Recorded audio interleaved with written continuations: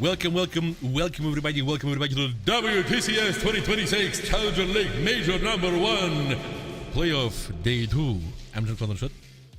I'm Jodo_L. It is very nice to have you over here. Hello. Hey, welcome. Welcome Wasabi. Welcome that Bob guy. Lewinsky. Luke Uu. Hank Day. Hello. Welcome everybody. Welcome. Oh boy, we're going to be continuing what we had yesterday. Yesterday we had a whole bunch of action. Oh man, do we have something to reflect on? Yes, there is the winner bracket. Check out what we saw yesterday, guys. Yeah. We saw yesterday Enyo Proxy absolutely smacking Alliance at the very beginning. That was pretty fast. We were like, whoa, relax. It definitely became apparent how quickly that match had ended when we had to wait quite an extensive period of time for the Vortex and Vex match to start up afterwards, yeah. But we kept each other entertained, so that's alright. Mm-hmm. Yep. And then, yeah, Vortex won over Vex 3-1, which means that the first match, well, that's going to be the third match today that we're going to be witnessing, the Enyo Proxy versus Vortex. But yes, after this, Team Elite, Team 1337, lost to Team Olist 2-3. Valiant combat. Absolutely. Oh my god. I'm looking at the chat. Hi. Hello. Bye. Hey. And Team Ethereal lost 1-3 to Team Nexus. All the teams that lost yesterday, they still have a chance of fighting because they all got down to the loser bracket. But today we're going to start see teams being knocked out of the tournament. The first two matches that we're going to see, the first one is Team 1337 versus Team Ethereal over here. The loser of this one is going to, well, get kicked out of the tournament, and we're hopefully going to be seeing them in the next Challenger League Major. And the same goes for the match of Alliance versus Vex. Ooh. Do you have any kind of predictions, Jodo? You know, I think that it's going to be a tough fight for Team Ethereal here against Team Elite. As we've seen, Team Elite definitely has quite an extensive roster when it comes to experience. So if you don't mind, I'll kick it off here with Team Elite. Sure. Or rather, Elite Academy. The motto here for Team Elite, as we already know, if we knew what it is, but we don't know what it is. So there's a lot to think about on that. But regardless, just skimming through this here, they want to get their top 3 finish, and the roster is comprised of the team captain, a 22-year-old Russian Minist, the 15-year-old Russian Side, the 24-year-old Russian Zajim Maximich. Am I saying that right? Zajim Maximich.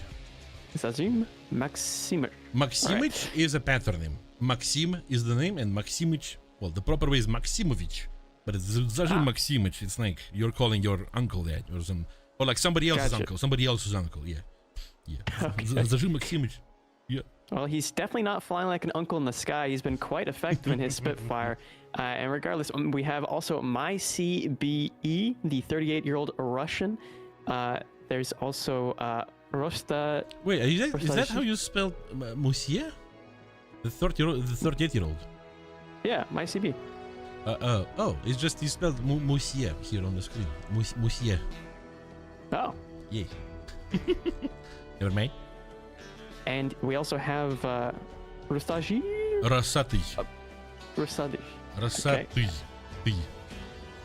Rasati. The 46-year-old Russian and the 21-year-old Russian Yaker, as well as Hrusk. the 25-year-old Russian main player as well. So that's the roster there for Team Elite. They were decently, I would say that they played quite well in the first couple matches against Olist yesterday. If I recall correctly, they fought against Olist, and it looked like if Olist didn't have their 4th member, it might have been a victory in the favor of Elite, but it ended up being to their detriment, and they're knocked down here to fight against their opposition. Somebody says, "Don't worry, I suck at reading names." Yo, give a chance to the man, because these are half of them are supposed to mean the Russian what's the word? Phonetics. So yeah, this is why I'm here. Yeah. I feel honestly I might have a better chance if they were just written in Cyrillic at this point. I mean, yeah, well, I guess no, that would be harder for everybody. That'd be harder for everybody. So yeah, yep.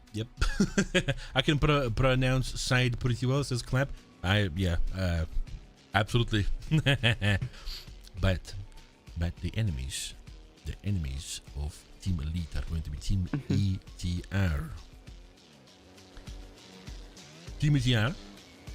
The motto of the team is expansion of the territory. Ooh. Whoa. They mark it as in the English language. I wonder what it is in the Russian, but we don't have this information. Whoa. Alright. The team ETR, also known as Ethereal, what should I say? Ethereal. Represented by Rival Rice, 26-year-old man from Russia. Well, they're all from Russia. 26-year-old man, big enjoyer of Italian lineup, close air support specialist. Tractorist 66 Rus. 66 is, by the way, probably a regional code from a driver's license plate. You know, that's what we have. Yeah, I wonder which region that is. Actually, I'm gonna do this right now. A little piece of trivia for you. Let's see. In the meantime, that is Sverdlovskaya Oblast. Yep. Alright, then Padushka, 22-year-old man, a big enjoyer of UC lineup, plays key positions on the ground. Nekrin focuses on eliminating aerial threats before securing ground advantage. And 3 players in reserve. Kaspersky, 18-year-old man, doesn't play tanks, he plays hero. Artemis is good, same. And Tbili Tepli, also the same. Absolutely. That's who we're going to be looking at very soon. We have 4 start of the match in 5 minutes 52 seconds. So let's see what map they decided to ban today. Oh boy, the ban of the match. Okay. Advance today.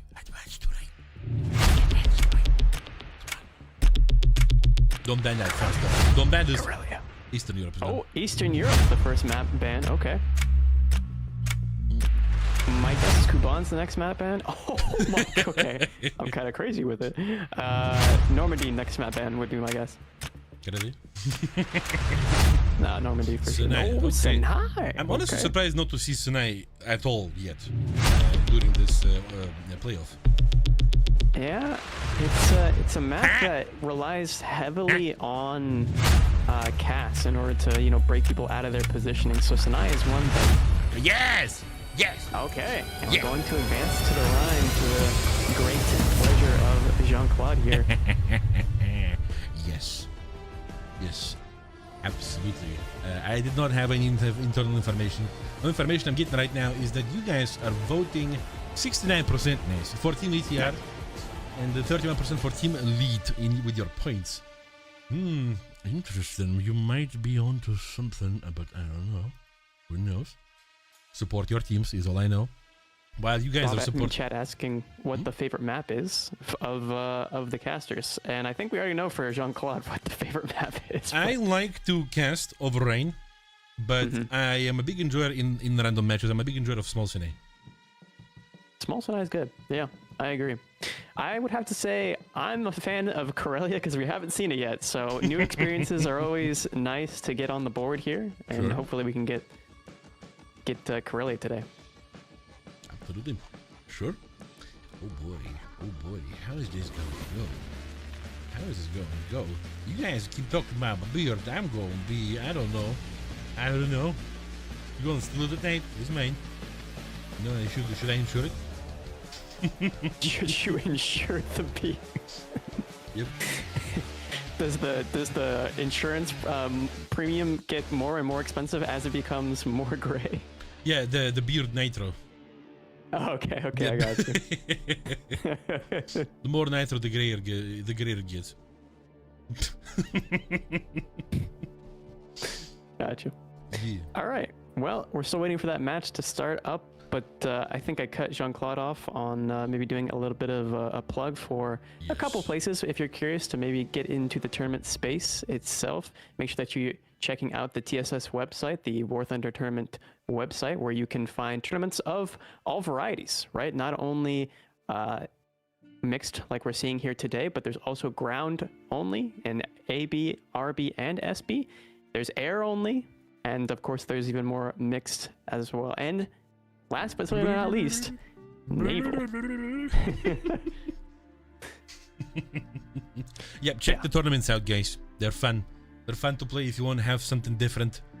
Something different in the War Thunder area of your life. Absolutely. Check out our official War Thunder Esports Discord to get your boys and girls to take part with you in the normal matches and in the tournaments too. Check out our official social media too, because both in the Discord and the social media we have giveaways going on for really nice bundles for on the Discord, and very nice devices over here sponsored by the glorious Logitech. Yeah, Instagrams and all that stuff. Check it out. Check it out. It's very cool. It's very cool. Speaking of very cool, do we see anything crazy in the choices of nations among the players right now in the lobby? I don't see anything. I mean, if you consider Italy crazy, no, or it's definitely. I mean, we keep seeing 109s all the time in the Bredas. It's true. It's true. It is a very good nation for that early air pick. But in terms of predominantly Italy, I think you'll really only ever see one player from a team playing Italy. The designated Germany ground being, yeah, exactly. And the Germany pick is pretty normal, I would have to say here, for from the for the home caps, with the Tiger E and the Tiger 2P being those first vehicles to be brought out.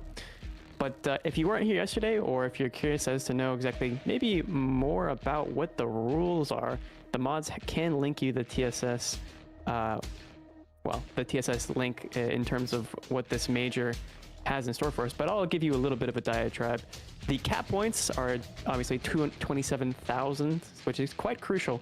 There was a bit of an April Fool's joke there in one of our official Discords where the oversight committee thought that it would be funny to troll the tournament players by reducing the capture points by like 5,000, which doesn't sound like a lot, but there was a bit of panic, so it was definitely, a good April Fool's joke. That's definitely a brick thrown into the garden of esports for people. Yeah, something that they're used to. Obviously, a jest in only, so thankfully that wasn't altered. But there's 9 spawns in for medium and light tanks, 4 spawns for heavy tanks, 3 spawns for SPGs, and 3 for SPAA. But the thing that people care most about is the 2 fighter aircraft spawns, the 1 attacker aircraft spawn, and the 1 bomber spawn only, right? So cast is extremely limited, and these teams have to make the most of their aircraft as they come in with them. They don't want to be using them, in excess. Lady with a sword and some green. All right, what do we see on the side of Team Elite? We see T20 immediately, a King Tiger, a Spitfire, and a BF-109. On the side of ETR we see Spitfire and a LA-7. Ooh, a Soviet man going to the air, and a double T20. Interesting choices. Well, the King Tiger is the interesting choice, and LA-7 is not something that we also see too often. I think it's the first time we've seen LA-7 in a playoff. It is the first time we've seen the LA-7. We saw it a few times during the qualifier when players were trying to figure out the meta, but yeah, maybe it's the first time here today. Kaspersky also didn't play... Well, Kaspersky is a backup player for air, though. Interesting. And you can also see the disparity here when it comes to energy, right? The 109 is squarely above the LA-7 here, who will be at a disadvantage. But he carries 2 bombs on him, so maybe that could be it. He does carry 2 bombs, but he's about to get hit in the face. Trade. They do, in fact, trade there, yes. Not the worst. Real Rise in a dogfight, actually. With Zajim Maximich, they're both fine. Sashim did look like he popped his flaps a little too soon, so he's going to be at a disadvantage if it comes to a slower dogfight. This doesn't look good right now for Rival. He's almost there, but not really. He's able to get outside the guns here, and he just needs to start slowing down, so he's not in the sights a little touch of Maximich. Both of them dropped bombs. To the lighter. Oh boy. Oh, that didn't look nice, but he didn't take a shot. But you can definitely tell the damage from that one pass is really having an effect here on Real Rise. Here comes the ground. Maximich going to be playing the passive angle here. Oh boy. Yeah, no. Yeah, these flaps. Yeah, but now the flaps are going to come out in force here from Real Rise. At lower speed, that's right. He's going to be able to take advantage of that as Maximich has ripped his off. And in this loop, it's going to be to Maximich's detriment, I believe. Yeah, this is going to end not exactly soon, but this is definitely going to end the way we all can predict already. Yep, trying to just stay outside the gun of Real Rise for as long as possible. Zajem Maximich probably is hoping for Real Rise to do a mistake. Probably not gonna happen though. It's unlikely. However, maybe that damage that Maximich was able to hit earlier could potentially equalize the lack of flaps. It could potentially equalize, yeah. But at the moment, it's looking quite dire for him. As we continue the loop here on the ground, in the meantime, Minis takes out Necron. Yeah. As I believe that's also Tractor. Yeah, Tractorist also on his second spawn too. This loop is going to, I mean, this reminds me of the Yak 3 duels from back in the day, where it really did just come down to who could manage their fuel better. Yeah, this is not getting anywhere, dude. Right, meanwhile on the ground, getting nowhere is getting somewhere. Somewhere, right. Somewhere where nobody is. Yep. If they stall out for long enough, then there's a lot better opportunities for these tankers to make the most of there being a lack of casts. Yep, we have Rival Rice is still, yeah, he's still in the air. He hasn't died yet. Everybody else died at least once on the side of VTR. We have Minist over here on the A camp, holding it off against Tractorist, and we have in the 1-2 line Kaspersky versus Musier. The home caps is, yeah, it's a triple camp, by the way, for Team Lead.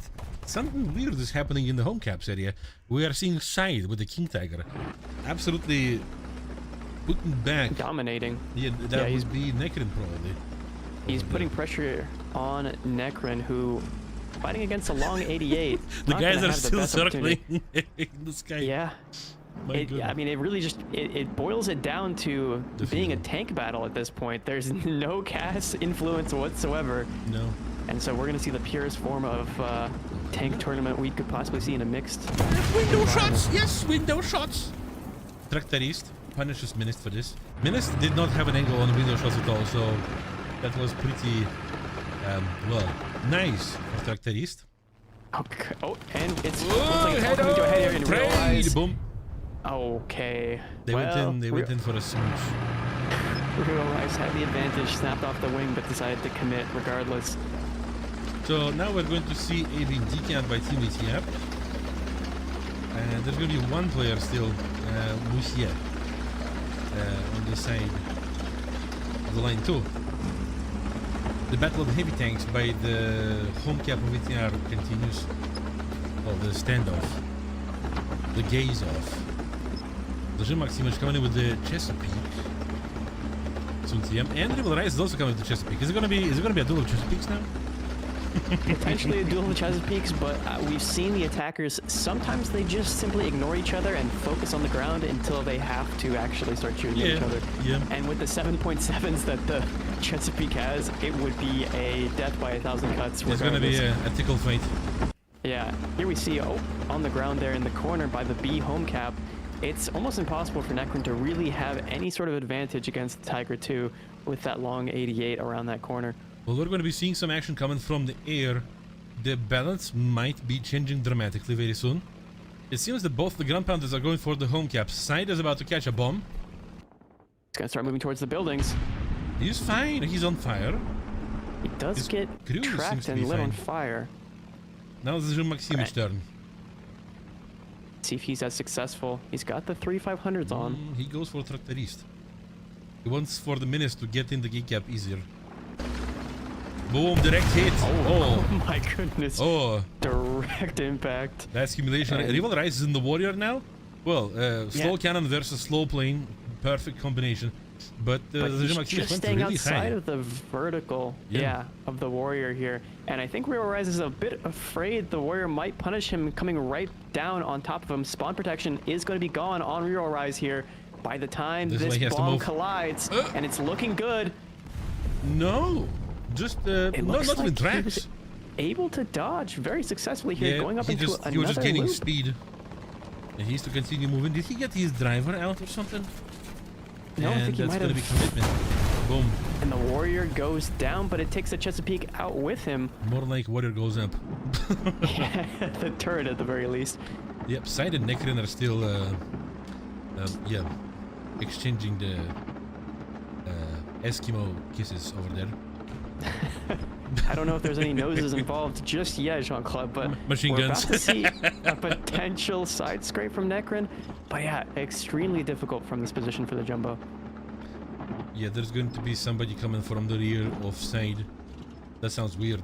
In directions. Tractor with the T-25.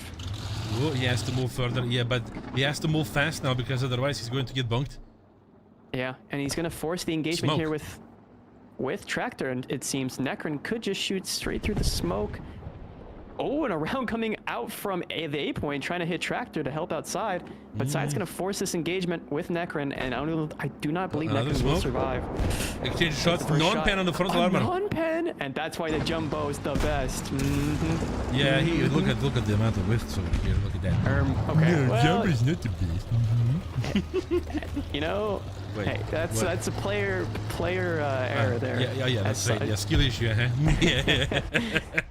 Side does succeed in isolating that to 1 versus 1 there, which is quite nice for him, as he's now going to be able to put his focus on Tractor. Yeah, minimum manages to take back A, and B, the home cap of ETR is being decapped right now, but then it's not going to be capped because the Side is still there, looking out for terrorists. So far, yeah, positional play of Team Lead is extremely solid, I have to say. ETR needs to find that keyhole to open that door. Crack that lock. Oh, Dribble Rise in speaking of minutes. keyhole, wait, did you see the chest that's on the back of Real Rise? Yeah. Wait a second. Was this pre-watched, John? Well, he's going to be looping around. Oh, the is Dribble Rise going to do a window shot on whoever is on the monument right now? I don't believe so. Both of them are kind of in an off angle. Yeah.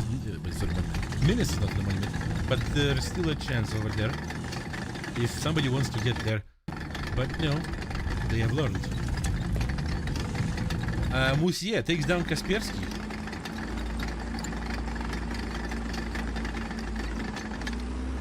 Somewhere. The double T25 angling onto Side here. They're trying to scrape back some sort of capture point prominence and stop this ticket bleed. The 4 minute 50 seconds left in the match might not be able to save them regardless. Elite was too dominant throughout this match for ETR to really have any sort of effect. Rival Rise is missing a battle by the looks of it. Maybe he's gonna be pushed or not. Maybe not. Maybe yes. No. It doesn't seem like it. They can just hold the A cap and they don't need to play too aggressively against him. Playing safe here is in the best interest of Team Elite. Oh, we see Kaspersky getting bunked by Zajim Maximovich in his Warrior. He's on fire, but he's still like capable. He still might be able to get his bomb. Yep. Side. Bomb out on Side. Boom. And he takes him down. So the Warrior, or sorry, excuse me, the Warrior and the Peshka. Oh my God! The overpressure from the Milan 2 missile there. Very, very impressive plays. Yeah. And It also allows for a rotation into the B cap at the very least. yeah, Moussier got taken down. There's well, there is not enough time to come back at this, but still, well, that was exciting for a second. But that's gonna be the first point for Team Elite. Yeah, it seemed as though while we were missing the ground game at the very beginning there, watching the Spitfires do a bit of a loop, Team Elite was really able to just solidify dominance. Yeah, they were working. Held for the whole game. Minister, what they're going to take us. Oh, C13 T90 here. We're going to see the violence. Oh, the violence didn't happen from him, but it doesn't matter. It's because he was using hash. Very, very solid plays by Team Elite. And you can see that they didn't have crazy amounts of kills or anything. They just managed to keep ETR at bay. Well, actually, well, 3 players were on the last spawns on the side of ETR, besides Tractorist, of course. But still, very good for them. Not so good for Team ETR. Let's see if the guys are going to be figuring something out, or they're going to be just trying to crank that skill. Yeah, I think maybe winning in the air would be one way they could crank the skill in a way that benefits them. This is where they need to crank it. Obviously, that initial trade was definitely something that was beneficial. The 109 and LA7 taking each other out was a pretty normal situation. However, even though LA7 didn't have enough, down to a dogfight was kind of a rare situation. If LA7 survived, I think that would be very dangerous for the ground, as there was 2 chances of smacking somebody on the ground. True. With the bombs, yeah, and these 20 mils, they're pretty gnarly too. So, in regards to power in the air, it's not so bad for LA7. But then again, it does kind of depend on what belts the LA7 decides to use, because obviously the tracer belts being the ones with, I would say, some of the most potent against the air destroying capabilities, but obviously you want to take out the ground targets as well. So we'll have to see. I'll have to pay more attention if we do see another LA7, if he has the tracer belt or not. But regardless, he's got those 2 bombs as well, as you mentioned, so it would be destruction room. Considering all the 20 mils are in the hull, are in the nose of LA7, if you manage to get your plane in the line of fire of LA7, this is almost pretty much, you're getting axe murdered.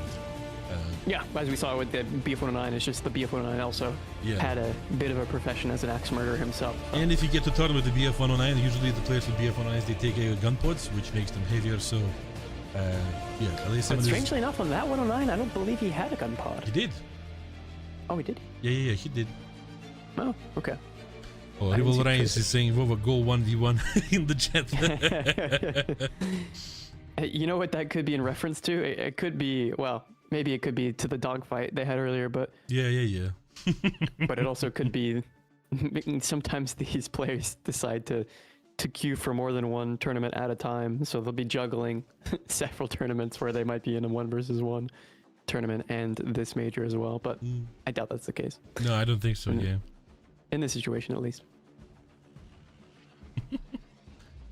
3.5 minutes until the 4 start. Somebody's asking, are these drops from yesterday? Yes. If you haven't had them, if you haven't got them yesterday, you have a chance to finish them up today. The same campaign, well, same but different. Different campaign of the same is going to be happening also next weekend too. Where the finals are going to be happening.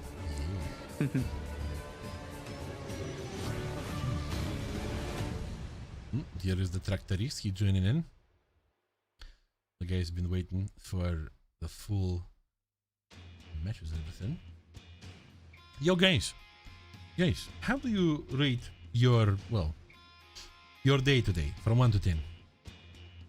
I say it's a solid 7.8 for me today. Yeah, I think I'm at an 8. I went for a nice walk. It was a beautiful sunny day, and yeah, I got a little bit of exercise, got a little bit of gaming in, and now I'm here commentating with you, Jean-Claude. So that's a solid 8 day.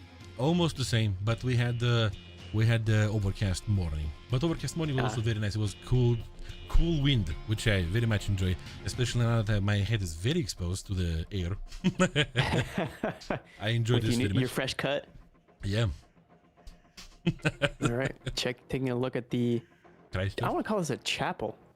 It's got, because you see the cathedral in the background there, off to the left, but can't really call this as grandiose as a cathedral per se. All right. In the air. What do we see in the air? We see LA7 is still there for Kaspersky. On the ground, we see on the team ETR Tiger 2 and a Jumbo as the first spawn. Interesting. And we also see the side also spawning with the King Tiger. So double King Tiger spawning in the beginning. I would assume they would be going for the home caps. But for now... we also have to mention that Necron was playing America in the last match, so I think he's realized the value that the German lineup has when playing home cap. So we're going to see less Jumbo 76 trying to hold an angle that it potentially can't really fight against the Tiger 2. Maybe he prefers it on this side of the map. Possibly that case as well. Alright, what do we see in the air? Rival Reigns is challenging his duelant with the smokes, with the triple smokes over here. Kaspersky and Zajim Maximich are already going at each other. LA7 Yep, versus Spitfire Spitfire and might not be LA7. ideal. Oh, Spitfire is losing parts. So is Spitfire and LA7. Yep. Both of them are touched. Moussier versus Little Rice. Wings off. Reroll rise. Looks like they Ooh. trade. Yep. Kaspersky is still fine. What is Zajim But Maximich? so is Maximich. So I think Kaspersky here is going to go in for a bombing run as best as he can. Yeah, here goes the wing. Boom. And Zajim he Maximich. does get the bomb off, but it doesn't do anything. No, he doesn't. So the Zajim Maximich and Team Lead maintain air supremacy.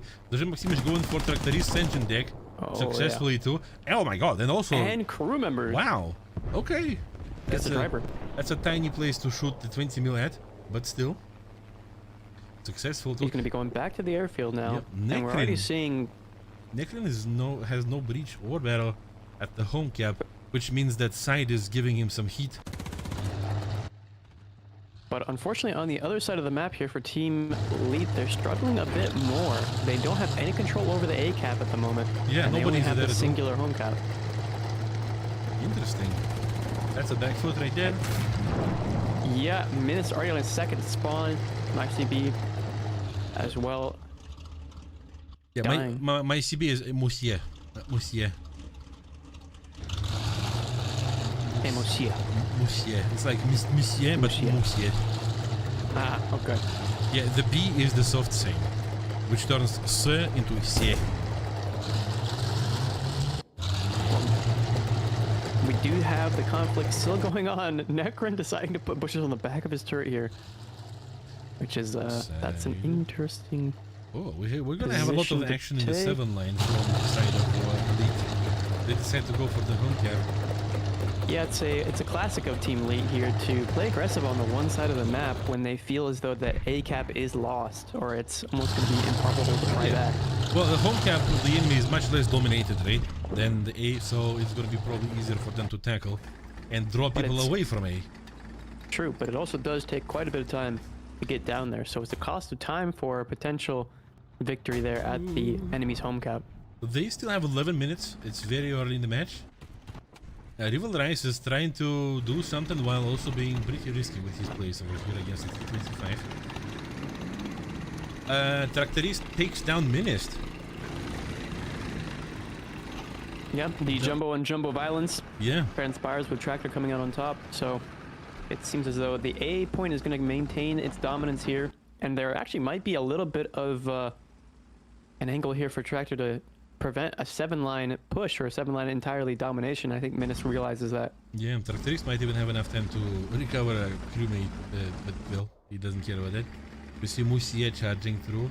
There is going to be Leo 4070 there waiting together with the King Tiger. And that's dangerous. Very, but the Rival Rice has no idea. Here goes Nekrin. Oh, yeah. Oh, yeah. Rival Rice is busy with the Jean Maximich and his Spitfire. Of course. And it looks like another Moussier. shot might be coming out here. Whiff.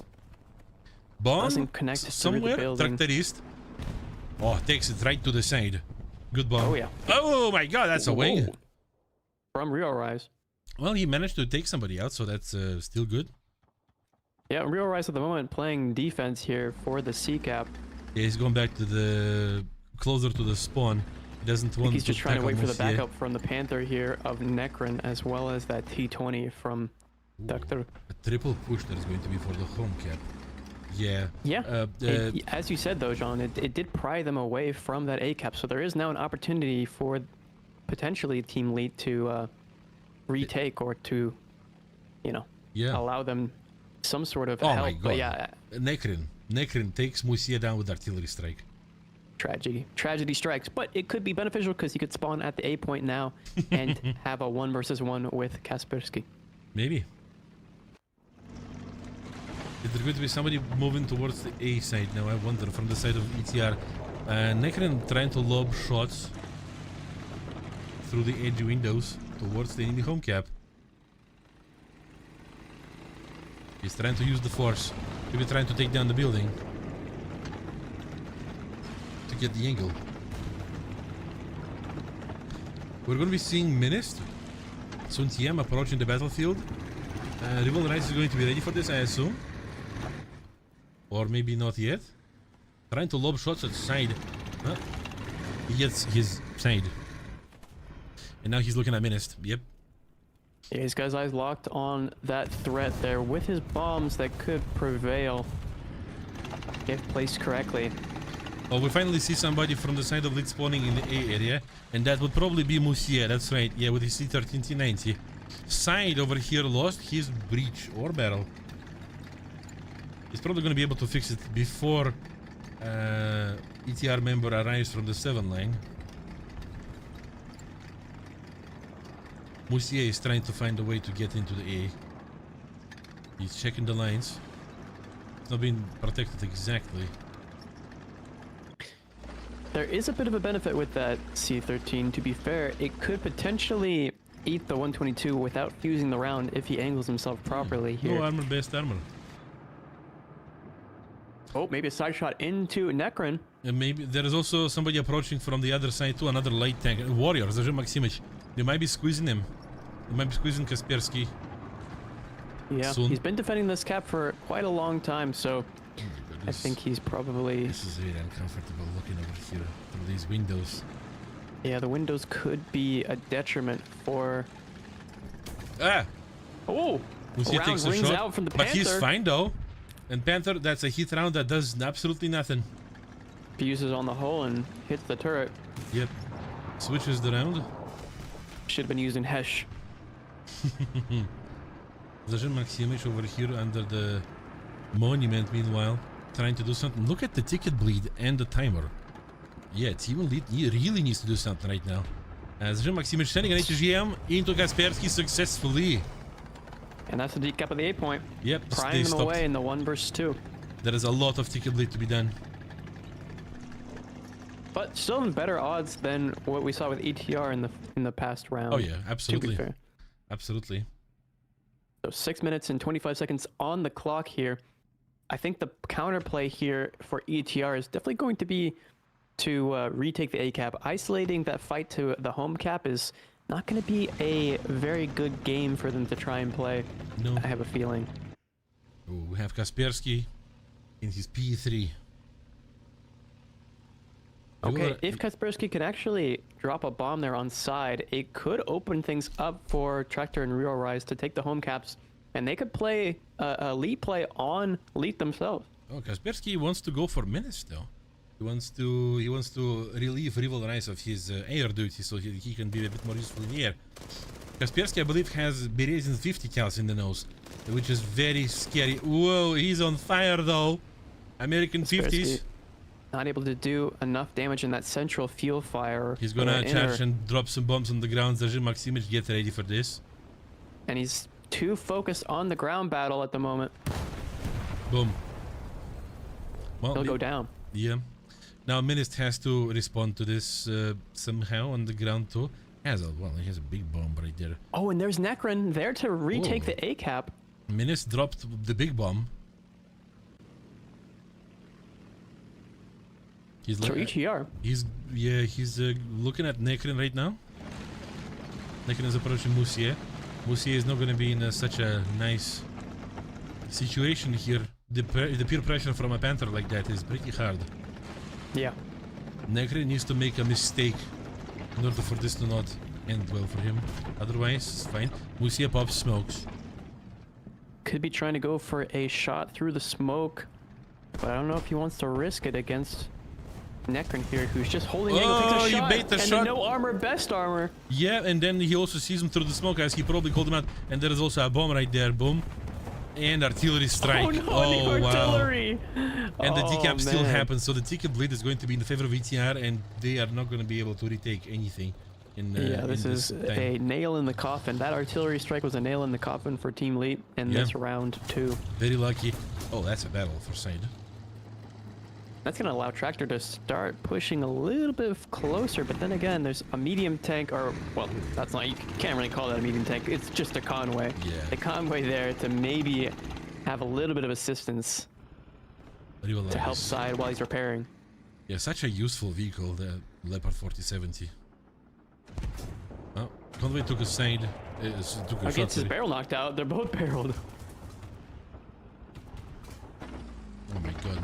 And just stalling to keep Team Elite in the corner here, oppressed, seems to be quite successful for Team ETR. Oh, the trap shot! And that's gonna be 1-1, Chad. Very impressive. The guys came back with this. The guys came back and yeah, definitely was Team Elite was put on the back foot at the A area and didn't have enough time to kind of come back at it. Well, it seems as though trying to utilize the resources and you know, do the Elite Classic of retaking the home caps kind of backfired on them. Yeah. Or not retaking, but taking the home caps backfired on them in a way that wasn't recoverable. A lot of important plays by Rival Rice over here in his Leo 4070. With all kinds of disabling of the enemies. 3 assists he has, 2 air kills and 1 tank kill. Although that's through air too, but still very important and very good. Yeah.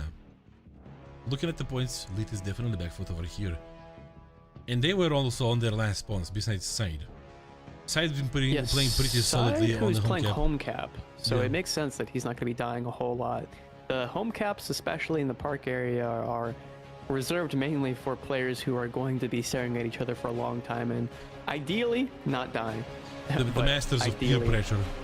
The masters Yeah. of looking at each other menacingly.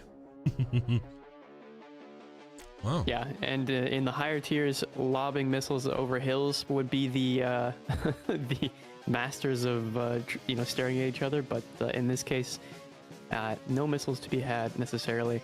And I don't think playing the warrior on that side, especially with home cap, would be an ideal situation, even though it does have that missile that you could technically lob over park. Yeah.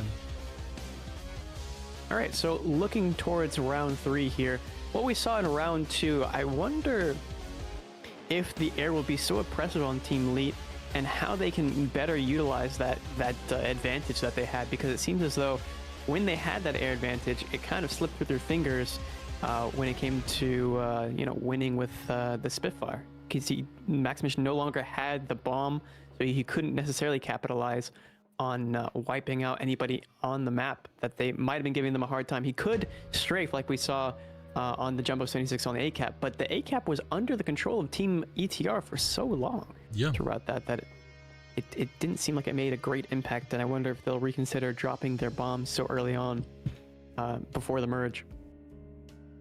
Yep. I feel like I need to make an announcement for the Russian-speaking guys.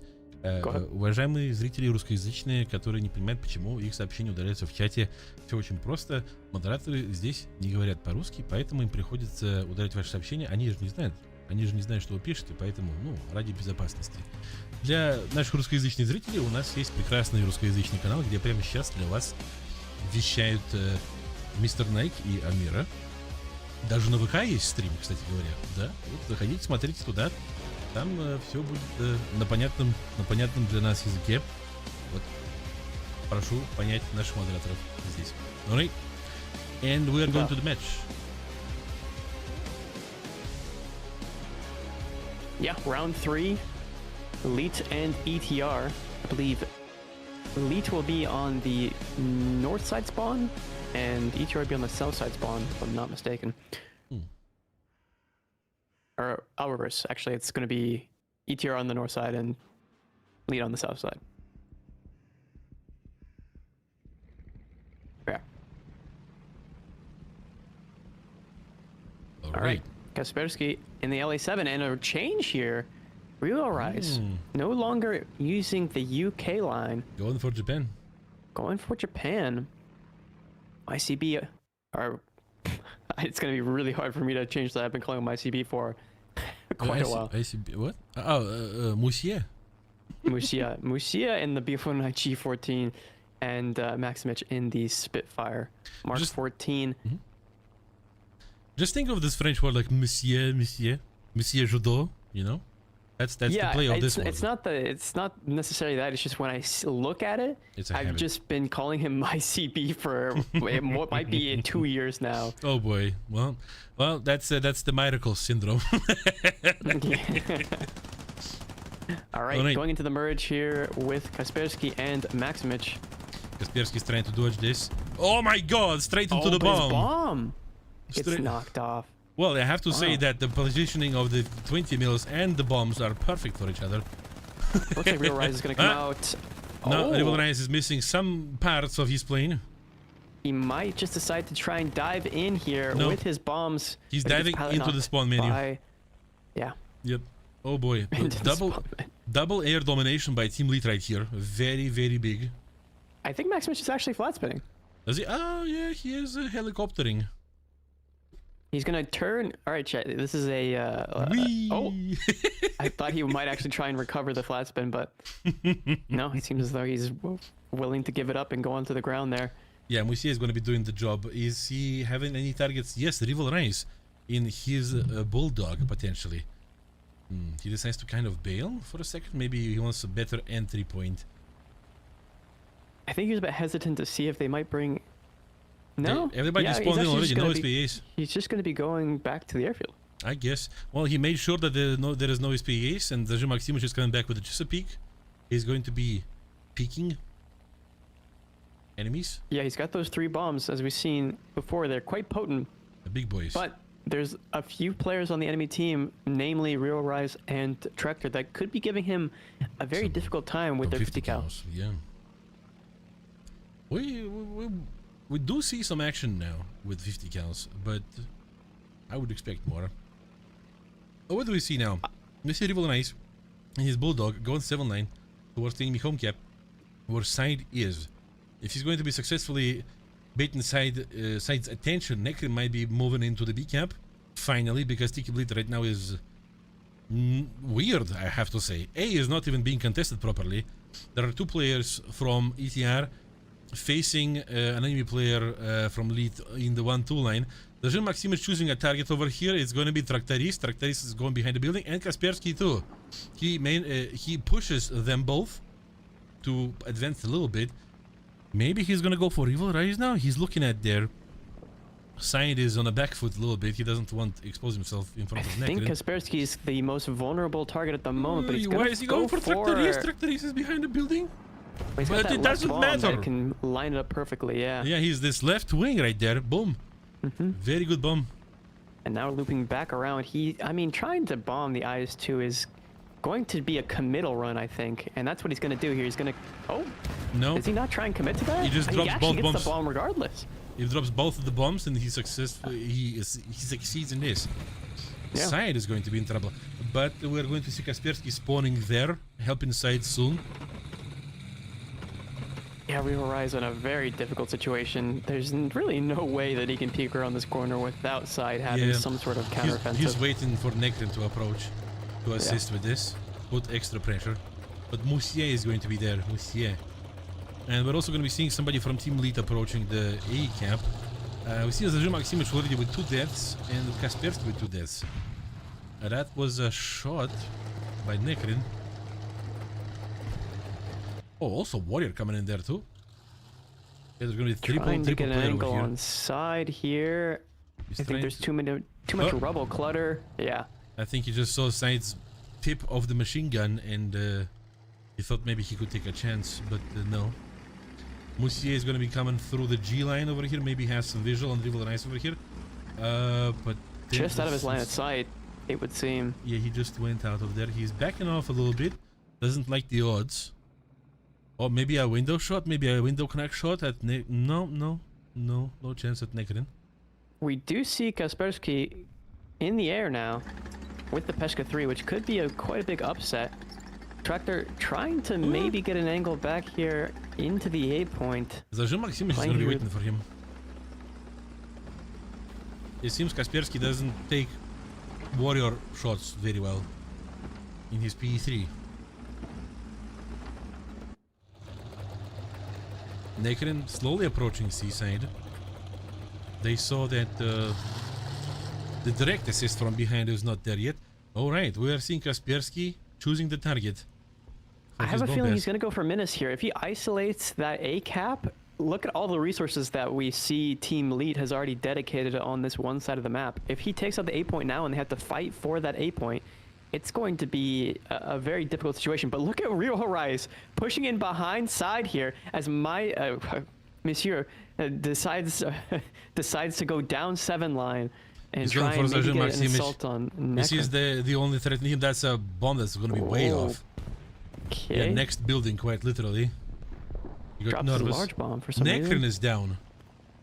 That's big for the team lead ETR? over here, yeah. Lead. Yeah, Saint took down Necron. Yeah. Ah, Bonk on Real Nice. Real Rise goes down.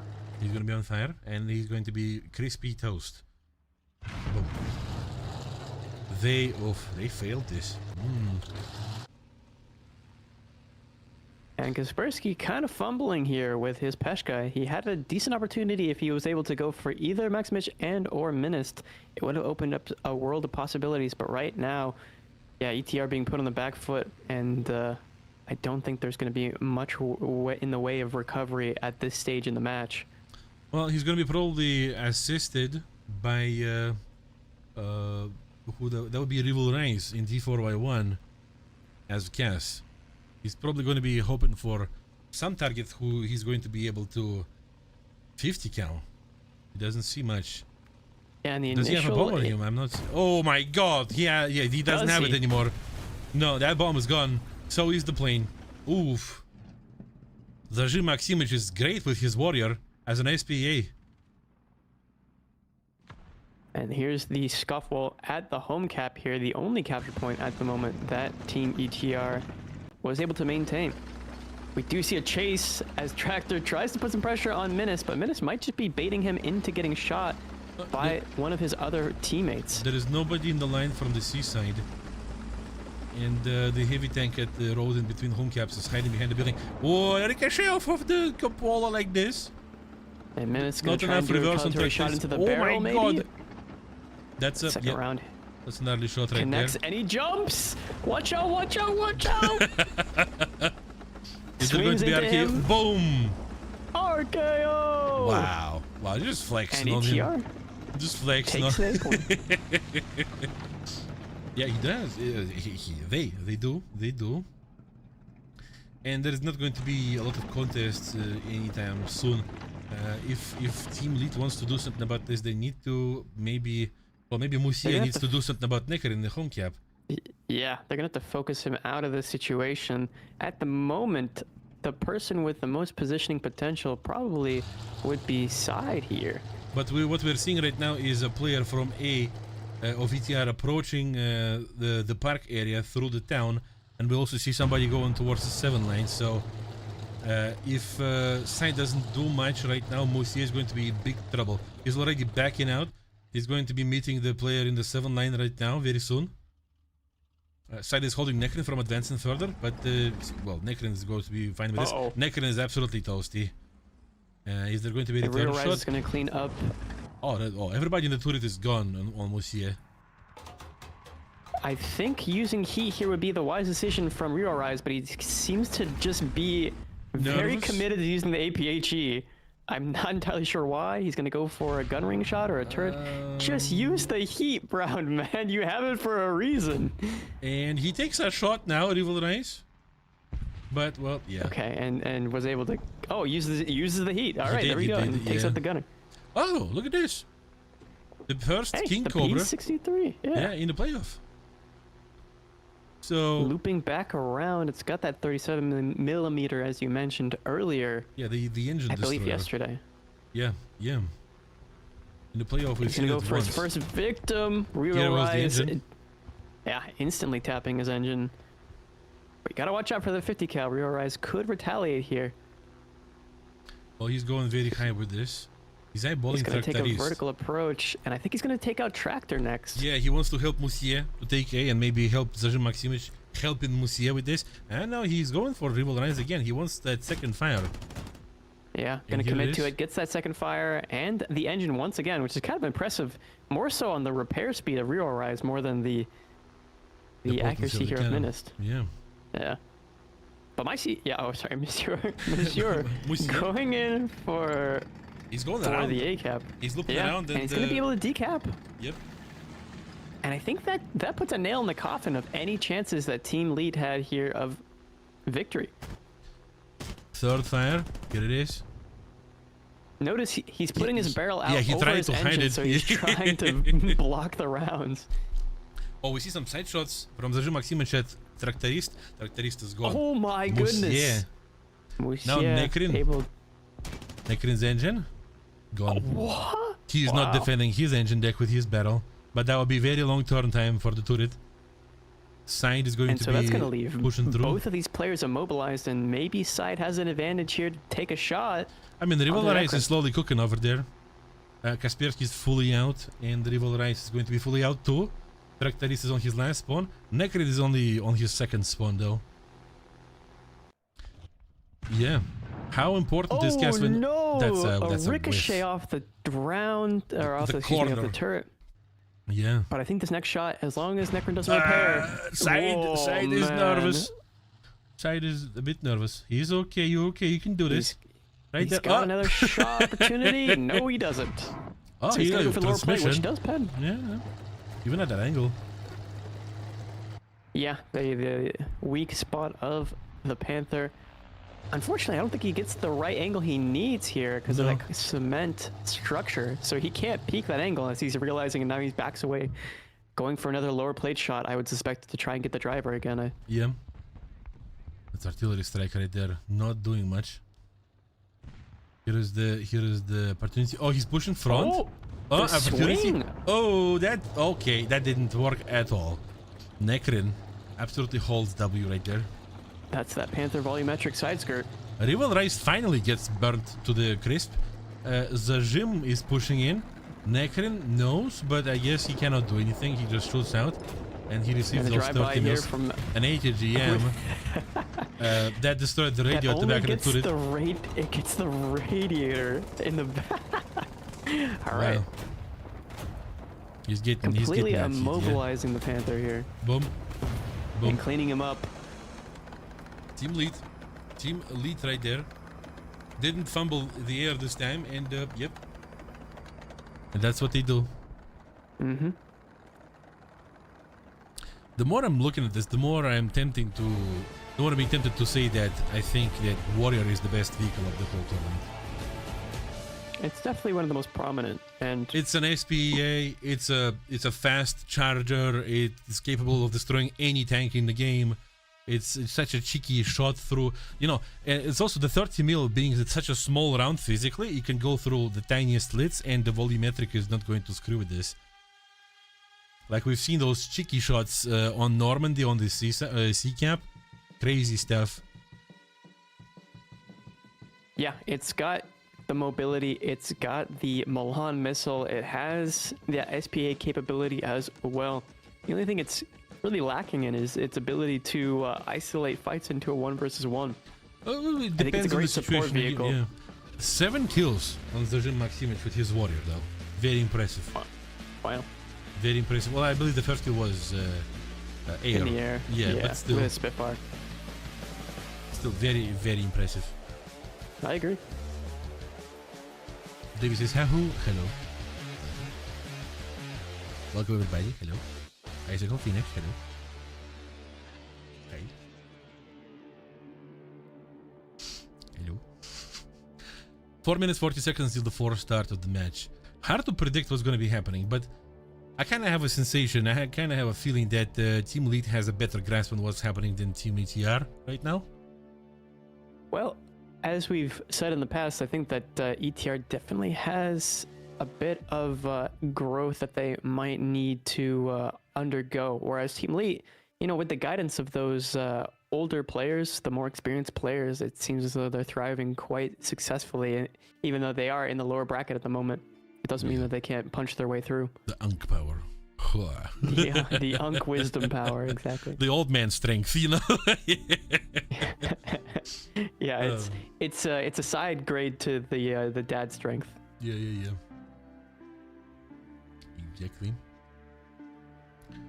But yeah, I think one thing that ETR also really needs to improve upon, which we saw Elite thriving in that round 3, was the air, right? We saw not only was Maximich able to survive, but so was Mushia. So I think that's one aspect that really made ETR struggle, especially. It's interesting. It would be interesting for me to see of what would happen if LA7 survives. Because as I said last time, it's so perfect to go head-to-head for a Spitfire against LA7 because the bombs of LA7 are exactly as sitting as wide as the 20 mils of a Spitfire. It's just shoot straight and you hit these bombs. Yeah, that's exactly what happened last time. Yeah. I wonder what's gonna happen this time.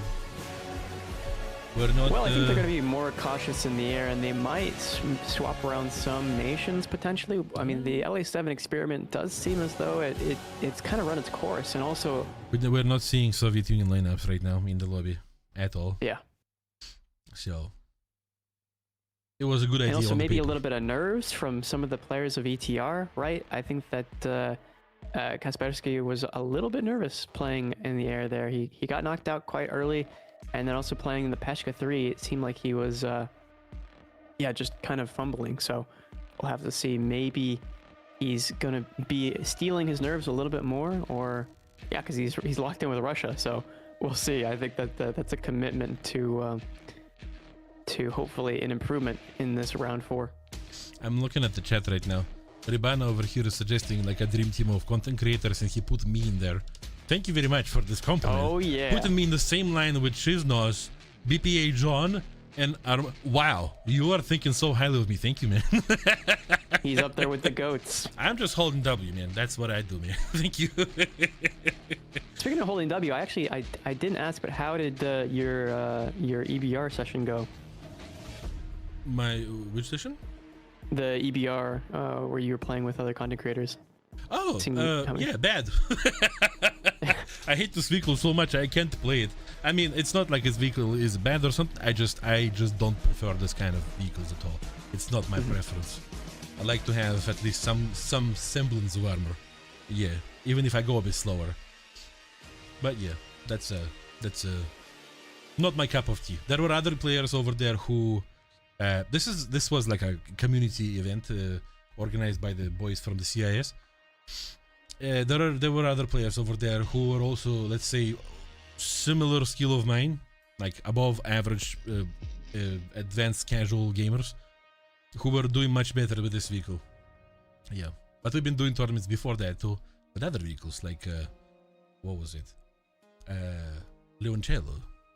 This is where I shined. Oh yeah. Somebody says that you need my beard. Can you guys even? I don't know. Can you guys even imagine that? The insurance. Can you guys even? I can't. The mental image. I need to work with my brain to imagine this, because I feel like Jodo looks just great the way he is right now, without any kinds of beards and stuff. Oh shit! You're flattering me. No, absolutely not. It is what it is. I mean, I would be curious to see, but otherwise, yeah, it's hard for me to imagine. All right, someone with their Photoshop skills, I'm sure, will make this happen now. But do it. Before then, we're taking a look at the train station. All right. On the west side. Oh, Kaspersky's still LA7. Okay. Yeah. He locked in that Soviet Union. Oh, really nice. Doing us an air show a little bit. Other than that, everybody else is in the same vehicles. Yep. 2 King Tigers, a Jumbo for Tractorist, and T20 for Minist. And the same stuff happening in the air as it did last time. I wonder how many flags are out there that consist of white, blue, and red colors. Yes. Is it over 20? I wonder. It's over 10 in my mind. 10 for sure, yeah, but I'm wondering, maybe we don't know something. That was a bomb away. He wants to do the turn fighting as hard as possible. Zaji Maximich is separating a little bit. He wants to single out rival range by the looks of it. Kaspersky is blasting from real far away. Moussier says no. Alright, exchange is happening. Zaji Maximich is missing. Loses his rudder. A wing. Oh, it was a wing. Oh, yeah, okay. And his pilot. Yeah, and so his pilot leaves, and that's going to be a trade in the air. Rival Rice is still fine. Musier has no engine. So Rival Rice. Kaspersky, yeah, he's a toast. Kaspersky's down. Yeah. On the ground. What's happening on the ground meanwhile? It's Menace takes down Tractorist. Rival Rice eyeballing Menace and Side. I believe Side yoinked his opposition, or did he? Yeah, I think he did. Yeah, we're not seeing yeah, Necrin. He destroyed Necrin and his King Tiger. Now Necrin has to... This is not something that you see often. Usually it's the other way around with these spawns. Alright, Rival Rice is singling out Side. Side is moving. Out. Boom. Oh my goodness, with the 60-kilogram bomb. Crispy. Able to successfully slam that into one of the more difficult targets, and now Necrin can get on that C cap. Yeah, it's very uneasy to do too, considering how wide the bombs are sitting on the Rival Rice's plane. Well, time and time again, the practice, I'm sure, has ingrained a CCIP, if you will, into his mind. Of course. So Necrin is now home capping. Musier is going 7-9. So A and B are under control of Team Lead right now. Tractorist might be decapping A very soon. Nobody's gonna be stopping him from doing this. Zajim Maximich is over there with his Crusader this time. He decides to not go for Warrior but Crusader. I'm not sure if this is the best choice or not. He's trying to blast Rival Rice. Not so successful, or rather not at all. No, it doesn't seem as though Rival Rice is. chooses a target. Musier is trying to disable his engine. Musier stops. Timely. And that's going to... he punishes him for this. Cal. He punishes him for this. Oh.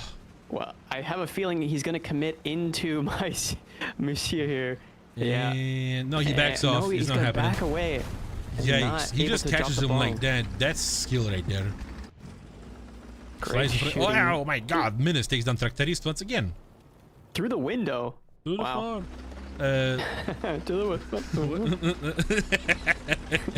Menace is capturing A camp right now. Yep. And the shot goes into the hole, man. Right at the corner of the armor. Necrin is saved right there. Oh my god. Non-pen over there still. Yeah, as we know, shooting through these buildings is going to nullify the damage slightly, so I don't think there's any chance of him penetrating. I wasn't even sure if he shot through. Maybe it's like a crack or something. Unless he was shooting a PCR. It's just a straight up building, I think. I think he just has the perfect angle where it's not hitting rubble. So what do we see? Rival Rice is in D4x1. Zajim Maximich is going to be waiting. But then he's not going to be the only one shooting the sky by the looks of it. Necrin catches another ricochet at the corner of this armor. Oh my god. Musier pushes be again. Reload in the favor of Musier here, who's going to take a shot, and yeah. That is a messed up turret right there. Connect with the turret. Might be able to take another shot here as Necrin is not deciding to move. Yeah, Necrin is not inside the capture point, so... And then he's not fixed his breach. It's orange. That's a battle right there. Karate chop in that round. Yeah. You say baseball, I say karate chops. Yeah, with the battle. And that's going to allow Musier here to get to that C cap and have the triple. Never mind. Real Rise with the D4Y. Oh, more like D4Y. Maximich he makes Crusader useful this time. Okay. Yeah. But now, though, Crusader is going to be fairly not so useful. Rival Rise and Necrin hold their spawns. M47 with Rival Rise. Tractorist is losing his engine. The Crusader power here, able to, I believe, barrel. It was menaced. It was menaced, I believe. Or was it? No, sure. Maximich is in the Crusader and Menace is just taken out. Menace is taking out him. Yeah. Tractor. Yeah. Well. And the swing to bait the round out on Kaspersky here. Well, Kaspersky going to be reloading forever, so yeah, Menace is taking a chance of that. Wonderful Capola shot. That Capola is very spacious and sizeful. What do you have to say about this Crusader surviving a 122, Jean-Claude? He almost didn't. The shell didn't explode, I felt like, but yeah, it just the shrapnel from the amber just massacred everything in the side. Now we see veggie sauce Breda flying through the sky for Musier. And we have 410 in the air. It is the first time we see the 410 this weekend. Yeah. please, I want to see some chaos happening, because last multiple times we've seen 410. The post band was questionable. He's trying to catch Breda. Is he gonna do this? Not exactly. Maybe? No. Breda is gonna have to maneuver. I believe Musia has better chance maneuvering than 410. But he has to be cautious about those rear gunners regardless. If they get into a stall fight here, Yep. Musia could be in trouble if Necron's able to use those 13mm, which have a great gimbal limit, I have to say. Yeah, Musia is gonna be committing with the bombs now. Kaspersky, you gotta probably break right now. And he's not. Not going to break, but he doesn't even need to. It seems as though he just absorbs the bomb. The track breaks, yep. Something does. Okay, where is the 410? 410 is looping out. Seems as though he's playing a bit more passively. He knows that he can't engage with Maximich is on the ground there with the SPA. So as long as Musia plays within the, I guess, the protective dome of the Crusader, he should be okay to drop bombs as he sees fit. But he's going to be going in for real rise here potentially, or maybe he's going to go back in for the T-44 that he just bombed. Oh, yeah, damage from Maximich there. As we said, that Crusader's no joke. Necron's cannon is pretty accurate. I would imagine he could do long shot lobs as the Maximich. But, well, we'll see whatever they decide to do. It seems Musia is in the line of bombing now. He's going for Rival Rice. Rival Rice is looking out for the park, and he is not so fast moving. He's still alive though, and he shoots the oh my god, 2 crew members of that Jumbo right there. Minist. But the Jumbo trades, and Minist is able to take out Real Rise in the that's meantime. right. I didn't notice that. Yeah, that's right. Musia still has 1 bomb. And so that's 1 potential kill here. Both the enemies are in the center line. But it looks like he's going to focus on Necron here, who's going to be in trouble. Yeah, Necron turning around is not so fast right now. These 50s might be doing their job. He's shooting They could short. pepper him to death here. He's looking for a pus snipe or a fire at the very least. He's a bit heavy for this. Yeah, the rudder is not being very good here on the Beretta 88. Yeah, We've Beretta never really flown needs it. energy to turn. It's a bit rigid, yeah, especially at low speeds. But we're getting into the rate here, and I think the 410 is going to have the early pitch in. Potentially. Musia decides to avoid this. He's going to play for the vertical. Oh boy. Necron is not and in a good those 13 situation. millimeters are going to come into play here, I think. They're going to crash with each other. Look, what is this arcade gameplay? What is this? In the sky. High five. Yeah. All right. Well, that's a way to do it. Yeah. When you're out of ammo, you are the ammo. From either players. Look at the chat. All right. Rival Rise is taking the Maximich over here, but then is Minist yoink. Yeah. Well. You see, it's a great bait for to distract some players so that Minist can get some free kills. Some might say he did it masterfully. Yep. So we see 2 players of Team ETR on the home cap of Elite. Side is trying to understand what to do here. Maybe he's waiting for assistance from Zrzym Maximich in Chesapeake. But the timer... yeah. Probably in 20 seconds there is going to be nothing needed to be done at all. Yeah, it's looking quite dire for the tickets there of ETR. Yeah. Positional play. They're going to have to go for kills here if they want to win this match. If not, then... that was a whiff shot the inside. building there. Inside decides to not take opportunity. And he's going to be pushed from both sides right now. Yeah, Kaspersky from one and Tractor from the other. Yep. That's it. And Tractor cleans up the kill there on side, overwhelming him and enveloping him. But at this point... Yeah, I'm not entirely sure what the respawns look like. As much as I would like to be happy for them, but this is not where this is going. Zrzym Maximich going for Kaspersky, and both the players double kill right there, clean. Great kill. Yeah, and that leaves Necron alone. And here are the celebratory smokes right there. Destitute. Strong plays, very strong players. A samurai has no goal, but he has a path. Somebody in the chat says, yep, the Bushido.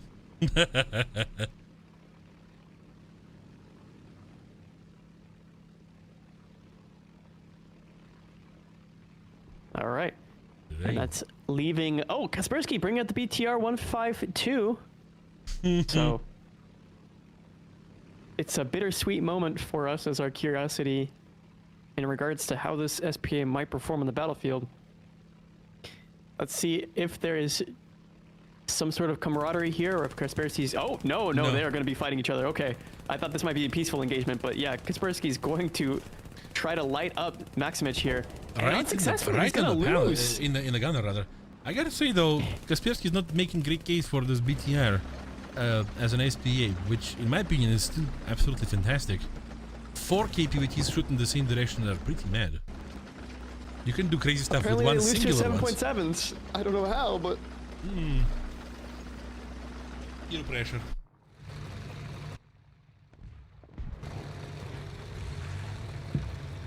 All right, and yeah, it's really all just gravy here for Team Elite as they take shots around the map. Did you also just take a little water? Or did I? No. No? Oh, I thought maybe we had our water synchronized or something. I heard a little sound. Look at... We have Menace with 7 kills right here, and the Rival Rice with 6 kills. The guys have been trying, man. The guys have been trying, but Team Elite were trying harder. Yeah, you can't say that they didn't, use their vehicles to their fullest extent, having respawned almost every single one of their possible times. Necron being the only player who, well, actually he did respawn on his Tiger, he just didn't die. So I guess, yeah, they used all 16 of their respawns. Well, guys, I have to be the bringer of unfortunate news. Somebody's asking if this is best of 7. This is best of 5, which means that Team ETR is being unfortunately kicked out of the tournament. Thank you for the great plays, everybody from Team ETR. Can we have some GGs in chat for the boys, please? They were doing it as much as they could. We're sincerely hoping. GGs, not only for them, but also for the 59% or the 192 people that voted for Team ETR. Yep. It was great plays. It was fun to watch. But I'm hoping that we're going to be seeing ETR soon in the tournaments, in the upcoming tournaments. Maybe the next challenger. Who knows? GGs.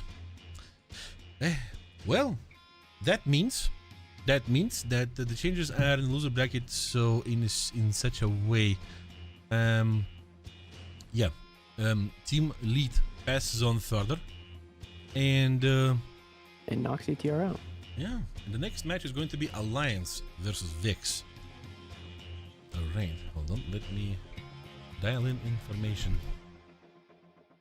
Alliance versus Vix. Alliance versus Vix. All right. Okay. Team Alliance. You guys know them already.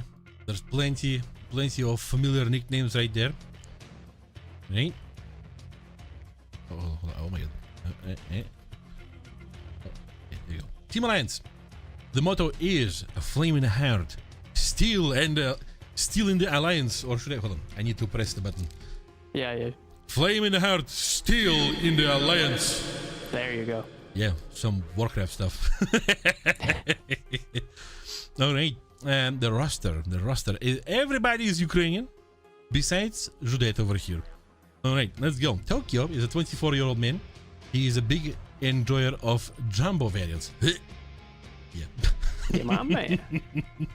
Judet over here, 19-year-old from Russia, a T20 enjoyer. He likes aggressive play style. Recent Sunset, 23-year-old man, a versatile player with an unconventional mindset. Kukvam, a 24-year-old man. His main boy is M26A1. He enjoys supportive gameplay. And the 3 reserve players. Flory, 18-year-old man. He usually goes for MX50.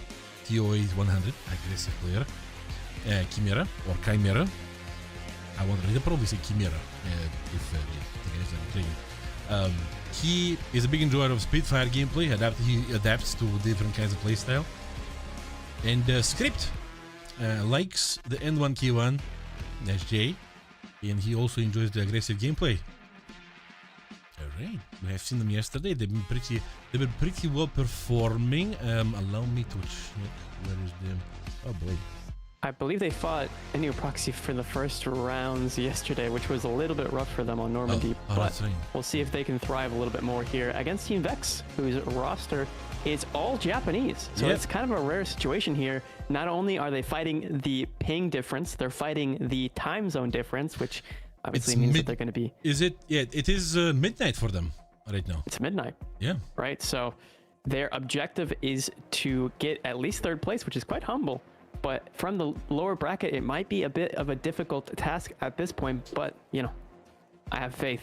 In any case, their roster contains Kumamon, the 16-year-old Japanese player, is a French lineup enjoyer, and he also likes to play quite aggressively, which I think those things go hand in hand, wouldn't you say, Jean-Claude?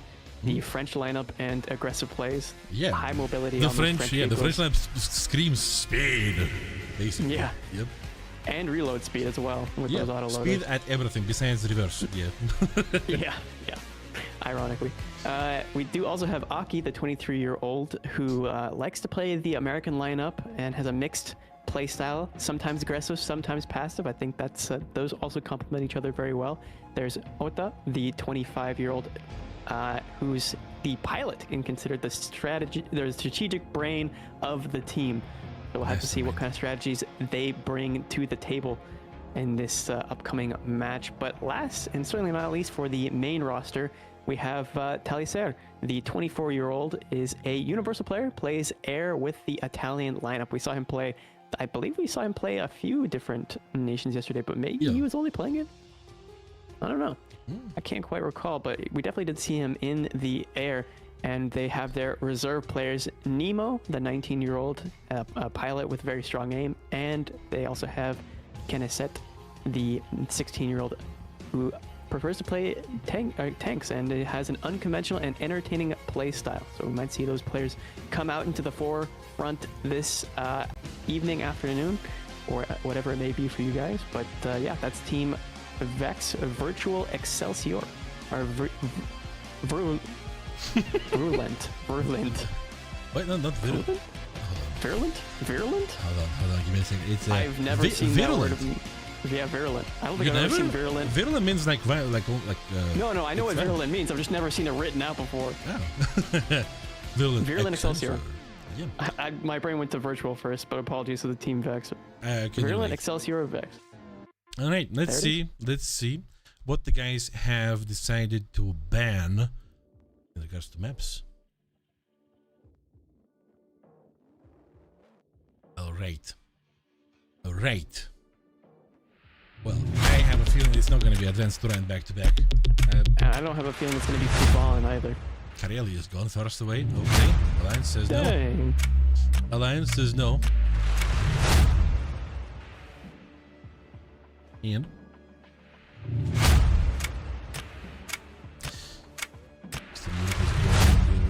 Advanced Terrain is gone. Terrain's gone. Yeah, I think you're right in the prediction.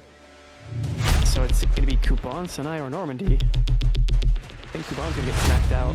Normandy. Oh, Normandy. Okay. 50-50 coin flip. We could go to Sanai. It's a strong map for Vex. It's going to be Sanai, I feel like. Now! Oh, Kuban. Back on Kuban. Okay. I guess it makes sense because it was Alliance's map ban. Okay. Okay, it's going to be Kuban, chat. A whole bunch of across the map shots. A whole bunch of heal gameplay is what we're going to be witnessing. We saw Kuban extensively yesterday, and I have to say that Team Vex, while they did get knocked down into the lower bracket by Team Vortex, if I'm not mistaken, the double V teams facing off against each other, it wasn't a bad showing from Team Vex whatsoever. So we'll have to see how they perform against Team Alliance, who I believe we have not seen here this weekend, as they've only played on Normandy thus far. So I think coming into this, Vex is going to have the stronger mindset, which I find is quite strange. But then again, we did see Vex in the open qualifier, at least weekend one, be very strong on Sanai. So Alliance might have been afraid that Vex could have been stronger on Sanai than they could on Kuban. And so they simply decided to ban Sanai instead. Or Sinai. Yeah. So, it seems, I'm not sure exactly, but it seems that we are going to be having a little bit of like 10 minutes before the match starts. Somewhere there. Yep. While we're hanging out, chat, and waiting for the match to start and for the boys to get their exteriors ready for the action, check out our official War Thunder Esports Discord, where you're going to find over 90,000 potential guys and girls to play with. War Thunder and normal matches, TSS@warthunder.com tournaments. Yep, and this is also where you're going to be finding yourself giveaways that are happening over there right now.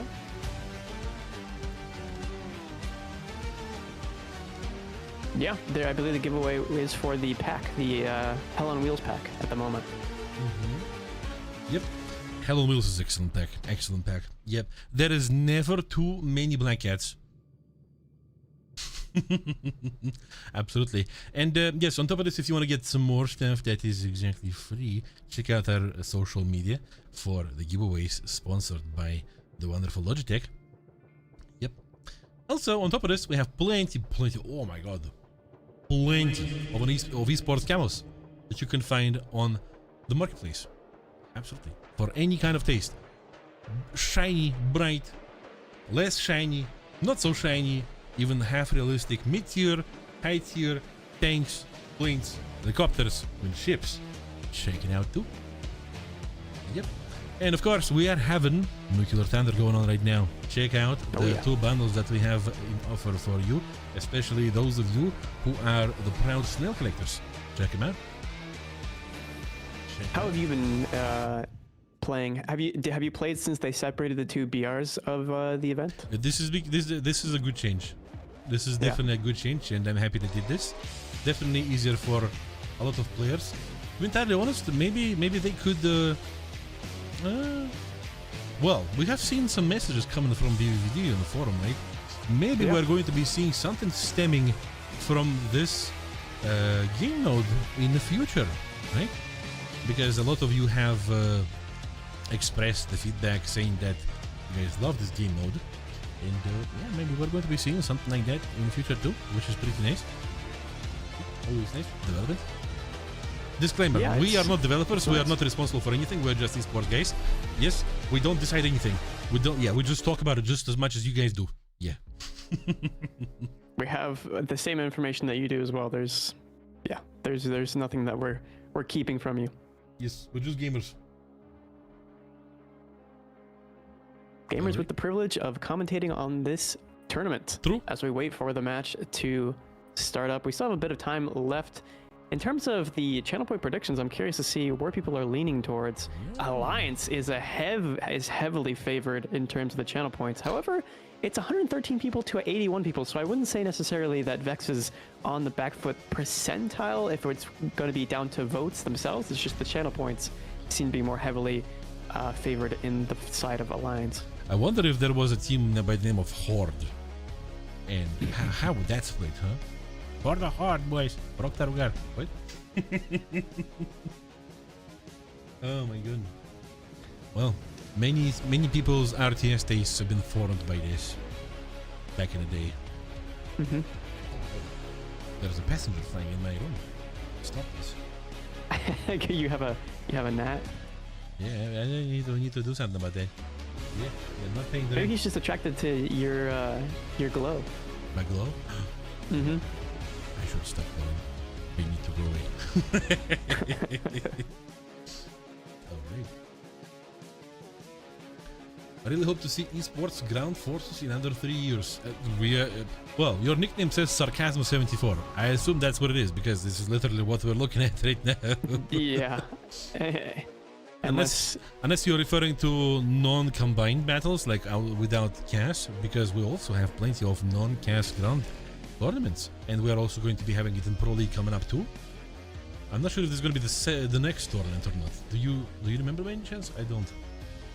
I believe it will be. Air if Spirit? I check the calendar, I think it's Air Superiority next. Wait, Oh yeah, that's right. Yeah. It's going to be in summer. In summer, we're going to have Pro League for sure. That's going to be just ground. And maybe either before or after that, we're also going to have Challenger League. That's also going to be just ground. So don't you fret. Yep. Gotcha. The distribution of the channel points at the moment, well, in total it's 560k to 240k. So the ratios there on return for Vex voters is quite high at 3.31 for every channel point that you put in if Team Vex is going to win. But it's surprising that people are so confident in Team Alliance coming out on top here, even though we saw Team Vex perform extremely well in Kuban. We will see. Yeah. We'll see. For me, it's kind of hard to try to guesstimate. I feel like because as we have said before, Team Alliance lost to Enyo Proxy 3-0, and Team Vex lost to Vortex 3-1. So I feel like maybe both the teams represented right now kind of got woken up from the, stood up with the wrong foot yesterday. So today, let's see if they have the right feet for this. Yeah, I mean, putting your best foot forward, especially in these matches that can determine whether or not you move on and get to keep playing, or if you take 7th place or 8th place in this tournament, is definitely a bit of a daunting situation. So it's going to be partially down to nerves, but also determination that, kind of encapsulates who comes out on top here. I wonder if Vex is going to be playing a little bit more passively. Well, not more passively, but just as passively as yesterday, because it seems that they are not very, but more timid than others in their pushes, and this kind of plays poorly for them. Plays out poorly for them. And I believe we also have seen them on Kubain not pushing hard enough yesterday. I don't know that I necessarily saw that, but we'll have to see if, maybe their confidence has been knocked down a peg, especially from, losing out to Team Vortex yesterday. So that could be a possibility for sure. Yeah. Whatever we're thinking, I'm wishing best for both teams. Yeah. But again, as we said, this is important, because whoever loses this is going to be kicked out of the tournament. Yeah, so this is pretty hard. But stakes are high. Stakes are high. Yep. This is how the loser bracket is looking right now.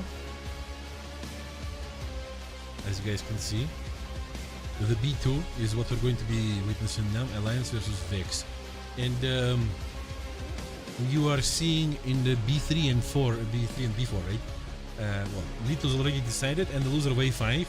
A5 we're going to be looking at after this match. And the second loser for the match of whoever wins this one is going to be decided in the 4th match today. So we're going to be seeing the results for the loser bracket happening still today. Let's look at the winner bracket, see how that looks. After this match, we're going to see Enyo Proxy versus Vortex and Olist versus Nexus. I think the match that was truly passive, well, the match that was much more timid than what I was assuming you were mentioning with Vex and Vortex was the Ethereal and Nexus match. That match was very, very hesitant on both sides. Yeah, kind of playing it extremely slowly. So maybe my brain is just overriding the hard drive of maybe how passively Vex was playing because of how I'm just remembering Ethereal and Nexus playing. Oh no, it was different. Match. It was different, a little bit different. Vex, Team Vortex took much better advantage over Vex not pushing hard enough. I feel like if they cranked the pushing energy by 20%, they probably could have equalized the opportunity against Vex. But again, let's see how the guys are going to be faring today. Maybe there's also going to be a little bit more pressure on them because this is already past midnight for the boys, and they are going to potentially want to finish this quicker. Yeah, so there could be some rash decisions or maybe even calculated decisions because they don't want to have to get to that round 5. It could go either way. Because as you guys know, well, in Japan the order of everything is pretty strict, I have to say, right? and half of these players, well, the actual players, there's one player I imagine Kumamon is still a schooler, a 16-year-old man, and the rest are 23, 25, and 24, so they might already be what the Japanese call kaishein. People, what's the word? The office clerks. And missing work on the morning of Monday is not ideal for them. So, yeah, maybe they want to push harder this time.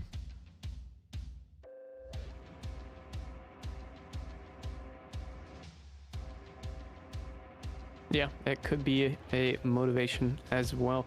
We are seeing the players all sort of choosing their nations. It seems like there's a heavy presence of Italy and Japan in the lobby that I was not expecting.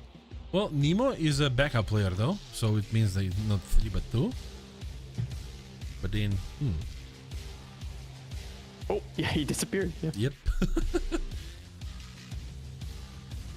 But yeah, at the moment we have Baki, Risen, Sunset, Jodet, Kumaman, and Tokyo who are readied up. So I think there's only 2 more that need to ready up for us to get this on the road with 2 minutes left until the match officially starts. Here's back. You see back Nemo, you. Map bans. We have already seen it. We have already seen the map bans. They were earlier on. The guys are going to be playing on Kuban. This song name, John TXU. Our moderators are going to help you with getting the link for the official War Thunder soundtrack. I believe that's !music. If you wanna check out the bangers. It's this song that everybody keeps asking about, where there's like mad slapping of the bass happening. I keep forgetting the name of it too. They all blend together for me at this point. I've listened to them over and over so many times. Same here. But this one is like, people seem to enjoy this one much more on average. Moderators, help us with the, please help us with the music link for the soundtrack of War Thunder, please. Thank you. Here we go. Getting into the match here. First round on Kuban. Yeah, we're going straight to the camp. Yep. Oh, behind the camp. Okay. Summer camp. There's some logs.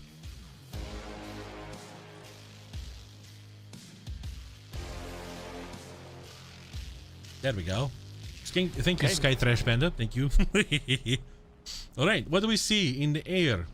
109, BF 109 versus N1K1 on both sides. We see Vex with 2 T20s on the ground. We see Alliance. Somebody is not spawning in. I wonder if everything is okay. Oh, maybe not. Seems as though Baki has disconnected from the game. Let's hope they reconnect as fast as possible. This is.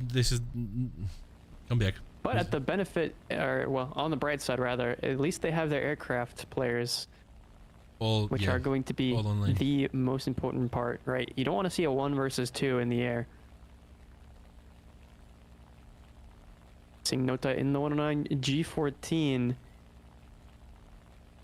and Nimoyo. Nota side climbing a little bit to single out the enemy 109, not to engage with Risen Sunset. Exchange of fire. Gotta go for the merge. Stealth belt over here. Being spicy. A stealth belt Stanley. Yeah. And Kukwa with the slide. Did not help. Yep. Well, Kukwa's stealth belt helped though. Yeah. And Risen Sunset also surviving, so it's going to be an onslaught. And Kumamon. Kumamon. Baki's back. Baki's in. Baki, it has respawned, but Kumamon's gonna get bombed here. We've seen this before. He seems to be the cast. Straight. Boom. And bombs connect, taking him out. That's very unfortunate. Well, maybe he should have gone forwards because he would have a higher speed. Whoever bombs usually have harder time trying to bomb somebody who's going fast. Yeah. But it is what it is. Nimoyo over here is with a sub 1-2 ready to blast. Kuko is looking out for this, potentially. Nimoyo pushing forwards towards the A cap. But looks of He's got to stay within a radius of his tanks, I would imagine. Or at least spawn protection somewhat, the physical protection. And Kuko is going vertical straight at Nimoyo right here. A little bit of a cannon drizzle. Doesn't do anything. No, doesn't do any substantial damage there, and so I Look at the think gunner. that's... Maybe he goes back to the airfield now. I don't know if a second attempt or a second strafe is in the cards here for Kukwa. He seems to be looping around again. Honestly, if I was Nimoy, I would take a chance and blast right now. Yeah, Wouldn't but hurt. I think he's trying to save his munitions because he does not want to be caught with his reload. So he's going to be taking his time on these shots, waiting for Kukwa to make a mistake. But yeah, I'd probably be blasting as well at this point, right? Yeah, right he's about not there. super far away, right? Right now he's like, he was at a distance of 1 kilometer only for a second.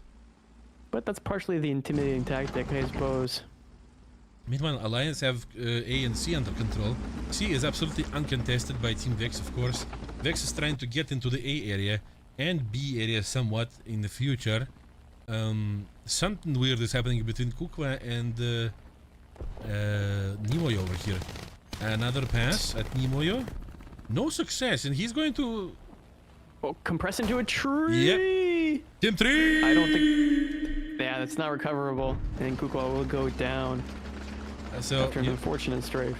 Yeah, Nimoyo won with maneuver kill. We see Tokyo trying to put a shot at Nimoyo over here. Nimoyo is exposing himself a little bit too much. Yeah. And we also see Alliance taking the third cap too. Tokyo is backing off.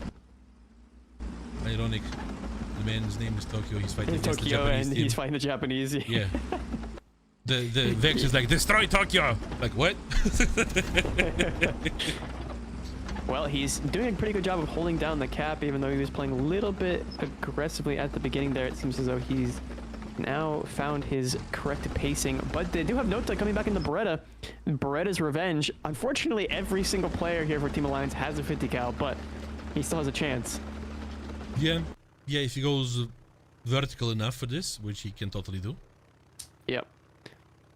And so Nota scouting Tokyo out. takes down My guess would Bucky. be Tokyo would probably be the bombing target. Oh yeah, Tokyo taking out. Yeah, Bucky. they really need to take out Tokyo right now so that Vex can capture at least something, because they're the closest to a cap right now.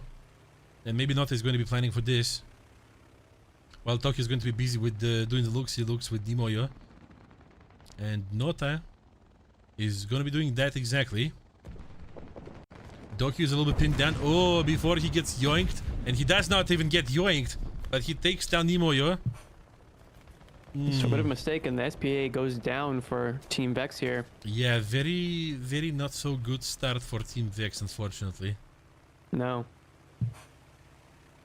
Not at all. The double losing air as well as the disconnection is just it's a real unfortunate sandwich for Vex to swallow.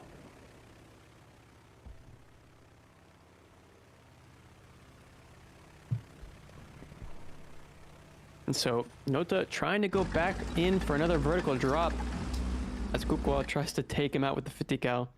Kukwa? Oh my god. Oh my goodness, just all that time to land up the shot. Yeah, Kumamon was like, bro, do it. I think his barrel was knocked out as well, so he might have just been repairing. But now we see Tokyo getting more aggressive than he was previously. He's past the A point. As he has his teammate to back him up and defend the A point himself, he can venture out further towards the enemy spawn. But he has to watch out for Nota, who's taken note and will drop a bomb, committing. Bonk. And No. doesn't even take him out. But he Track. does track him at the very least. Yeah. But this is looking very, very unfortunate for Vex in round one.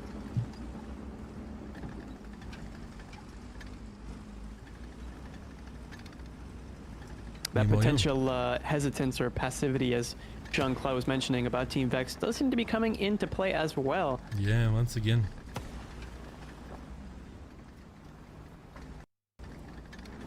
And Kumamon trying to get an angle, but with artillery coming down, he's got to make some sort of action, or else he might be the victim of Team Artie. Does take out his engine there, or at least his track with the artillery, so this has been an unfortunate state of affairs for Team Vex, and they're gonna have to try again in round 2 here, because round 1 is squarely in the favor of Alliance. Little map positioning, little map control as a whole for them to really dominate with. Tokyo taking a shot there. I believe it was at Baki. Yeah, Baki's fine. Nimoyo isn't. Oh my goodness. Nimoyo is... Tokyo is destroying the Japanese, man. That sounds horrible, but yeah. Oh boy. An enemy from within.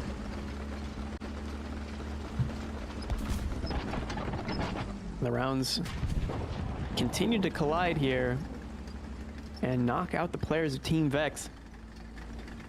Risen Sunset and Jodet starting to push up further towards their enemy spawn, and that's going to continue to constrict around the life support, I guess you could call it, of Vex.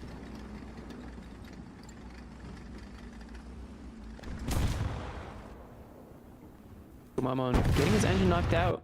Kumamon is It like, will go down as well. It's all up to Baki here. Yeah, the Team Vex is understanding that it is what it is right now. Yeah, you know, And Baki will go down to a Cupola shot from Risen Sunset. probably with the issues, with the connectivity issues for Baki in the beginning, Vex's approach kind of got knocked, maybe. So they're going to have a better chance now. Now that everybody is here. Is not a scoreboard you want to see in the first round from Team Vex. This is not even a binary code, man. No. It's a singularity code, yeah. Yeah. Oof. So Team Alliance winning that first round very handily. No, actually wait, they do have deaths, but I'm assuming it's just from Team Tree took one of them, and True. and then the colliding bomb from the N1K. So both times was just their aircraft crashing in the ground. Okay. Well. From the side of Team Alliance. Well, Team Vex needs your support right now, guys. Ganbare. Akira Minaide. Ganbare. Oh my god. You remember that guy, that motivational speech, Japanese guy standing knee deep in the water near the rocks in the shoreline, and he's like screaming, "Never give up!" You know? Yep. Yeah. As soon as you said it, yep, I do remember. This guy needs, Vex needs this guy right now in their Discord. He needs to give them a coach pep talk, yeah. Yeah, absolutely. But now, as I said, Baki is going to be back, right? And we're hoping that this is going to be helping. Yeah, we don't want any disconnections. Let's keep it to a 4 versus 4, not a 3 versus 4. And you know, I think that Vex needs to do a bit of I wouldn't say soul searching, but maybe a little bit of internal discussion about their air situation, because that initial air situation was a bit abysmal. Maybe they need to stop using the stealth belts would be the first start. Maybe they also need to, I don't know, just swap up something with the air, because the merge has looked very, very destitute. Yeah, stealth belts are cool, but they are not, they're not necessarily... If you don't know where the rounds are going. Yeah, they're not necessarily like a measure of pure skill or something. Or, yeah, they're definitely going to be helping you no matter whether you're just a normal casual player or an esports Chad. Still. It's a tactical decision, though. Right? Because you can also threaten your enemies into flying somewhere where you can catch them the next second with those tracers. So, who knows? Who knows? Maybe they're going to be changing their approach to this a little bit. Air needs to be one, for sure. Because if the air is not one, then there's just pure massacre. Yeah, it seems as though Team Alliance was much more confident there. Yeah. On the ground. They channeled the force of light into this. Mm-hmm. And the force of light was like, okay, dude, let's just do it. The paladins. Okay. 3 minutes until the force start. Mm-hmm. Are you seeing what I'm... Oh, there we go. Okay, it's back. Yeah.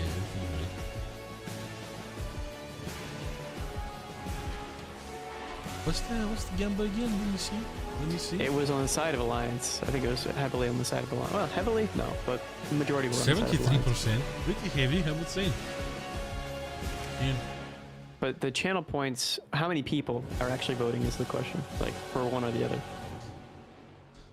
Well, how many people is also valuable, of course, but then we're also like, you can kind of measure the amount of faith in teams, I would say. It's 180 for Alliance versus 111 versus Vex. Yeah. Is that the real Forza in chat? Yo, what? Hi, Boris. Is W Jodo, no W Jan, huh? What's that supposed to mean, huh? Hmm? Mr. Team Captain, huh? Look at you. I'd be curious. El Forza, how about that? Unlucky. I'm gonna go and time you out right now. I'd like to know who Forrest thinks is gonna take this whole tournament. Which team he has the most confidence in. Look at him, putting Bob Ross in there, thinking he's cool. Nah. No. He's got confidence in any proxy. Yeah. All right. Yeah. XN Vicious over here says, first time watching this, Jean looks like a tanker and a good one. If I look like a tanker, what kind of tank are we talking about? I'm not fitting in a single tank, dude. Yeah. My brain instantly flashed to what tank you would fit into. FE4005. There's a whole door at the back. Yeah, you just walk right in. There you go. Oh my god. Yeah. Centurions, maybe. Yeah. Centurions are gigantic. I seen them IRL. Conquerors are even bigger. Oh my god, the British heavies are insanely huge. You know what? I think you'd be perfect as the commander of the M103. Maybe. Yep. Maybe. All right. Meanwhile, he's got a nice reclined seat in there too. Yo. All right.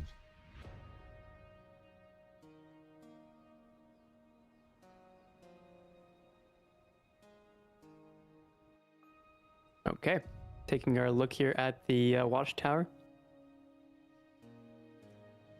So, Kumamon. In the T20, as well as Baki in the T20, hopefully Ground has better success this time around for Team Vex. No Fully disconnections, mirrored which is a lineups. good sign. Full mirrored lineups. Yeah. Let's see the performance.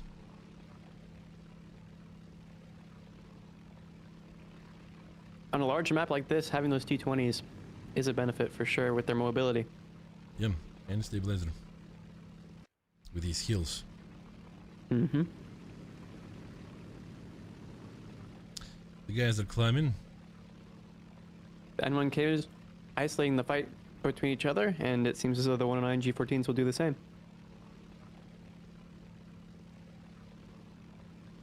You see single Judet going for the C-cap on the ground. Mm-hmm. Alright. Ground's coming out. I'm not sure if the signs are... And it's almost a victory for Nota. And it's a victory for Talisair, for sure. Able to slam Kukla. And it looks like Risen might be going in for a dive bomb. No, he isn't able to. So it's only Talisair, the last one left alive here in the air, but does have those 20 millimeters that he could potentially strafe some targets out with.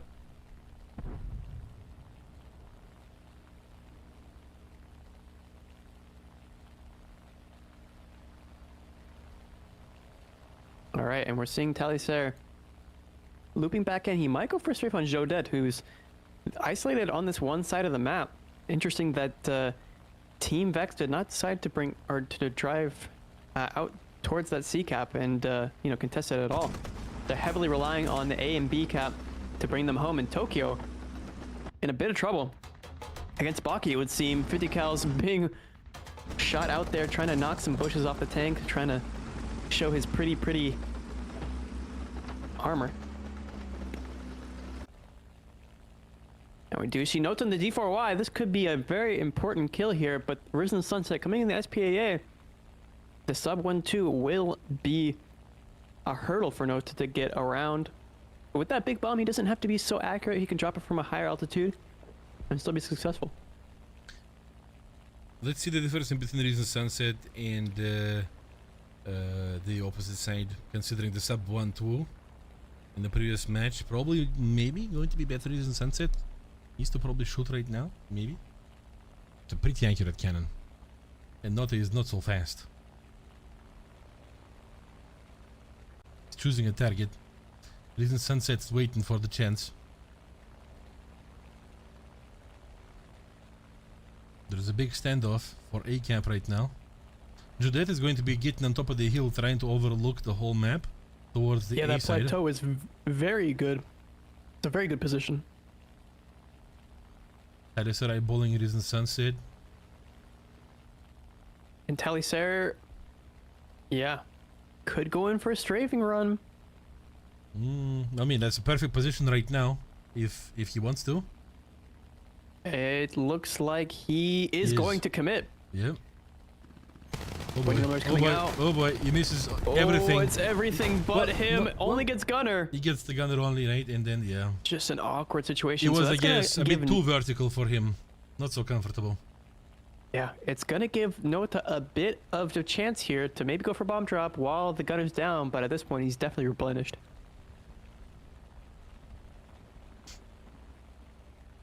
Just a bit of a disconnect there in communication between the air players.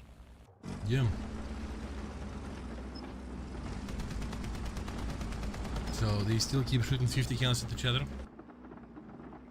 Yeah, and the tying of the tickets here, the coveted A cap not going into the hands of anyone, but Team Alliance looking very good. Oh, never mind, Baki takes out Tokyo. Oh. So that opens up a great window for Team Vex to take that A cap. Also, we are seeing, I believe, Talisair with the C13 T90 going for the C cap right now. The cheeky D cap. And it's going to be Risen Sunset on the other side, probably countering him. Maybe not. He's not moving much. But look at that light tank from Talisair getting to that C cap. That's what I'm saying. Is going to relieve some pressure. Yeah, that's what I'm saying. Yeah. I believe that's Judette getting into the B camp right now. Nota is still in the air. It is Jodette, yeah, on the B cap. Maybe Judette is not going to be there for long. It depends on what Nota chooses to bomb.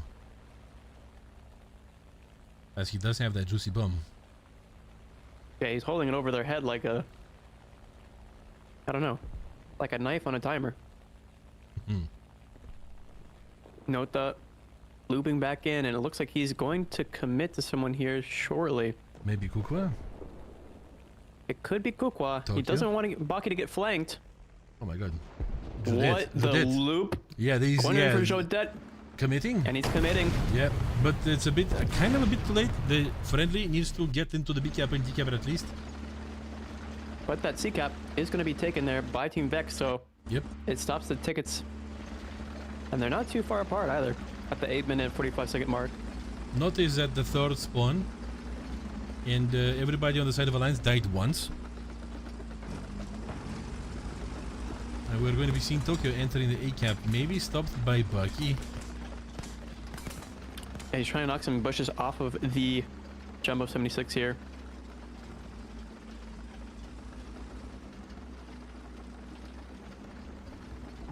Seems as though Tokyo's also wedged a... how? I think Baki just hit Capola. Boom.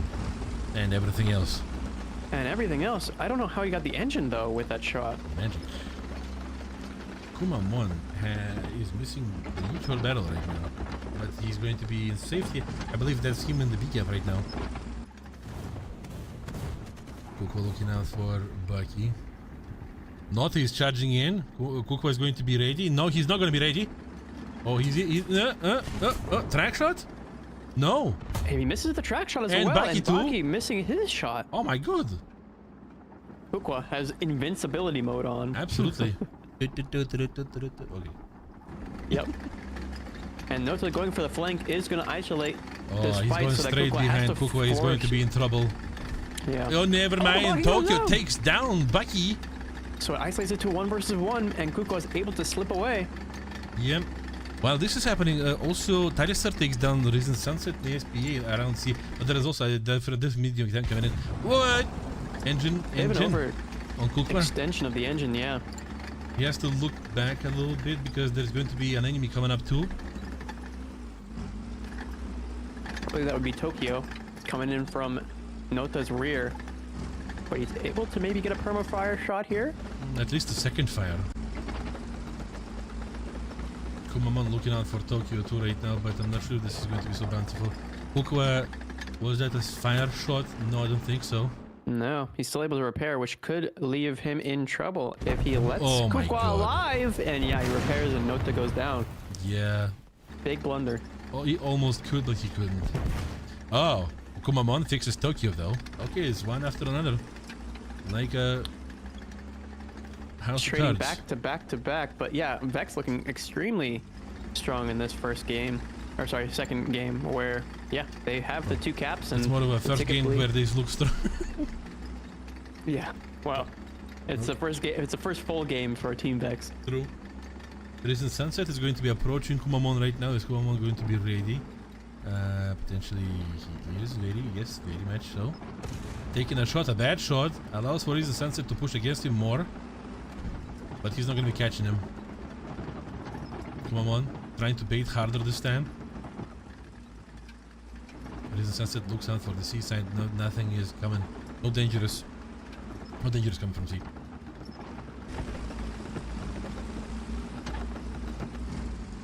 Kumamon. A bad shot again. And that's going to give Risen Sunset some confidence to start pushing quite aggressively here. Almost. And now Kumamon loops around in the way that, well, Kukwa is not going to be getting a shot at him, not from there. Aggressive shot, forehead shot, almost good, but it wasn't. It wasn't. Risen Sunset punishes him for this, and whoever that is in the heavy tank over there, it's Baki. He's going to have troubles. Jodet in the C side is going to be decapped at C2, and Taliser might not be doing anything in response to this. Things are starting to fall apart here for Team Vex at the 4-minute 50-second mark. We They're going jinxed to need it. some sort of air support here in order to really help them out. Yep. Oh, Taliser is out to Risen Sunset. Ooh, a bot shot there from Baki. Risen Sunset did that across half the map.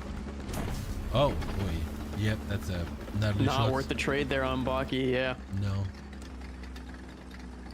But Kukwa able to get onto the A cap and look at all three of the 4 members of Team Alliance on a capture point. Yeah. You see Taliser coming with Breda. 4 minutes left. Breda, sorry, Taliser needs to not let them. Well, he's gonna. Yeah, everybody's gonna capture before he arrives to the battlefield. I believe. So. Baki peeking. So is Kukwa. And the Nice round shots. ricochets off the upper front plate.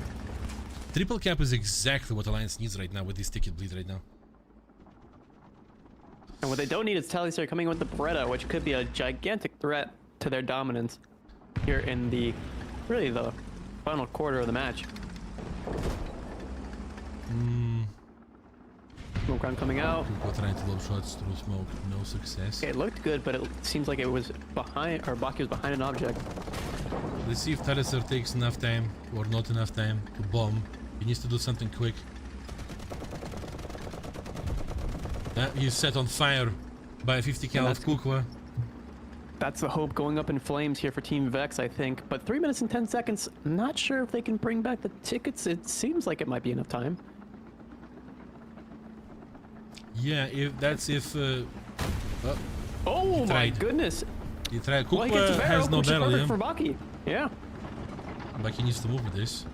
Okay, the communication is coming out that he has no barrel. He's gonna go in. He has to go for a Capola He's gonna shot. get himself exposed. Oh, boy. no. He manages to fix himself because he's inside the camp. That was too quick. Is that last spawns for Team Vex? Because if yes, then the ticket bleed is going to be horrendous. Taliser and Baki. Baki died a bunch of times. But the B cap gonna be taken here by Nota. So that stops the ticket bleed ever so slightly. Well, it's going to be immediately contested by Risen Sunset over here. Yeah, that's a shot. 30 seconds of repair. Oh my god. Oh man. That's pretty much done and dusted. Yeah, heat round will overpressure Nota here. Well, he took And off around the from edge a little Kumamon. bit. Maybe Ooh. that decamp is going to be crucial over here. 2 minutes left, and the ticket bleed is unnerving. Let's put it this way. They're going to be capturing B soon. He's going to be there in about 30 seconds, maybe sooner. And nobody's going to be doing anything against that. Nota is he fully out? I wonder. Because if he's not, then he needs to spawn immediately. The ticket bleed is not in the favor of Vex right now. No. No, it's going to be a very difficult situation, but a track shot from both players there. Well, that's perfect for Alliance. Yeah, it's for the benefit of Risen Sunset and Alliance as a greater whole, just a stall. As they, How did he get the second track with that shot? Did you see that? I didn't see that, no. He got the second track with that shot on the other track. Okay, well, yeah.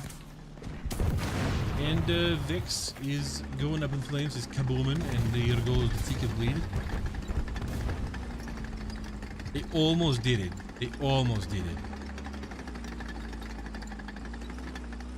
Yeah, their initial dominance seems to have been punished here by Team Alliance. Yeah. Oh my god. End of the match. Oh my god. Oh! Bucky's Shot doing from this. Bucky. Wow. He can go for the ACAP, but at this point... No, it's 35 seconds. And Alliance already has domination. Yeah. Tickets. Well, at least he smacked the door on the way out.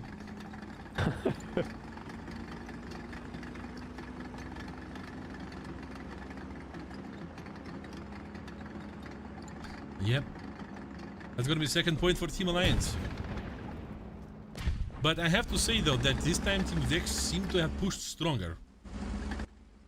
Sometimes the skill checks didn't go through, I would say. Maybe again dictated by the ping. Some people might disagree, I don't know. But could be discrepancy like that. Well, it's definitely a brighter day for Team Vex here in the scoreboard. Still definitely putting bright. up a definitely putting up a better show. Mm-hmm. Yeah, You see Bucky there did with, better. Woman too. Yeah. And But they won quite successfully in the air. yes, they I have did. to say. But Risen Sunset said 6 kills. Yeah. And Risen even though Sunset Jade playing didn't have the many Japanese kills, lineup he very did well. 3 capture points, and that's important. Well, with 2 assists too.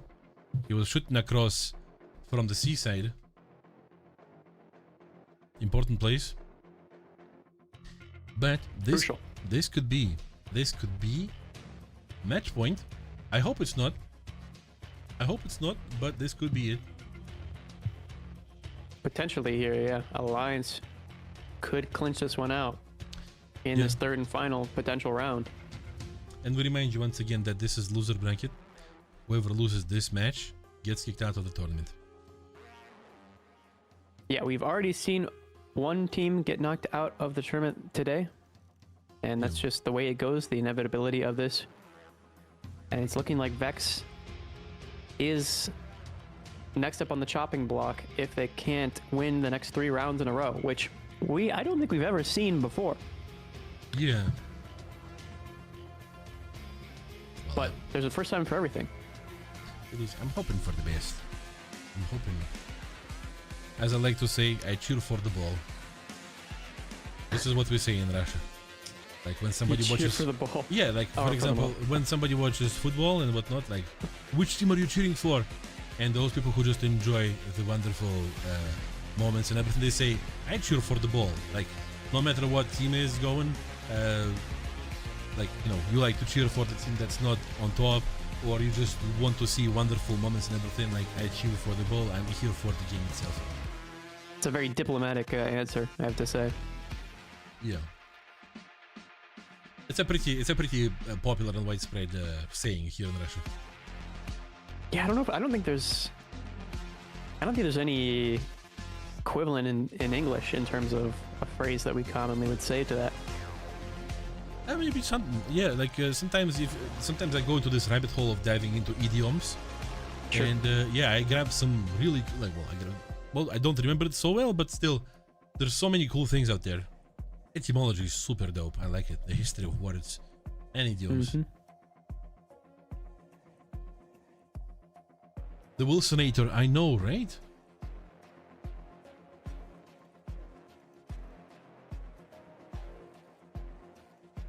We want Yeah, I Thunder mean, it could Tactics be back. the- Scriptlet.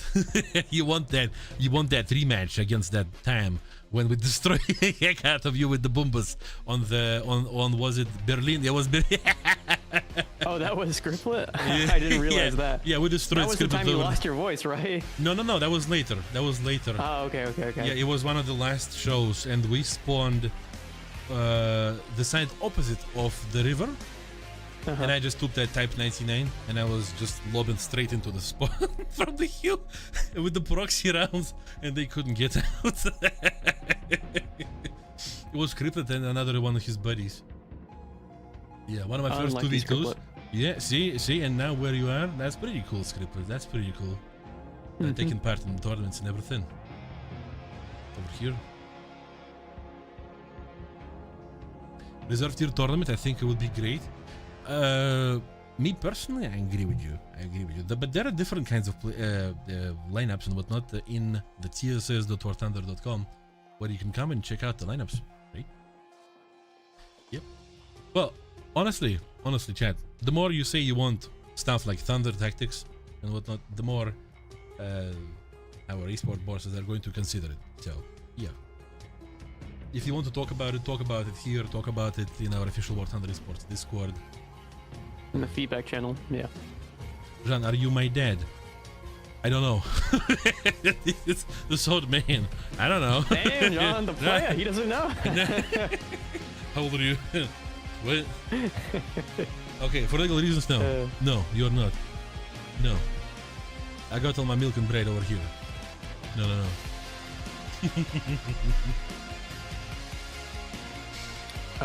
We're not devs, so we have no information about Any kind of balance. any sort of... Yeah. All right, getting into what could potentially be the third and final match. Oh boy. Team Vex, you can do it. Studebaker. Chat, correct me. Is this a Studebaker? Or is this a Zeal? I don't remember. They look similar. The truck. Is this a Zeal? I think it's a Zeal. Okay. Alright. Getting into the air. Yeah. Oh, we see Kumamon with AMX-13 this time. He's probably going to be going for the C cap, unless he's going to get punished by the air, which is often the case. Yeah, I think Kumamon is going to be going for C. Alright. Interesting strategy. Is this? Swap Okay. up. Okay, Terek. So that's the Russian one. Okay. To swap up nations here and lineups. For Maybe Kumamon for wants them. to get those French tanks to shoot across the map with better ballistics and everything and higher pin. Potentially. He probably knows that he's going to get wrecked.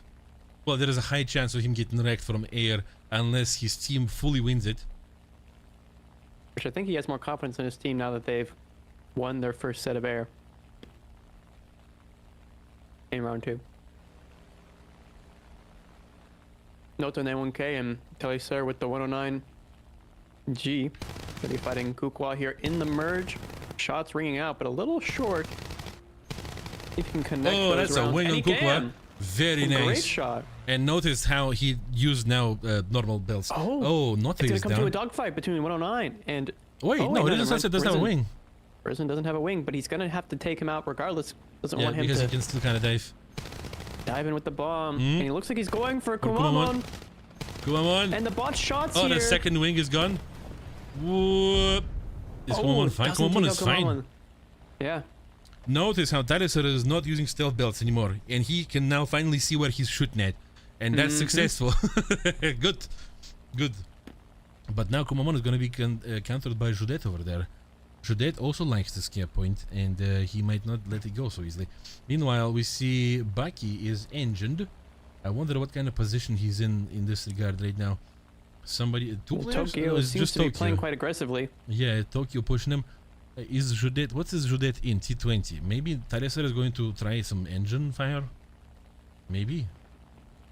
Potentially just to stop this aggression that Jodet seems to be going for. Yeah, I want to mark the point that our Japanese boys from Vex, whenever they want to dive at somebody on the ground, they are doing that from a fairly low altitude, so they don't give themselves a lot of chance to aim. Kumamon takes out Jodet. Jodet in the meantime. Okay, so it was the death gaze from Tarisar that helped him.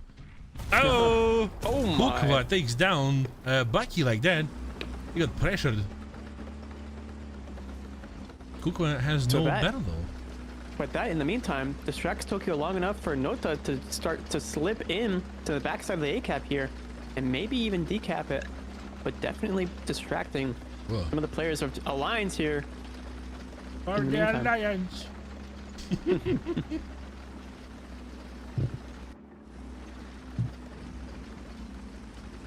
All right. I mean, Wasabi, there was plenty of American Studebakers leased to Soviet Union during the World War II, so that's why I'm thinking.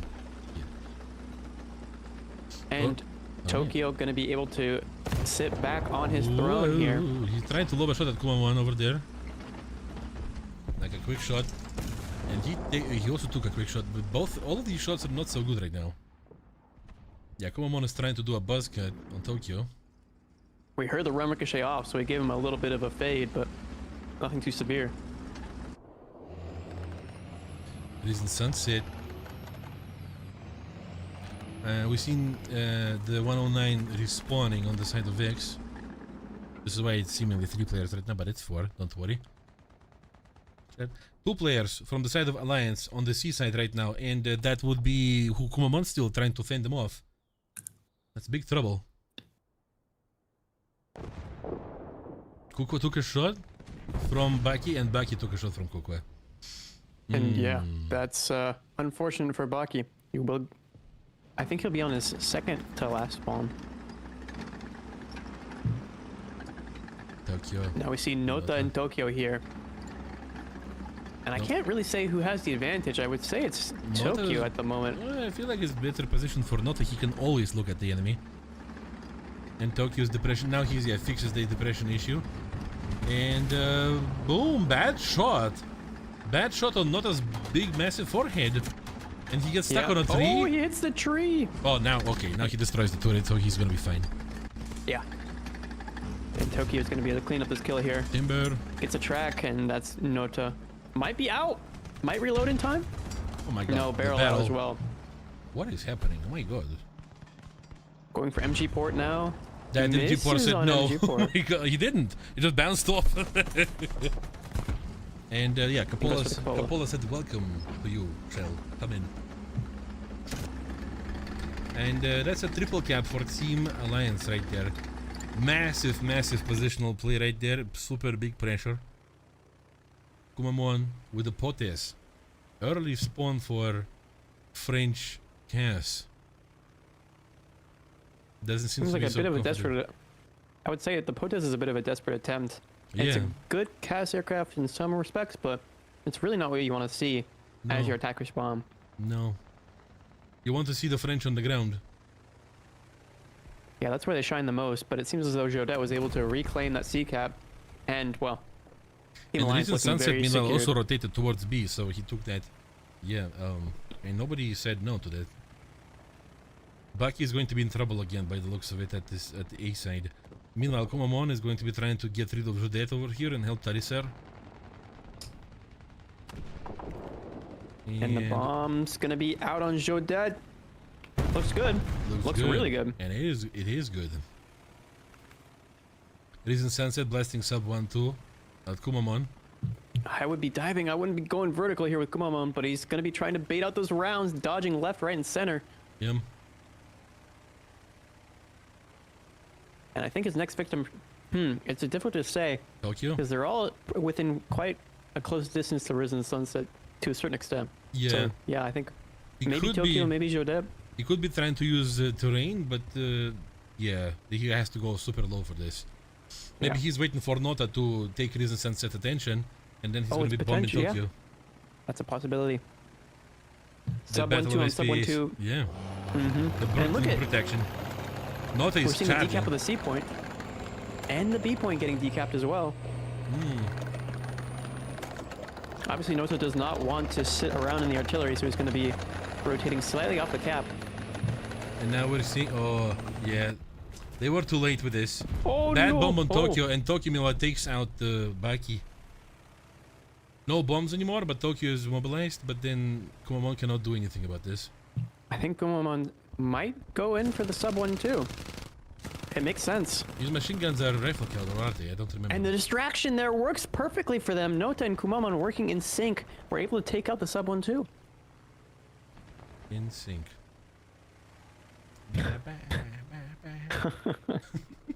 Well, at this point, Kumamon shouldn't have many cannon rounds left. He only has 80 to begin with, so...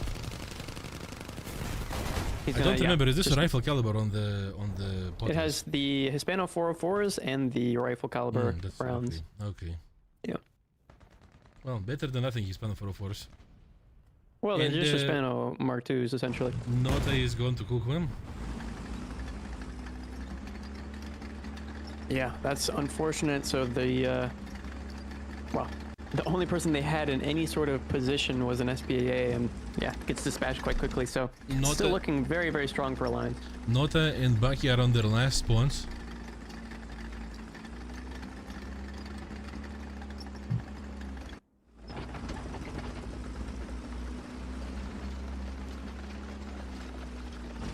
Tokyo rotating back towards the A cap, realizing that there might be a resurgence.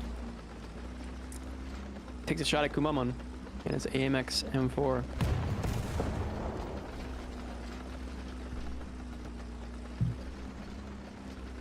But yeah, the B cap is about to be taken by Team Alliance once again, and that will effectively secure their momentum.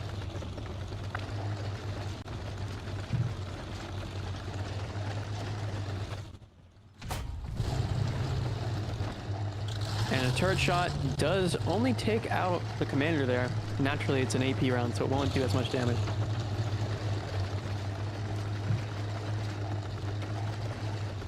Jumps off the hill, and Risen Sunset might be there for a shot. Oh no, Kumamon has to run here. He's about to get approached by two different players at the same time. Yeah, that's a massacre right there. And down he'll go. The B-cap being secured by Jodet is a very bad situation for Team Vex to be in.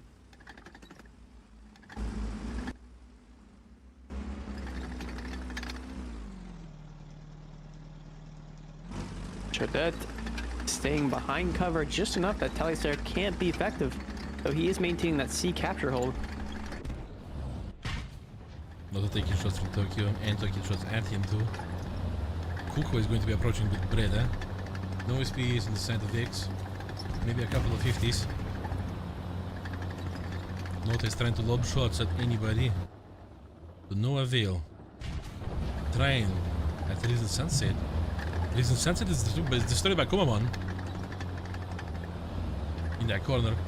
Now maybe Kumamon and Nota will be able to push against Tokyo a little bit.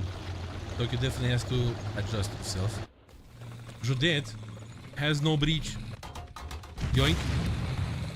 Is this Vex retaken? Vex is they have time. The B cap. I think they have time. 3 minutes 40 seconds. There's still a decent chunk left for Team Alliance. Tokyo is gone. And Kukwa with the bomb out. Bad bomb on Baki. Track Bad though. bomb, so he's gonna come back. 2 more. He's gonna come back unless Talisair or like somebody's gonna be with 50 cal scalping.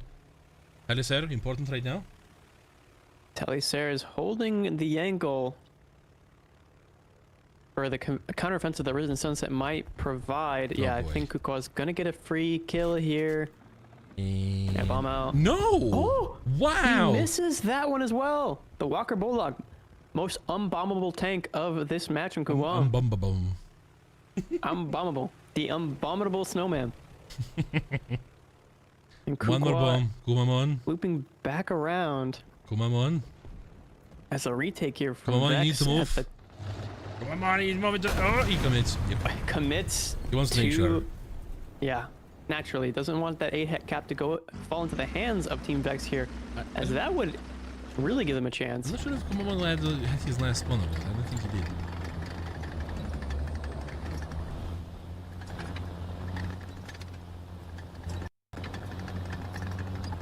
Or did he? 2 minutes 20 seconds. So far, domination is happening on the side of Vex. Vex is bleeding tickets. They need to continue doing this. This is unpleasant looking right now. Artillery being dropped down, and Tokyo goes down takes down Tokyo. It's big. Impressive angle. So they're charging towards B. Dinosaur is kind of seeing this. Oh, come on. Was on his last spawn. Nota and Baki are on the last spawns right now too. Yeah. Judette enters the capture point, and Baki. Battle of the Walker Bulldogs. Oh my god, Baki! What? Oh my Baki god! Eats that round and lags the heck out of my screen. Holy cow! Wow.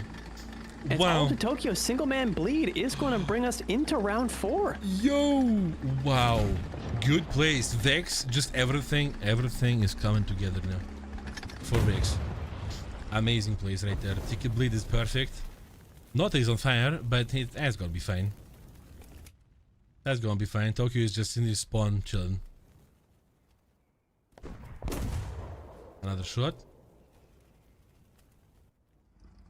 Wow. Happy for Vex. Happy for Vex, dude.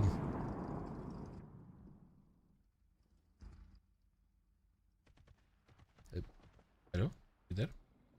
Yeah. Oh, Yeah. okay. Takes another shot. It was just peaceful silence for a second. Okay. Yeah, you have to relish in the moment of Vex being able to win their first round here in the lower bracket.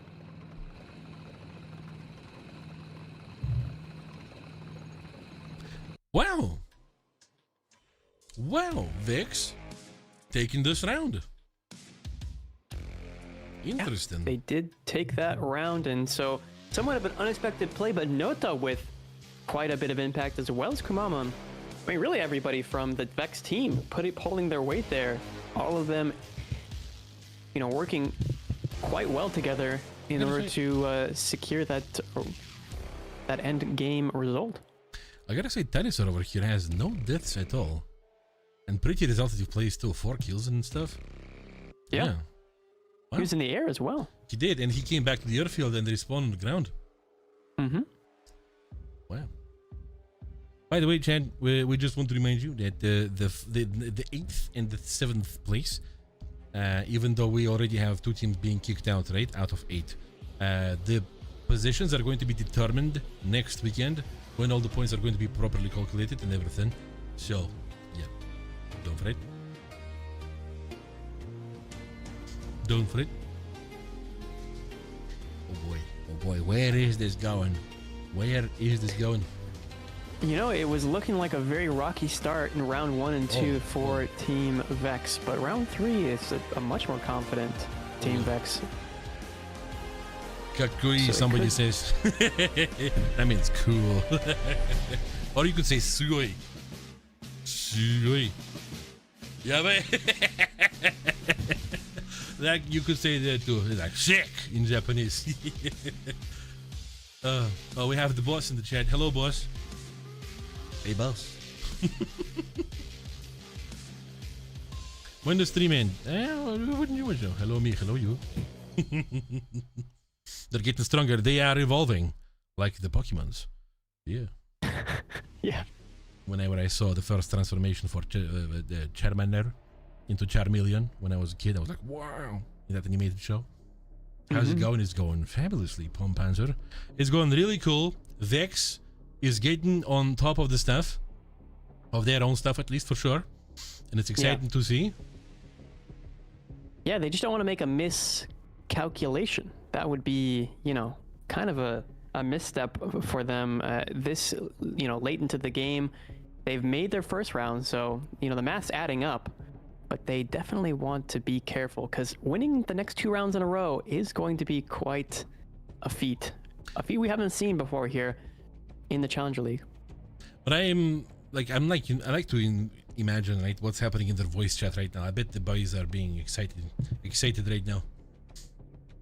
And yes, somebody said that, like, somebody asked about how long the stream is, and somebody said that we don't like the casters. No, people are in general, they asked us about this because of the because they want to make sure that they will get the drops. So yeah, don't you worry, guys. We just We're just having a little bit of fun. The stream is going to be going for a while. Right now, yeah. This is the second round out of 4 today. So, which means that we are not even at the half of the stream yet. And we're already at 2 hours and 40 minutes. So, as Pompancer over here, our boss, a French man, says 3 hours at least, I think he's right. Yeah. I'm here just for the premium, and we are here for you. Check out our stuff. Yeah. 2 minutes and 25 seconds until the 4 start of the match. Hard to predict. It's, yeah, as Joda said, it's basically, it feels as if Team Vex right now was balancing on a very, very long stretched rope with this massive stick to balance themselves right now, and they need to not fall. They need to not fall. Yeah, otherwise it's going to be sad to look Otherwise, at. being on a tightrope. Yeah. Yeah. Yeah.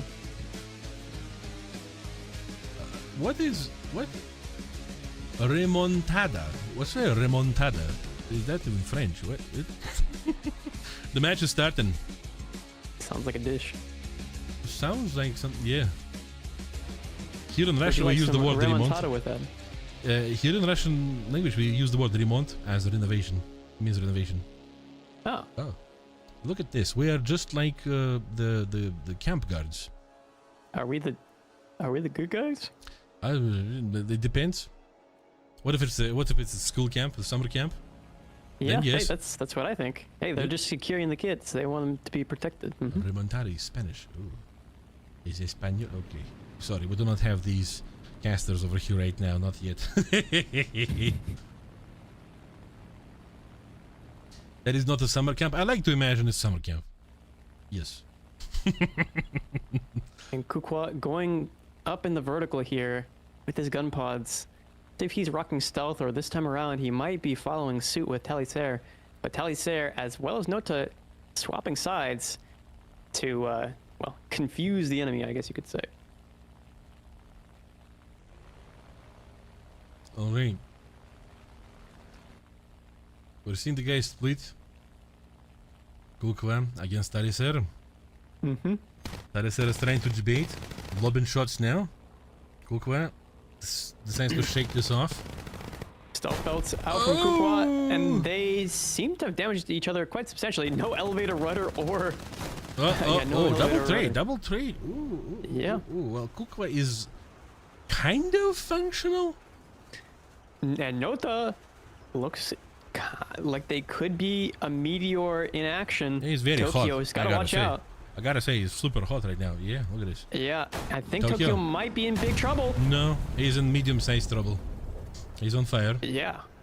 He only gets lit on fire and tracked. I'm surprised with where those bombs position themselves. Yep, Talisair responds in M26A1.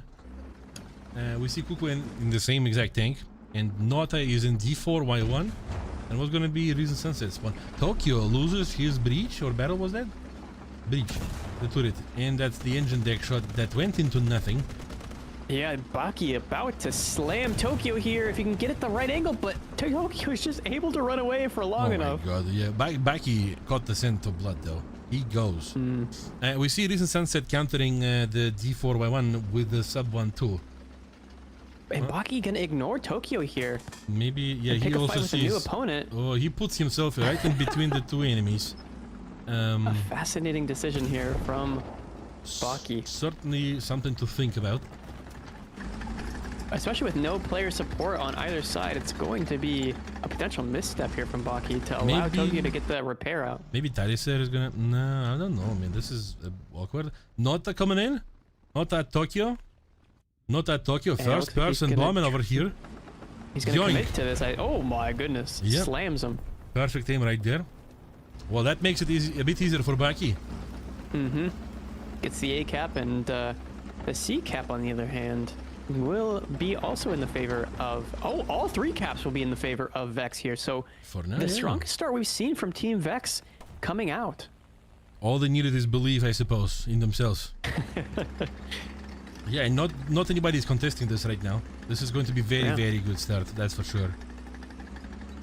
Yeah, it's gonna take some time for Team Alliance to regroup their forces in any substantial way to get to the cap. how would they say? Jibuni Shinjite. Believe in yourself. What? Cool. Don't want to pick that corner. Right, he does. He does. No. Why? For what? Oh, Shinji Sugiru. Yeah, believes in himself too much. Yeah, way too much there. And the sub 1-2 is now going to get that C cap. So that's going to stop the aggressive tick bleed, or at least as much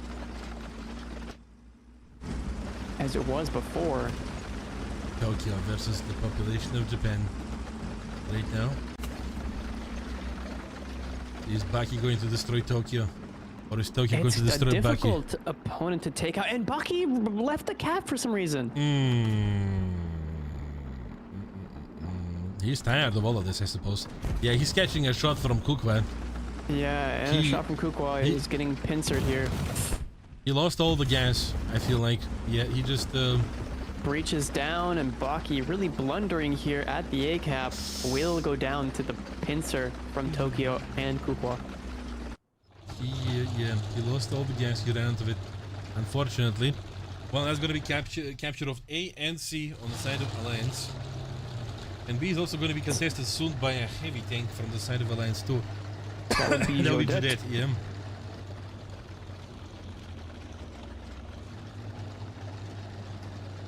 And Noto with the D4Y, he looks like he made a landing and is now coming back with it. So we might see our first ever D4Y dual appearance. Same team. Not so good. He got nervous. He saw that over there. Oh boy, and he got that shot right there. No. Oh, one shot's there. Okay. One shot's Tokyo. Great shot. All right.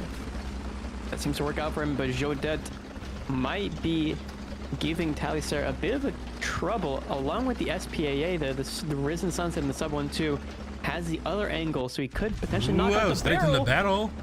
Oh no. Go finish him, Tiger. Really bad. Go finish him, Tiger. Yep, boom. Oh, the upper front plate shot. Wow. Was it upper or lower? I didn't see. It was upper, but by a hair. Baki takes goes down to Baki, so he's redeeming himself Baki, slightly. Baki, be careful. Oh my god, be careful. Don't flip. He's got those GTA 5 physics, so he doesn't flip there, thankfully. Oh man, watch him fly away like a bicycle. he's doing a wheelie just into the sky. like when you used to flip the Churchill and it would just start driving upside down. Right, Nota over here is with the D4Y1. No, there is Sunset with an SPA on a hill of C. That's an interesting position for an SPA, and he's look at the 50 cal coming out here from Kukwa as well. Yeah, Nota is going to be taking some time to decide, I suppose, as to what to do. Yeah. Risen Sunset is in a perfect position for an SPA. He sees everything. No trees are obstructing the view. I think Shodet might be the most important target to take out here. Yeah. So Nota's gonna align himself. Oh my goodness, but Risen is no joke. He's almost hitting every single one of his rounds. Kuko is going to come on once again. Yeah, the effective French tanks right here. And our boss is happy to see this a bit. Talisair with the Leopard 4070. Yeah, he's gonna try to counter Risen Sunset. Yeah, maybe Nota's just waiting for Talisair to get there. But he's playing with fire at the moment. Oh my god, he's like, wow, very close. These rounds are no joke, and the artillery is coming down around Risen Sunset as well, so the pressure is going to be on him from two different angles here. Oh, he's deciding to dive down? Yeah, as he realizes that Risen's going to be distracted. Oh, okay. Cannons? Going for a oh my goodness. Risky, very risky. He catches maybe Talisair just goes for the C cap instead. I think that might be the play. Would that be a way to bait him away? I don't know. I think that would force him away, for sure. Yeah, here goes Talisair. He's looking out for Risen Sunset. Risen Sunset seems to be looking down the hill. Oh, but artillery being dropped by Risen Sunset. So I think Talisair here. Oh, is he ready for the swing? Oh, he was Talisair. not ready for the swing. Wow. Oh, well, Not is going to be dropping a bomb on Jodet. Committing. He's committing to it. He's gone. He takes him out. Yeah. So the B cap is free, which is very important here, as Kumamon is going to be running it down to get to that B cap and stop the ticket bleed. 6 minutes and 20 seconds. It's entirely possible for Team Vex to reverse this ticket bleed if they keep these points. Talisair is in the last spawn. So is Kukwa. So 9,000 ticket deficit, or difference rather. yeah, 6 minutes. It's possible in 6 minutes, but they just need to defend though. I wonder if Kuomon is going to be able to do that because he's going to be pushed from 2 directions with Tokyo. Oh, And, Tokyo, look at that angle. Ricochet. Ricochets off the side. And he's going to force the angle. Then he's also going to be very wait a SPA second. able. Shot, or a shot of smoke was going to blind Tokyo there. I believe that was Baki who shot the smoke shell at Tokyo's position to blind him. Looking at the Brazen Sunset, he was non-stop shooting. Now he realizes that Taliser is in the air. He wants to conserve some ammo for this. And also, yeah, well, Taliser as well as Kuko being in the air. Also, North is coming in the ground on the seaside. And I don't know if there's much that Risen Sunset can do from this position, especially on an M47, but he'll try regardless. He's ready with his 50 kills. I mean, catching a gunner on a sub 1-2 is definitely possible. Entirely possible. He just has to watch out for the air strike from Kukwa now, as he gets that C capture point. Oh, Taliser is trying to blast Kukwa. The duel coming out, Not successful. This is he not doesn't looking want to so compress. good. No, he's fine. He's okay. Kukwa takes out Baki. He does. Oh my god. That's and so the bad A news cap for is A. free. Yeah. Oh, but And I think now- Kukwa's gonna find himself in big trouble here. Smoke coming out. Taliser shooting short. He's Oh going to no, commit. wait, is Kukwa gonna commit to this? Taliser drives away. Risen Sunset is shooting.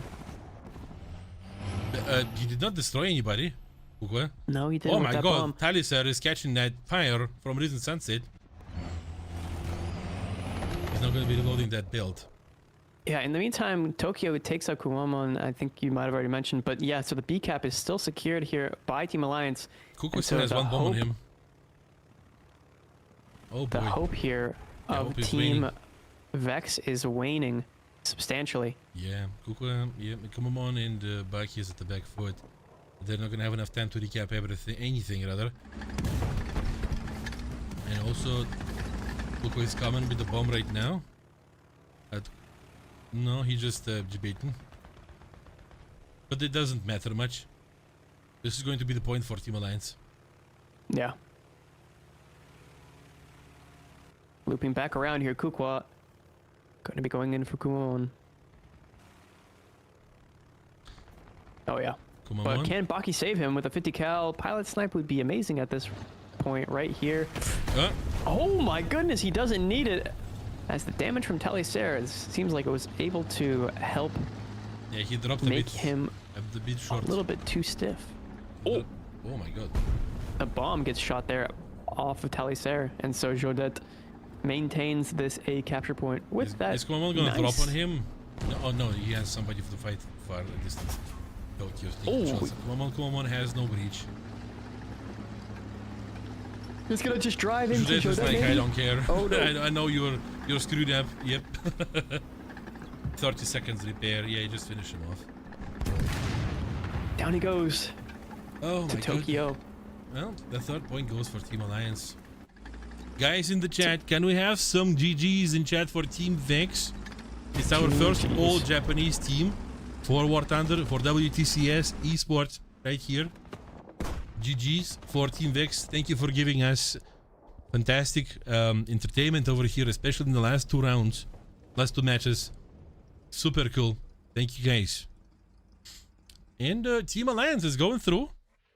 Team Alliance is going through. Also GGs to the boys over here, for sure. For sure. Otskari-sama. Oh boy. I'm a little bit sad. I'm not gonna lie. All right. Yeah, I mean, looking at the scores, I think that Team Vex overall. Look at it. We're quite 1469, 459, 434, 1034. What's wow? The numbers are saying something. Oh. But in the end, it went to Team Alliance there as the victor. Yep. So they move on in the lower bracket. And what does that mean for us here? For us here, this means that they're going into the B4 match, which means that they're going to be fighting against the loser of the last match today, which is going to be either Olist or Nexus. Ooh, that's strong team right there. Those extremely strong teams. Yeah. But now we're going to be looking at the first match of the winner bracket today, the first out of two, which is Enyo Proxy versus Vortex. Yep. That's going to be quite an interesting matchup. Shall we take a look at the teams? Hold on, I'm just dialing stuff in. All right. Team Enyo Proxy. All right. As soon as Enyo Proxy, the motto. It is what it is. The motto of the team. And the team is represented by Nemesis, a 22-year-old man from Poland. Polska Gurum. He's the captain. He's a multi-role player, highly experienced tournament player across all formats, tactical leader, excels in fighters and bombers in mixed battles. The ground pounder. Depressed Samurai, 21-year-old man from Russia. He's also a mixed tanker. Former Miracles players during their peak, strong and aggressive or home cap positions. Versatile ground player with pilot capabilities. Mapucha, 23-year-old man from Canada. A tanker player too, experienced in mixed and tank modes. And strong communicator, prefers US lineups. Holy KNN, the man from USA of 20 years old. He's a pilot, elite aircraft duelist as he likes to characterize himself. Highly skilled in both prop and jet combat, strong in 44 air modes. Bustler, 20-year-old man from Switzerland. He's co-captain. He's a tanker player, talented and aggressive. Excels in duels and difficult shots, plays both home cap and aggressive roles. Mart, 17-year-old man from Russia. He's a main player, he's multi-role, promising all-around player, strong in air duels and close air support. Consistent and reliable support presence from him. And Actron, 18-year-old from Germany. He's a tanker too, one of the team's key ground players, excels in duels and aggressive plays, highly impactful in mixed battles. All right. And the boys are going to be facing Vortex. Team Vortex, who have the roster starting off with the captain Scriptlet, 14-year-old from Germany, is their main player. He prefers to play both ground and air and has an aggressive playstyle with good survivability. We'll see if that comes into fruition this time around, if he'll be successful in the air against such a menacing opponent. Enyo Proxy obviously being favored by, as we saw earlier in chat, 4s. So there's definitely something to consider there if the Pro League players have their predictions all in order. But moving on to Super Symmetry, the 20-year-old Finnish main player. It prefers to play the Warrior and the ME410 and mostly has a passive play style. There's also Bruch, the 18-year-old Brazilian. He's a main player, air specialist in the F-15. Also has a passive play style as well. Onyx, the 22-year-old Brazilian main player, is a mixed player, so he prefers to play both air and the ground, and has the AMX M4 under his belt as one of his favorite vehicles. He has a mostly aggressive play style as well, which, as we said previously, the French lineup definitely complements those aggressive play styles. Maverick Fighter 9, the 15-year-old Norwegian main player, likes to play air and ground in the Challenger League and has an aggressive playstyle in the air. Prefers to play the MiG-29, so we'll see how that comes to fruition once we get to the Challenger League air section. Fishy, the 18-year-old Swedish main player, is a tanker.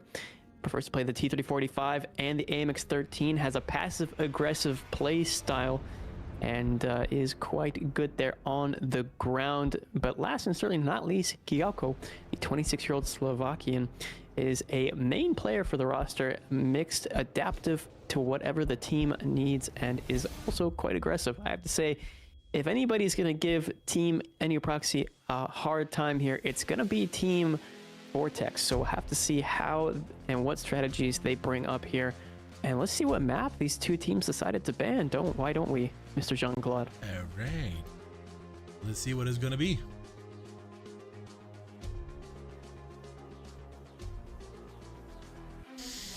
Okay. Alright, starting off with the maps, we got Cabal and Sinai, Normandy, Eastern Europe, and Karelia. How high is the chance it's Not going to be least, Sinai? Advance the Rhine. Kubani is Kubani gone. knocked out first Okay, by New thank you Frosty. for the change, guys. Thank you. Damn. Slam that one away first. Advance the Rhine being the second map being banned by Vortex. Advanced Rhine is gone. Normandy is gone And too. Normandy getting banned. So it's Sinai, Karelia, and Eastern Europe left. I'm guessing Eastern Europe gets knocked out. Yep. Yeah.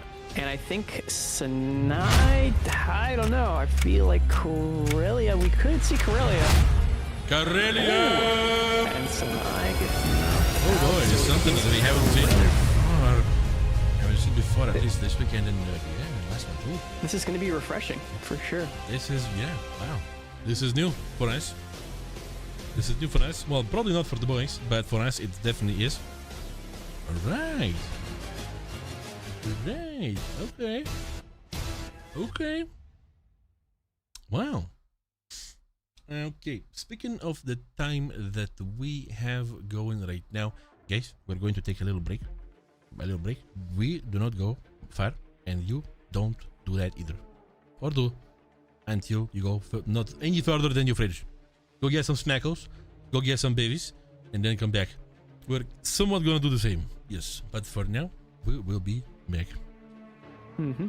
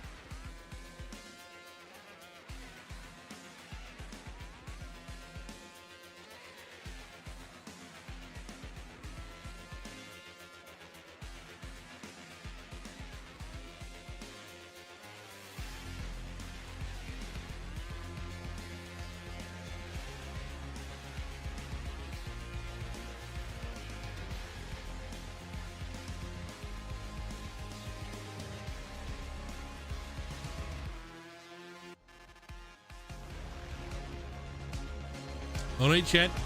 It is time for you to tell us what kind of snacks you raided from your fridge just now. What you having?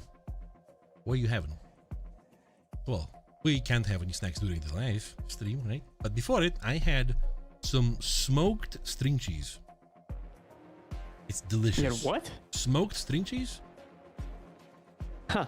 It's awesome. It's really nice. It's more dry. I believe it. It sounds quite good. Is Yeah. it in the string like shape or? Yeah, it's those strings like that, and they're like, Oh, okay. and they're like in a, how do you call it? Like in I a, guess when you in a smoke cheese, if it ponytail or wasn't something. Yeah. And it's smoked, and it's all like orange brown-ish, and you just pull it up. They're more dry, and you just That's chew on called them. smoked string cheese. The orange. I mean, it's smoked, and it's cheese, and it's string. So Huh. I just thought that was cheddar. Oh. no, not cheddar. Not cheddar, no. So no. it turns orange from it being smoked? Yeah, I mean that one I'm talking about. Yes, because there is also a version that's not smoked, and just soft string cheese. Huh. What is it smoked with? Smoke. Actually, I don't know which tree exactly or anything, but yeah. How do you smoke cheese? You just hang it in the smoker and give it like maybe 30 minutes. So yeah. let me Google the picture for you so you have more understanding. Sure. Yeah, this would help greatly because I'm like, if you're smoking string cheese, there's a heat source. Is it not melting? Thing is, you don't smoking doesn't necessarily take heat. It could be cold smoking. It's different kind of smoking. Yeah, cold smoking is also a thing. I'm just not knowledgeable enough on this Yeah, it is. topic. It is. For example, here in Russia, you will see all kinds of hot smoked and cold smoked fish. A lot, all kinds. Really cool, really nice. This gastronomy is beyond me. Oh man! If ever you come to Russia, tell me. I'm gonna show you things, man. All right. I'm gonna widen your horizons. Yeah, but the smokiness is gonna follow me back. It's gonna I'm gonna get on the airplane and everyone's gonna get smoked. Yeah, never. That is not what I was imagining in my mind at all. Yeah. Okay. But it's really nice. It's really nice. I love it. It almost looks like a piece of bread. And it's also very no, as in like you untang it, like you just yeah, and you just pull these strings out. Ah. Yeah. Huh. Yeah, the string cheese in the US looks a lot more boring. This looks gourmet. Yeah, the Western string cheese is like much thicker sticks. Yeah, Yeah, and these yeah. are thinner strips. So it's like a how do you call it? It's like a braid, but thick. Yeah. And then you just unbraid it and you're like having it. It's a very popular snack to have with beer.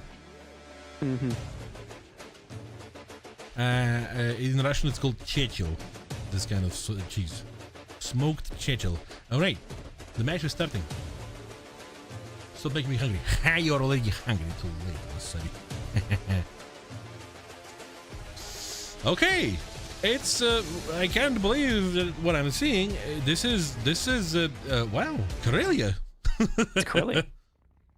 For the first time. And All right, getting into the air here, we have Kiyako, as well as his teammate Scriplet. In the air, BF19, G14, and N1K, JA. And on the other side, we got Martin Neme. And making his debut for this weekend, I believe, is Marina, who we didn't see, or Mapua, we didn't see yesterday. And it looks like Kiyako gonna trade. Yep. With Mart. Oh, look at this camo. And Look at this. Neme- Look at Neme flexing his super awesome camo. This is only for the Neme champions. could give Fishy a hard time here. You gonna smoke him? Oh, He's yeah. gonna hot smoke him? yeah. Look at that pole. Oh my god. Fishy. Boom. And he commits and takes Wow. out Fishy. He pulls this Fishy off. gonna flop. Fishy gonna flop. He's a floppy fishy. Smoked. And so Scriplet coming in, lining up a bomb here on Mapuja. to... Oh, he's gonna swap over to Marina, it would seem. He's And like, no. Marina no. stops. Oh, man. What a blunder there.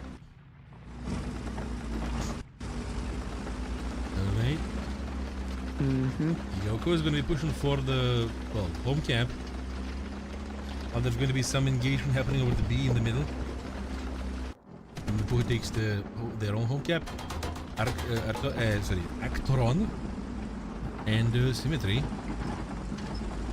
Going to be doing some machine action here. Actoron is going to be receiving some assistance coming from the rear. That's going to be Mart with an IS-2, I believe. Big boy. Mapuche is going to be getting into the line of shooting Kigaoko potentially very soon.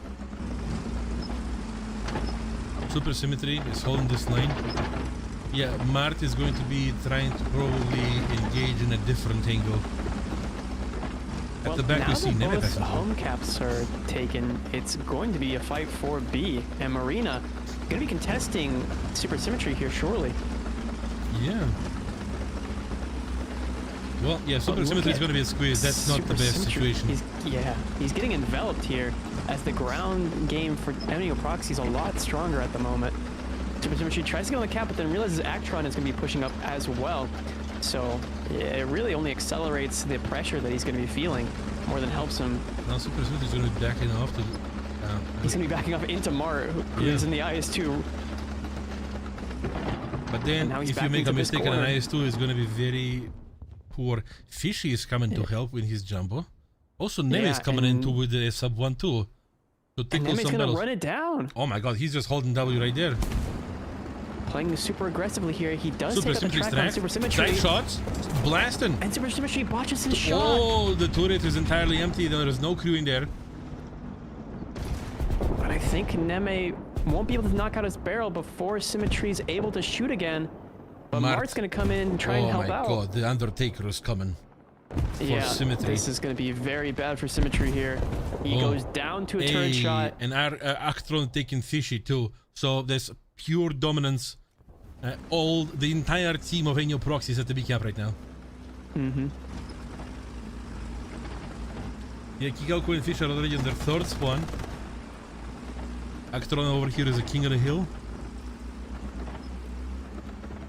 He's spying the spawns right now, looking out for the enemies. 3 players. I think he might actually be able to see them from there. Oh, Mapuche is setting Kigaoko on fire. Yeah. They are seeing that the 3 members out of 4 are spawning on the eastern spawn, on the side vortex. So they're going to be prepared for this while Mapuche is holding down Kigaoko. Kigaoko, no engine. Mapuche is overextending. Shot, no success. No. Decides not to try. And Mart, tempting fate here against Scriptlet. Yeah, he's trying to get him to take a shot. He backs off the angle though, realizing that he can't really get a shot if he gives Scriptlet his engine. So he's going to pass through to the other side of the. Oh no! No! Scriptlet, no! Oh god, no. He tries to cut the angle too much and his track comes off the cliff and he goes down. He got caught in 4K. No. Yikes. Can you imagine how he feels right now? 6,500 people saw that. Can't imagine Marina still dominating over the B cap here.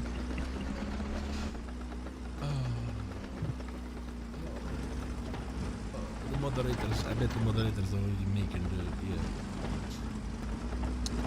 Oh, okay. Okay. Happens to the best of us, okay?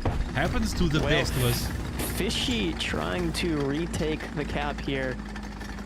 Well, he's going there, so that's for sure. There's double up. Scriptlet going back to the same place. Careful, Scriptlet. Yeah, do not get, yeah. He looks at that place. He's like, yeah, never again.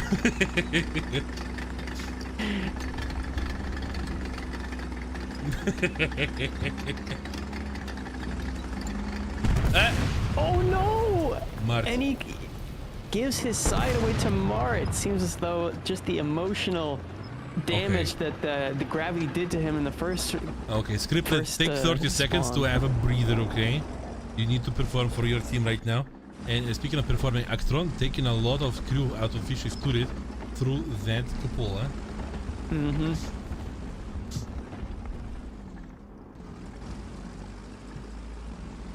a nice position. Yoink! Super symmetry. Oh man! Got super smacked. Actron maintaining his dominance over the A cap or the B cap. Kigaoka is not having good time. Mapuche is just holding him down. Now he has no barrel or a breach, whatever. He hasn't been able to get out of that spawn. Yeah. Mapuche says no.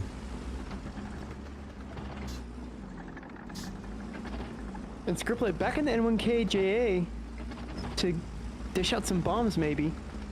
Yeah. He has to take off in the airfield, which gives a lot of time for Team NU Proxy here. They're trying to push Actron out of his position, drop an RT. Proper move.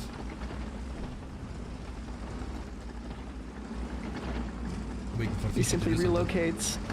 Yeah, and Fishy's being held hostage here. Yeah, but pushing from... Oh my god! Oh my god! For a second, Fishy looks away. Actron. Yeah, that's NU Proxy's demonstrating skill right there this whole time. Yeah. Super symmetry and Fish under the last spawn.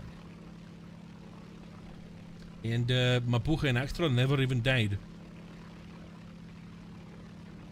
Wow. Absolute domination here in round 1 for NU Proxy. So Scriptlet is flying over, choosing a target. He wants to make up for whatever just happened, let's put it this way. And who is this gonna be? It's gonna be Neme. Yeah, blast and Neme. Absolutely appropriate choice. But Takes him out. Okay, that's a pretty good window now for Scriptlet to get 2 kills. Absolutely. He could go from Marino or Actron here. Looks like his first victim will be Actron. Actron. Not the best angle. Oh my god. The traffic is real fishy. Takes a bomb at Mapuche, but no success. No, it doesn't do any substantial damage there. Super symmetry. Good going. And now it's an air-only game at the moment. Bomb out onto Yoink. Marino. The gravity is real hard on Scriptlet this match. It really is. 7-7's coming out there onto Fishy, who gets pilot sniped. Yep. And now Neme is going to be... Oh my god. Vortex, where are you? Somewhere in the next match probably already. In their minds. Wow. Team ENP. NU Proxy right there. Absolutely. Wow. And the flyby. No smoke from Neme, but... No. That's the first point. Taken from Vortex with such authority. Vigor. Yeah. Yeah. It's like, this is not yours. Go away. Says NU Proxy. Wow.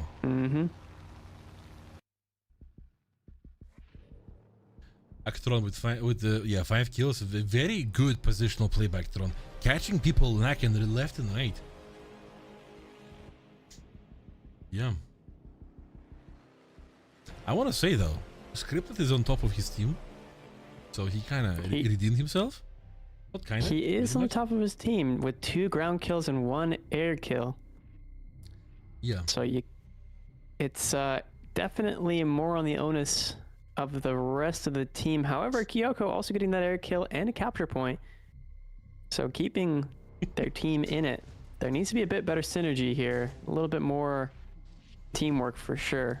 We have a communication chat among the casters and the people organizers, right? The Russian casters are saying like maybe it's time already to start waking up Pingerslinger in the next round. by the way this looks right now. Oof. But Vortex, wake up. Wake up, Vortex. You can do it. You can do it. Yep.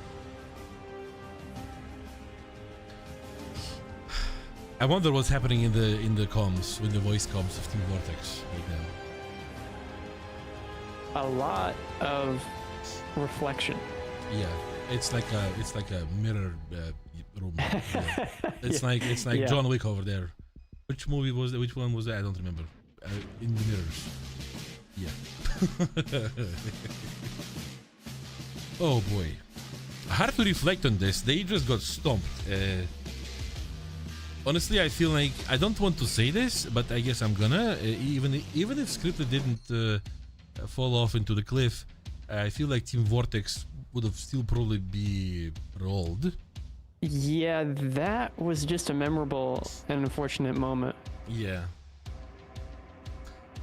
But well, now I believe there is not going to be anything like that happening, right? And let's see how Vortex can do now that they have some informational input from Enio Proxy.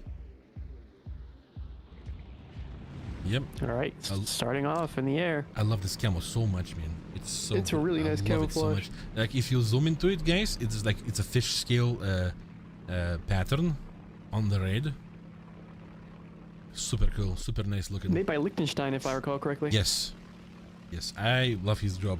Every time he does something, it's awesome. Yeah. My favorite is his Type 90 camouflage. Rounds coming out there from both sides. It looks like Scriptlet's got the pressure on Neme, but Neme able to snap the wing off. Yeah, Neme only took a little bit of something, but he's fine. And Scriptlet could go in as a comet. Mart is gone. Oh no, he's gonna get taken out here. Cleaned up as a kill there by Neme. That's a flat spin right there. Well, and he didn't even need to have. He didn't even need to do that. He was really far away from the battlefield. Well, Neme is going to be sole proprietor of the sky now, and that's going to be super symmetry by the looks of it. Yep, lining up a bomb on super symmetry here. Boom. And it's good. Well, it's almost 100% going to be good there. Yeah. So, position-wise, we see Team Vortex taking their home cap. Enio Proxy hasn't done this yet. Yeah. More presence of Team Enio Proxy around the B cap right now. What am I saying? No, never mind. Yeah, it was Vortex who didn't capture anything. It was Enio Proxy who captured the home cap. Now both teams are capturing home caps, but then your Proxy is going to be having control over the B cap. So Mart and Fishy are eyeballing each other. What is going to be? Mart is trying to scrape this. Oh, but it takes shot from super symmetry. Ricochets. So he's going to be out of this battle for 20 seconds. Ooh, Neme. Neme. Where is that from? Oh, from the spawn. Top of the hill. Yeah. Yeah. Oh my god, this artillery. No, Mart is safe. I use 2 versus artillery. It's fine. Oh my goodness, Fishy though. Ready for Mart to make a mistake. If he drove back too far there, he would have definitely been caught out. Speaking of mistakes, it seems like Actron is pushing Scriptlet out of the general area right now. He set him on fire and he ran away. Actron over here, yep. Yeah, he backs off because he sees that there's going to be some flank happening. He tries to AMG the gunner on Scriptlet, and he might get that because he's going to get on top of the hill. And that's the gunner right there, right in the belly. The gun down, yeah. I wonder where Scriptlet was aiming, because it didn't seem like he was going for the tracks. It looked like he went for the barrel, but well, that takes a lot of accuracy and a lot of time actually to take that barrel out with 20 mil. Marina scurrying between the legs, shall we say, of Kigalko here. Really just trying to distract him. What, it's T20 versus his big brother. I mean, it's no forehead penetration. It was not applied directly to the forehead. Well, it was, but it didn't. Trying to take some shots. Kigalko knocking the bushes off. He mad this time. He doesn't want Mapulo to succeed with this. But still, is it? No, it's Mapulo gets the Capola shot. Oh, yeah. The crew is messed up. For a more aggressive shot. Tries to go for barrel, but non-pens.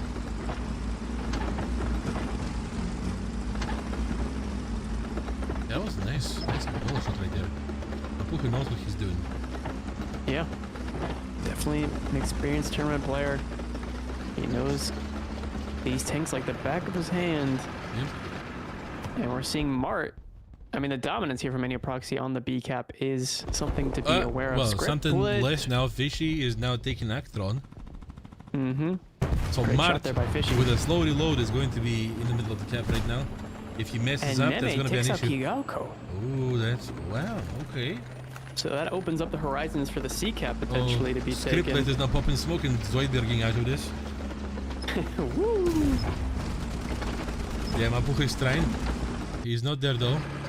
Mart is gonna be pushing against Fishy with that depression. I'm not sure that was a good decision goodness. Kind of an ego peak. though. My god. Yeah, Soviet tanks do not do that. And Hoping that he bounced around. there is only Mapuche at the B camp right now.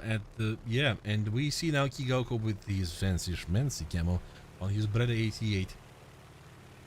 He's going to need to assist Mapuche right now. Yeah. Plant all these 3 bombs on all these 3 players. And Scripted has to be first. But it's Scripted who is holding off Mapuche right now. So he's gonna be super busy. Maybe a good choice. Mart died twice, and there's also 2 players on the side of Vortex who died twice. Well, Kyoko trying to find the right opponent to go for. Obviously, no SPA. Well, I mean, the Hong Kong, I guess, is an intimidating SPA enough that he's not going to go directly in. I don't often play. Oh boy! Oh Fishy no! takes Neme. What? Fishy does take Neme, but Scriptlet drives right into the artillery Oh, of Mart in the Hong Kong. That's the burning course right next to Symmetry. Oh boy. What I was about to say is that I don't play China often, but when I do, Hong Kong T-34 is such a nice SPA. I like it so much. Dos Equis. So Kigauko is Decides to go going for a back to the land. airfield. Yeah, Okay. doesn't He's feel like going he to- needs to be there for now. Neme coming in. And with no SPA support there as Scriptlet went down, it's looking quite rough for Team Vortex, even though if they have the Mapuche B takes down point. Symmetry. And Fishy could be the next victim, or even Scriptlet himself, Probably who will. might be on one of his last spawns. Fishy is, he is going to be probably. He's backing off. He's trying to narrow down the positions of the enemies into one flank only, one side.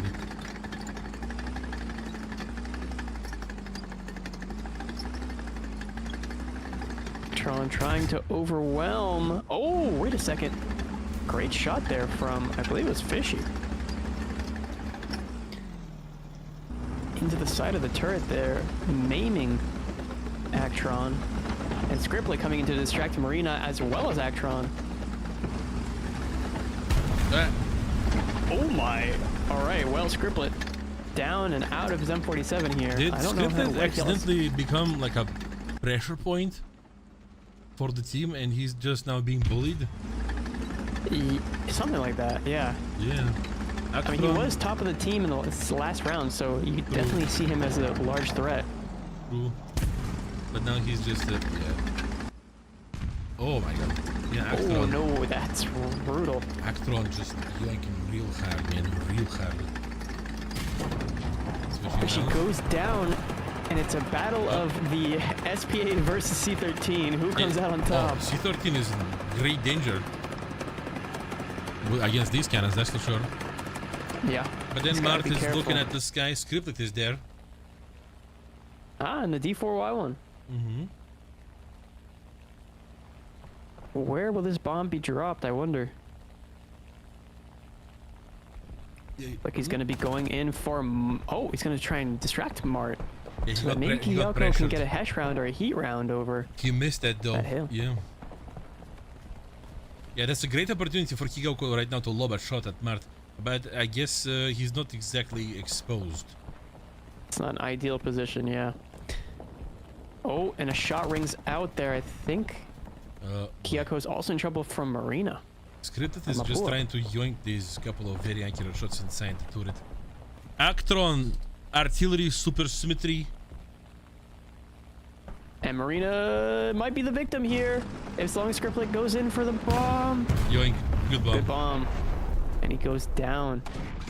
If Scripted survives this, Actron puts a bad shot at Fishy. And they exchange bad shots, but that's, well, let's see what happens next. 5.5 It's definitely minutes. going to be... Fishy has the advantage when it comes to the stabilizer, but Actron both has the angle, which nullifies a lot of that upper front plate's armor on advantage. Yeah, Fishy. the angular advantage. Oh boy. Oh, yep. Yeah. And there it is, showcased perfectly. 90mm punches right through that upper front plate. And Kigaoku in the C13 takes down Mart in his Hong Kong T34. I wonder if he's going to try to charge towards the enemy home cap, but Mapuki is there already. He's going to be the nemesis of Kigaoku. He's still, well, he's gonna be. He already is.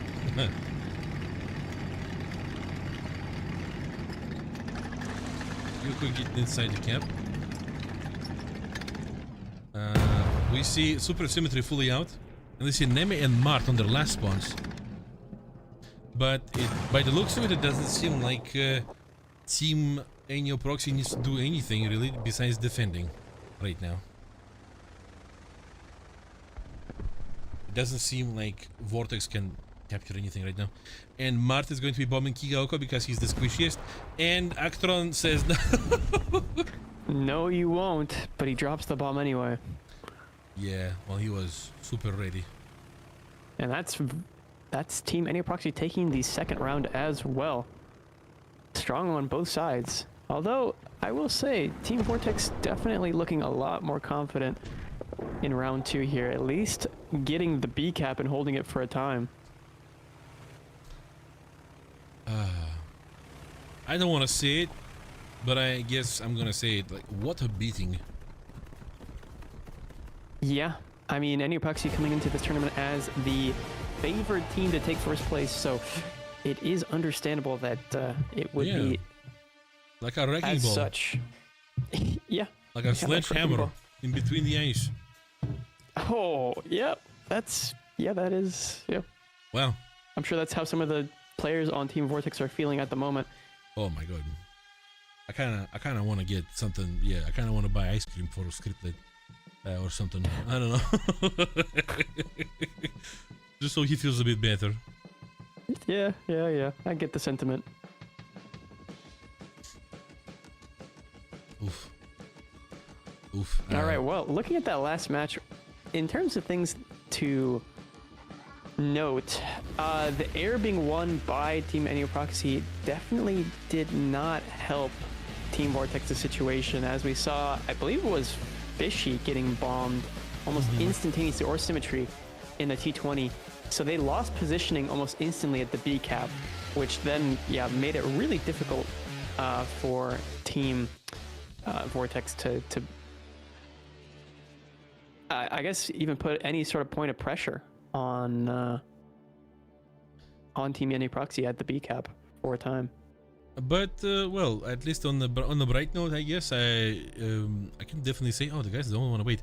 I can say that it's fun to look at the action around the B cap. A lot of close quarters combat. In general, fun to look at. Yeah. And if you want to do something about the home caps, it's very quick to reach them. But it is very risky. It as is. There's a lot of plateau positions that seem to, just kind of hold the player hostage if they want to go for the home cap. So Kigaoku goes for the lay 11 and N1K1 for Scriptlet. And also Mart with the lay 11 and N1K1. Yeah, double T20 and double T20. Mirror composition.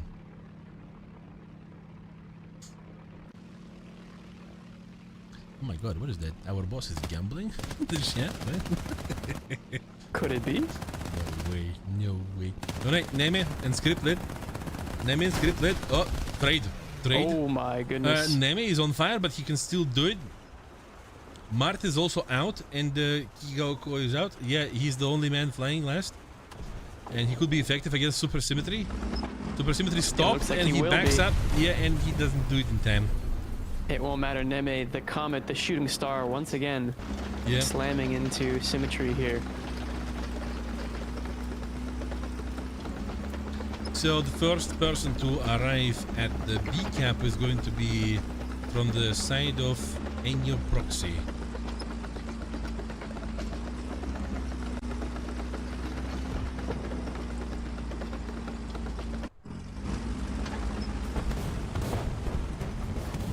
Well, Actron already waiting. The final boss of the B point, it would seem.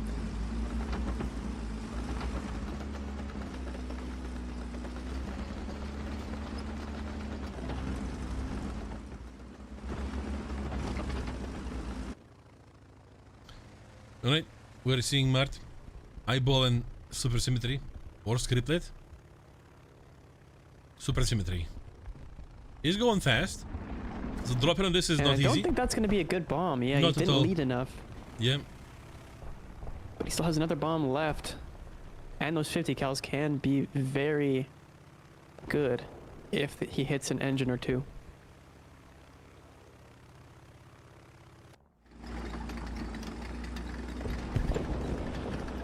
So now, yeah, now Esports is going to be fending off whoever is going to be coming from Vortex towards the B cap.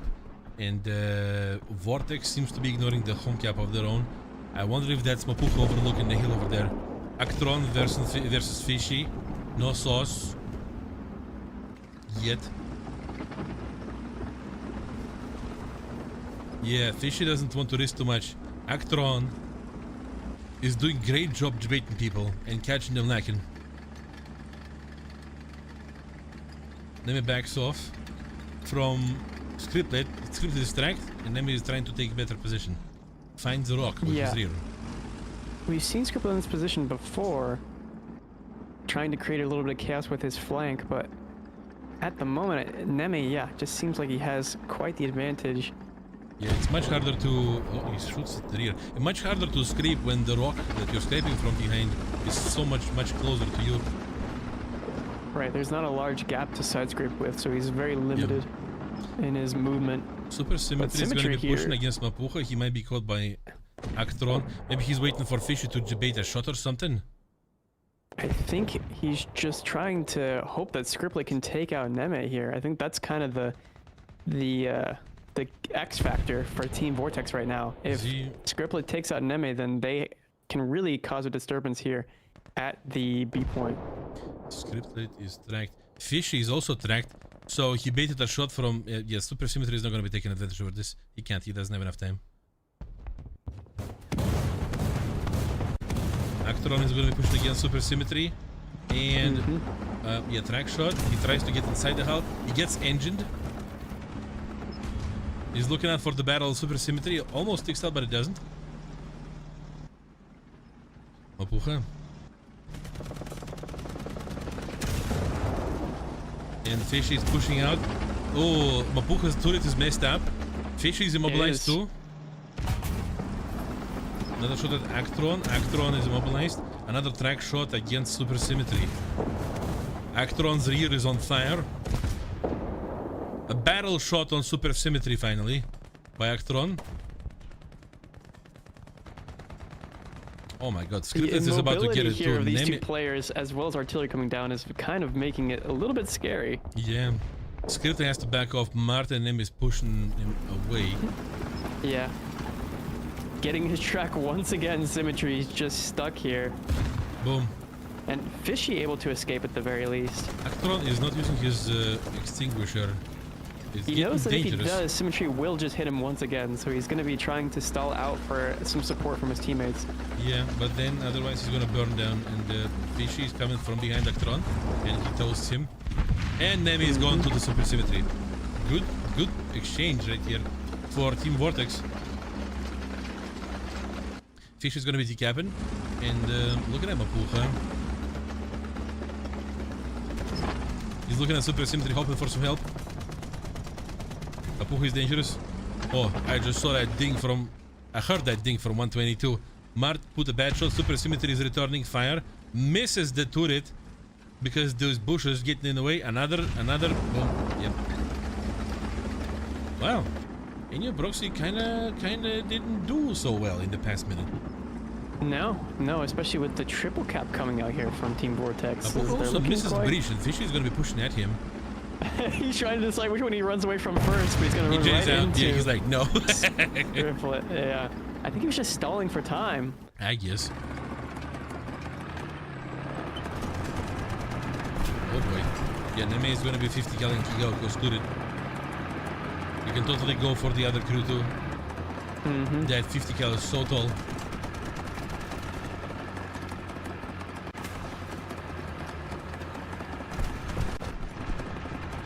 Yep, that's the manual control, direct control of machine gun. If you turn his breach into a potato, super symmetry, yoink smart. Yeah, on the exit from the spawn. And he might be. Look at that last crew member. What is artillery Kiyako strike? is on the last crew member, but I think maybe Martin or Neme just swings here. Kiyako doesn't like this. Not at all. Tries a shot and fails. Yeah, Neme the takes him. pressure and ammunition. Oh. Yep. So Nemi is going to be taking the home cap. Mart over here is taking off in a V12D. Very gracefully and slowly. Kiyoko is going to be also with the V12D. He just spawned in the air though. He's going to be getting there close faster. Who is he going to make pay for this? Actron is getting yoinked by Fishy. I guess Enyo Proxy performs really well when they manage to take initiative at the beginning. But then if they fail, then it's hard for them to get back to this. Seemingly, for now. If you make me eat my words, I'm going to be surprised for now. Kiyako is going to, be hesitant here.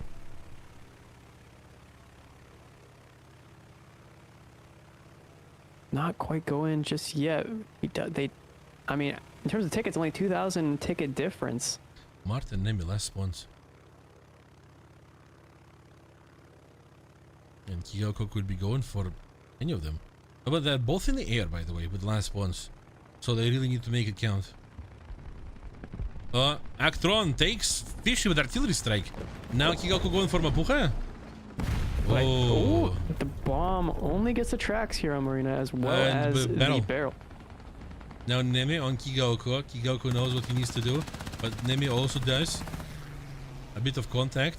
Maybe back gunfire. Boom! Fishy with the M19. Dang. That's Nemi out. Now Mart, wherever he is.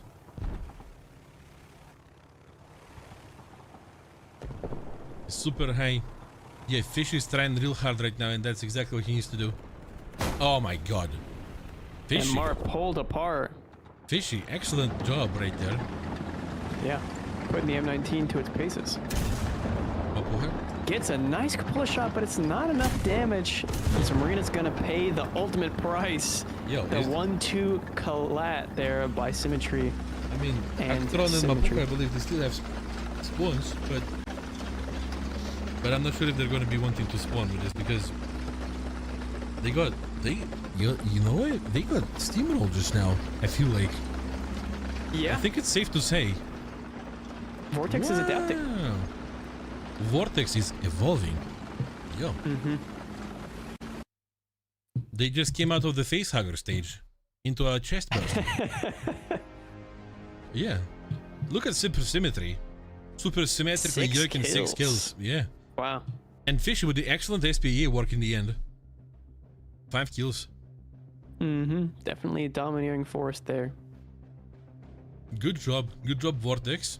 Let's see if you're going to be able to continue with this trend.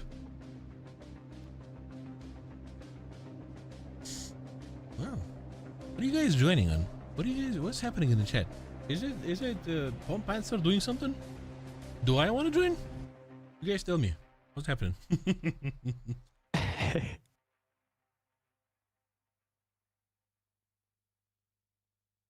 Yeah. Wow, look at him. Look at him. Work shipping the snail. That's a way to call it. Yep. 3-1? We're gonna, oh, you guys talking about the points. So you don't believe in success of Vortex in the next round is what you're trying to say. Eh? Okay. Okay. I would vote no. I would vote that Vortex can do it again.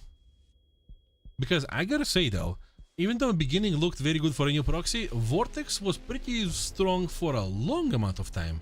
It wasn't just like a flash of good. They were definitely more dominant in this round. However, it's gonna take quite a feat for any proxy not to adapt, right? Vortex has the capability to evolve their strategies, but so too does any proxy. Coming in as the favorite to take first here, they wouldn't be the ones to be favored like this if they couldn't themselves adapt to the strategies of their opponents. So I think we're going to see an evolved new proxy in this next round. I mean, that's exactly what we're going to be doing, seeing if that actually happens. Yeah, I didn't check. What was the gamba? What was the gamba for the occasion? Oh, oh, okay. It's 84% for any proxy and 16 for Vortex. I'm hoping that you all gamba boys and girls are not comfortable right now. The next match is starting.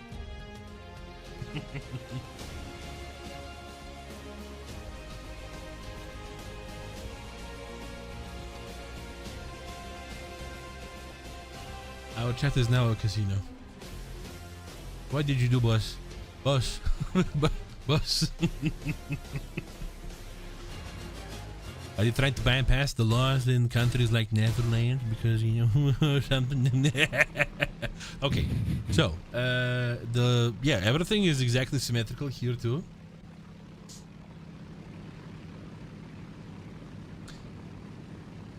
So basically, the beginning is skill check. Drop that D20.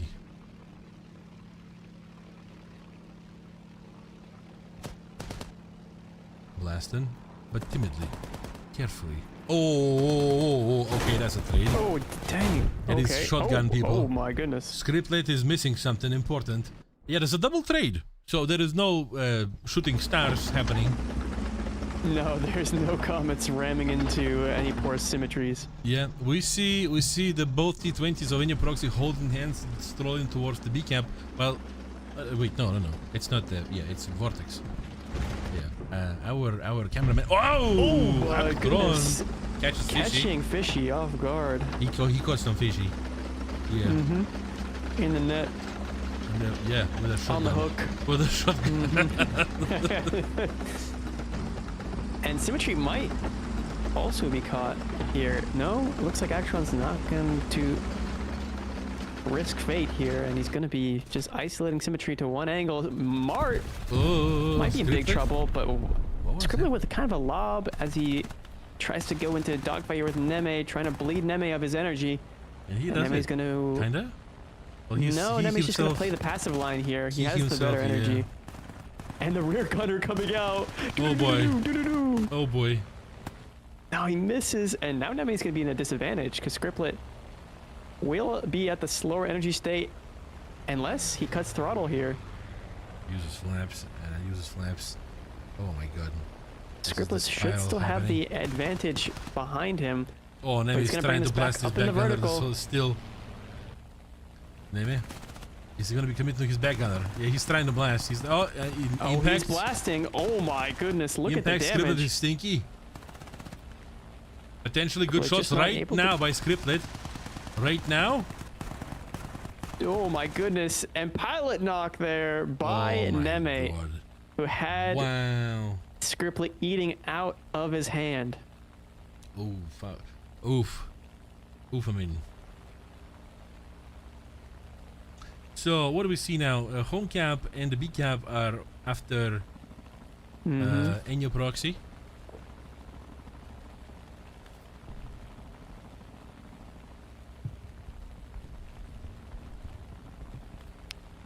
Oh, and the round's coming out there from Scriptlet onto Neme, but he seems not to be able to quite connect where he needs them to. And we're seeing Symmetry being the victim once again. There's just a magnet. They're attracted to Symmetry like a moth to a flame. Symmetry is something that the human brain looks after forever. Yeah, the patterns in something that doesn't happen. Me. Smart boy. Mart here on the backside. Well, he's fine. He's accompanied by Actron. Fishy Yeah. on the other Just on side. the backside of the B cap. Yeah. Yeah. Fishy on the other hand is about to get maybe caught. I have to say that it's very interesting to pick up the IS-2 for such a map, considering it's full of hills. And be successful with that too. Mm-hmm. Not just IS-2, but in general Russian lineup. Oh. Fishy just tanks that shot. Mapucha is pushing out, hoping to catch him off guard. Oh, Fishy bad shot! Fishy bad shot! Hey, boom! Mapucha He punishes gets him for that. punished by Marina. Yeah, Mapucha. Scripted with his SPA facing IS-2. Not exactly sure what the plan is. No armor, best armor could be the play. Just hope that the round doesn't fuse. Against the gunner. Yep, Kigoko. In the sugar-free T-54 over here. Wow, what a nice shot on the rear. But no fire. Oh, fire. Yes, fire. Yes, fire.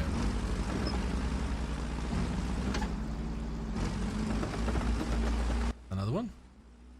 He's waiting for that fire to be taken off. Taking some time. Kyoko is going to be, he's going to be stretching this out for as long as possible. Wow. Oh my. Wow, another one of these. In big trouble. He's also going to be flanked by somebody. Is it Neme over there? The M47? It should be. Well, we see Mar, Actron, and Marine on the screen, so the only one left is Neme. Yeah, it has to be him. Look at Scripted trying to do the tourist thing or something. Well, not anymore. Best, yeah.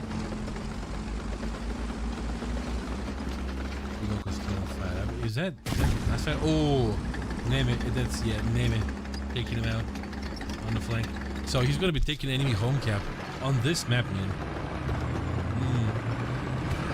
Already more than half the tickets are gone for Team Vortex, and it's only 8.5 minutes left. I guess you guys were kind of right with your predictions and stuff. Maybe, yeah. Vortex can't retake this. We had a hope, but we might probably not have it anymore. Scripted is trying to blast Mart. Mart is just methodically pushing him further and further back to his spawn, and nobody is doing anything about this besides Mart himself. Actron trying to catch Super Symmetry Lakin, and he catches him. Yep. Dang. And down he goes, Actron, the maintainer. And Mart also finishes off Scripted. Here is Kyoko trying to yoink Neme. His offender. Didn't work so well.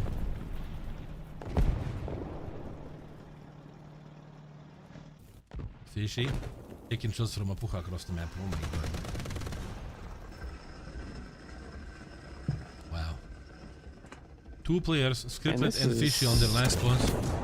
Not anymore, Kyoko, Fishy's gone. Not even respawning in his last spawn. I think they know it's pretty much done and dusted.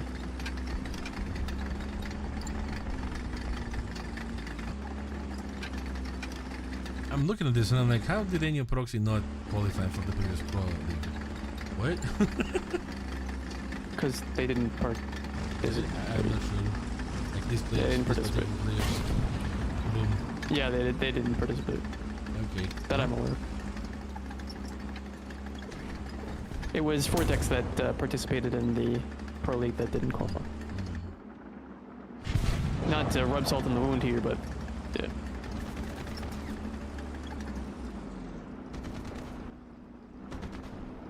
So Actron is going to be pressing Scriptlet. And so is Marina. Marina with the turret shot. Or Mapucha. I call him Mapucha because it sounds funny to my Russian ear. Yep. Okay. And now Mart has become the enemy. They've turned turncoats. Actron and Marina start taking shots at Mart, but yeah. And Mart goes down to Scriptlet's sub. My goodness. Wow. That's the game. what even happened.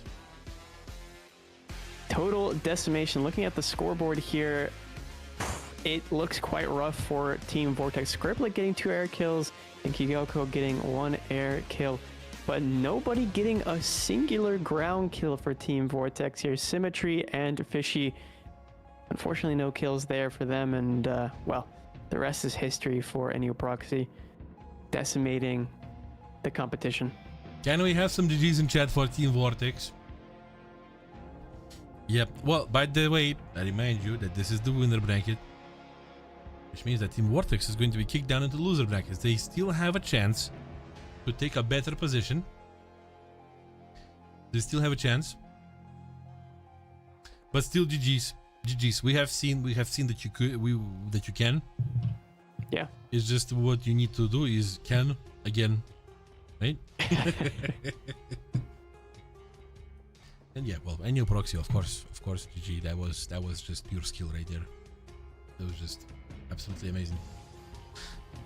But this means that we are going to be looking now, well, at some point in the future, soon TM, at Olist and Nexus over here. Oh boy. In the final round of today, if I'm not mistaken. Yes. How high do you think the chance is that Pinga Slinga is not sleeping already right now? Well, I feel as though today he's gotten, better rest. His sleep schedule might be a little messed up, but I'm sure he'll be more prepared today. Unless his Switch might also be more prepared today. Oh boy. Alright. Team Olist right here. Okay, hold on. Oh, smoked cheese. Olist. So, the Olist motto is we moved on with an exclamation mark from whatever it is. A sad relationship or something. Alright, anyway. Look at this international roster over here, chat. Kev20, 25-year-old man from France, his main player. Pilot, strong duelist, also plays Breda for grounding tag. Bobencito, a 22-year-old man from Peru. Highly versatile player, strong in air with Spitfire and dangerous on ground with after respawn. Pinga Sling, a 24-year-old man from Australia, who I really wish is not sleeping right now. He's an unpredictable ground player. He's unpredictable, that's for sure. Known for an expected place, enjoys Leopard 4070. I1H, also known as Hisoka, 31-year-old man from Tunisia. Patient and cautious, plays T20, strong in decision making. And we have the reserve players. Samo, 21-year-old man from Slovakia. We have seen him yesterday. He came in clutch very well, actually. He's doing exceptionally He's a good well. replacement for Pinga. Yep, solid tanker, prefers French lineup. AMX13 specialist. Demanuk, 18-year-old man from Ukraine, known for precise bombing with D4x1. And Syntax, 28-year-old man from India. Backup player, emotional support, plays ground when needed. I believe I believe Syntax solely represents the entirety of India alone himself over here on this tournament. I believe so, yeah. We have one person from Switzerland and one person from India. And Tunisia and Peru. And Tunisia. And Peru. Yeah, that's very cool. And the guys are going to be facing Team Nexus. Team Nexus, who their motto is, "Are you worried? Don't you worry, bro." Their objective is to qualify for the Thunder Cup in Challenger League, which is a very reasonable goal, I have to say. Getting this far. Pingy's in the lobby. Pingy's in the lobby. Oh my goodness! I see. I said, have faith, man, and they shall appear. Team Nexus is a new organization in TSS created by a group of friends who have been playing tournaments together. The team is led by Slavanos and is composed of mostly experienced TSS players despite its recent formation. That formation being team captain, the Nemesis, 22-year-old Czech Republic player who likes to play the AMX M4 and has a flanking playstyle. Rubix, the 21-year-old Indonesian main player who prefers to play the T20 And I think that the T20 with its mobility is very good with Rubik's playstyle of playing very aggressively. It's got a great short stabilizer and great mobility, so I'm sure those work hand in hand, as we saw yesterday on Coupon. Mike Korfans, the 18-year-old Indonesian who likes to play the warrior and is specialized in eliminating enemy aircraft. He's I think yesterday we saw him shoot a couple aircraft out of this guy, if I'm not mistaken, or at least be a pretty big threat. But speaking of a big threat when it comes to SPA, Bagus the Beast, the 22-year-old Indonesian main player, prefers to play the Leopard 47. He is highly efficient in SPA, and Sleva, the 17-year-old Polish main player, prefers to play his T20 and is a 1 versus 1 specialist. The reserve players here for Team Nexus are Bandicat, the 16-year-old Dutch player, prefers to play the MiG-29 as an air specialist, and Phantom X2 at Live, 17-year-old player from the United Kingdom, prefers to play the F-15J and is an air specialist as well. So that's Team Nexus. Let's see how they compete against Olist in terms of the map bands. Yeah, exactly. I want to see where they compete. Let's see. Let's get that geolocated. All right.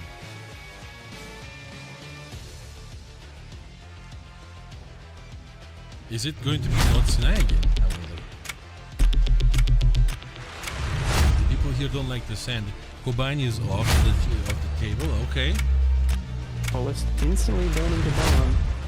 Normandy is also gone with Nexus.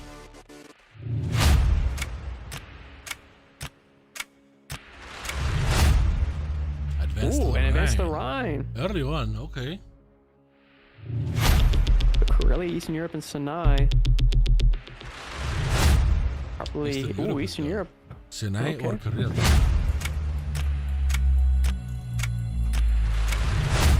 And it's Sinai.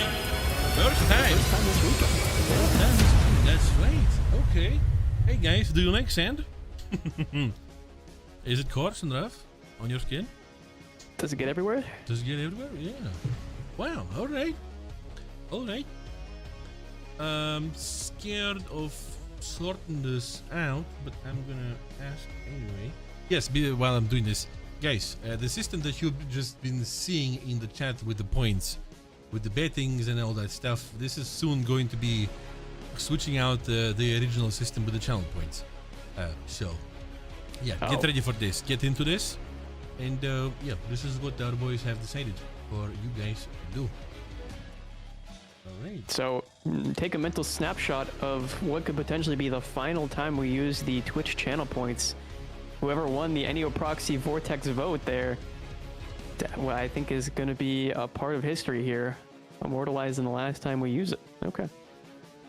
Yeah, man, with all my gamba, man, with all my points. Man. I know. Yeah, it seems like it's going to be complex in a way that might be unfortunate for some. Look at this. I can do this still. I can still, okay. I can do this. All right, Jean. Mods, can we get the camouflage catalog up for Jean-Claude so he knows what he wants to choose? Can I have a personal account, please? Looking at all of you who can do that. No. Oh, he says no. Yeah. Okay. Can I and Jordan have a personal account, please? Okay. See, negotiations. I think this might create some unfortunate situations later down the line with other content creators. But who knows? I'm saying. Unfortunate? I think I was pretty fortunate. Yeah. Yeah. I mean, you know. Do you remember the first time this happened?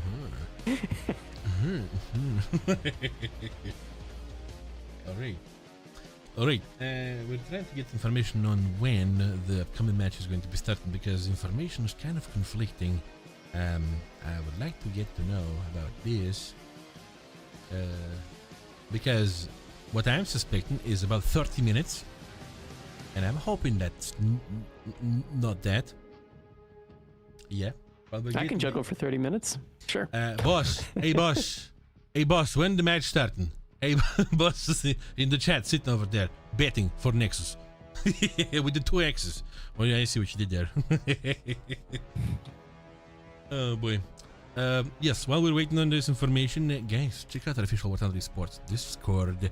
if you want to get some more competitive action inside War Thunder, or if you want to get yourself some winnings in giveaways that are happening over there right now. Find the chat room by the name of giveaway and react to the most recent message to enter it.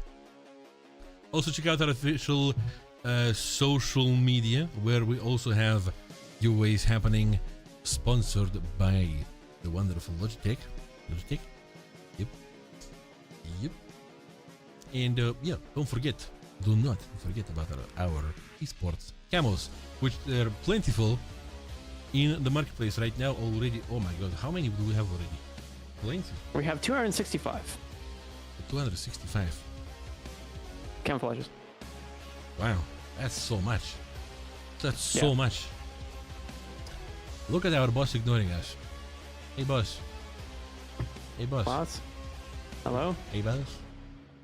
He's like, stop talking to me. Stop talking to me. He's not picking up. The heck? He's not picking up, no. Yeah. When is the match starting? He's like, I don't know. Yeah. He says yes. Oh, wow. Okay, cool. Okay. Nice. Okay, then we're taking a 17,000 hour break. Hold on. Oh my god, look at Let's him. see. 17,000 hours into days. That's a crazy amount of Let's days. see.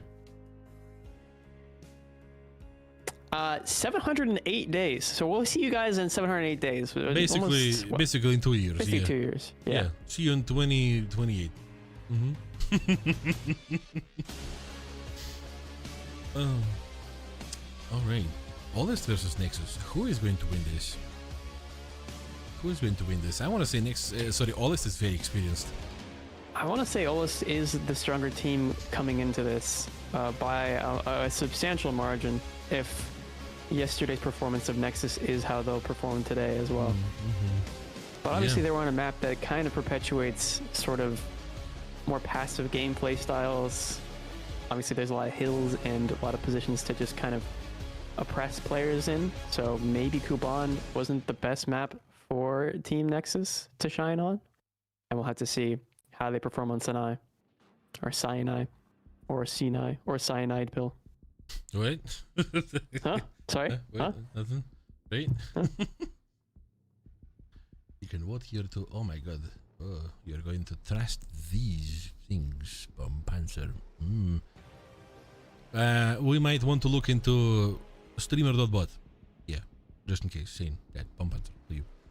For this stuff. Just in case. Yeah, Alright. boy. Alright. I'm thinking what would be the best, like, a game changer vehicle maybe for Sinai, because I want to say Warrior. But That's exactly what ATGM, came to mind when you said that. So yeah, because yeah. that's ATGM sticking up, and we have seen mad shots during the second open qualifier. Warrior on Warrior action, scraping, Well, cobing these ATGMs. I think that it's not only strong for its mobility and its missile, but also Sinai is one of those maps where it's difficult to pry players out of positions. So as soon as they get stuck in those rocks, where they can have a great angle to prevent you from, pushing towards a substantial or a significant part of the map, like a cap or strong position, it's good to bring in an aircraft to try and bomb those players out of those positions. But what the Warrior does good is it plays in that multi-role, like we've been saying. It's a decent SPAA, and it's also a great tank destroyer. So if you can have the Warrior not only add pressure on the ground in a position where it can prevent someone from pushing to a capture point or a strong position for them to hold, it also allows it to shoot down some aircraft in the meantime, so that you don't get pried out of those positions. So I think it's twofold. One of the best vehicles, especially on this map, and also gun depression. One of the nice aspects of that as well. Yeah. How you doing, John? You look like you're. You look like you're focused on the game. But how much did you put down? The whole house? No. I'm just looking at the chat. I'm like. Oh, okay. I'm like, what is even happening there anymore? What is? I do not see messages. Like what? Bet this, bet. Gamble my soul. Exactly, Scary. Yep. So. Stream element for #1 chatter at 2026. True. Yeah, we're not. We don't seem to get any answer. Yeah. You know. But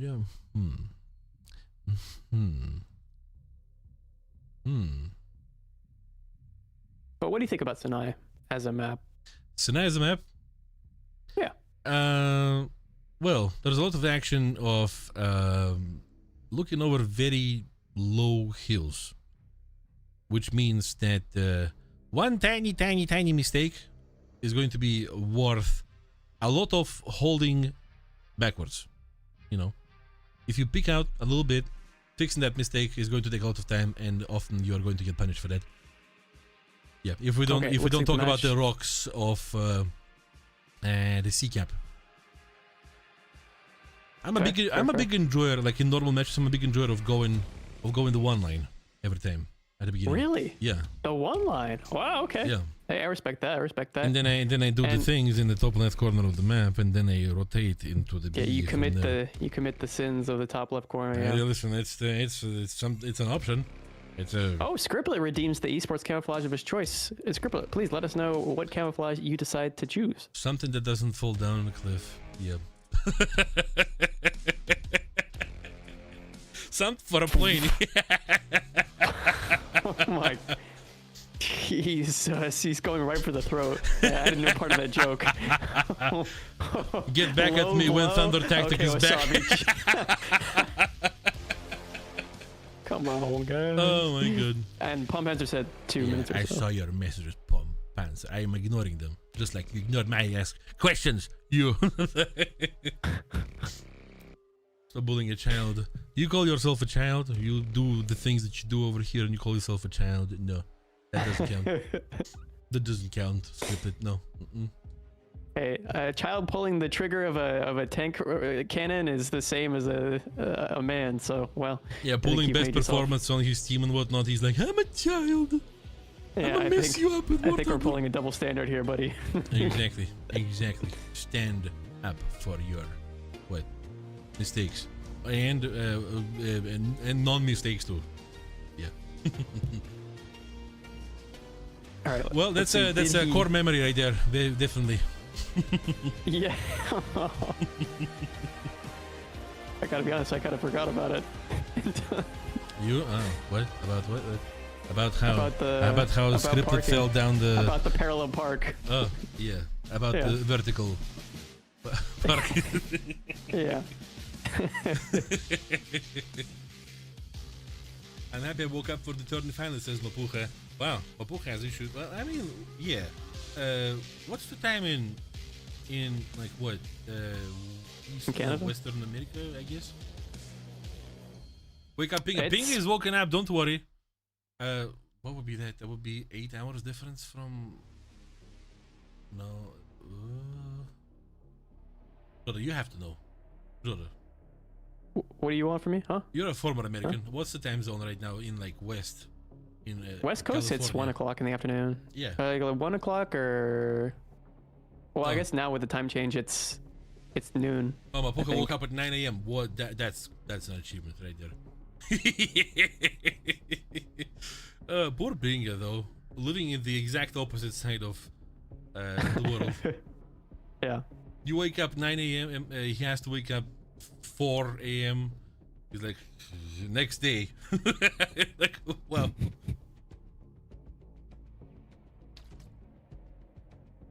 Hydrate if you're a gamer. Hydrate if you're not a gamer either. Just hydrate, that's important. Just do. The truth is, Pinky never wakes up, man. That's true. He just slams himself across the keyboard and falls asleep on it and wins tournaments like that. Yep. Like bull.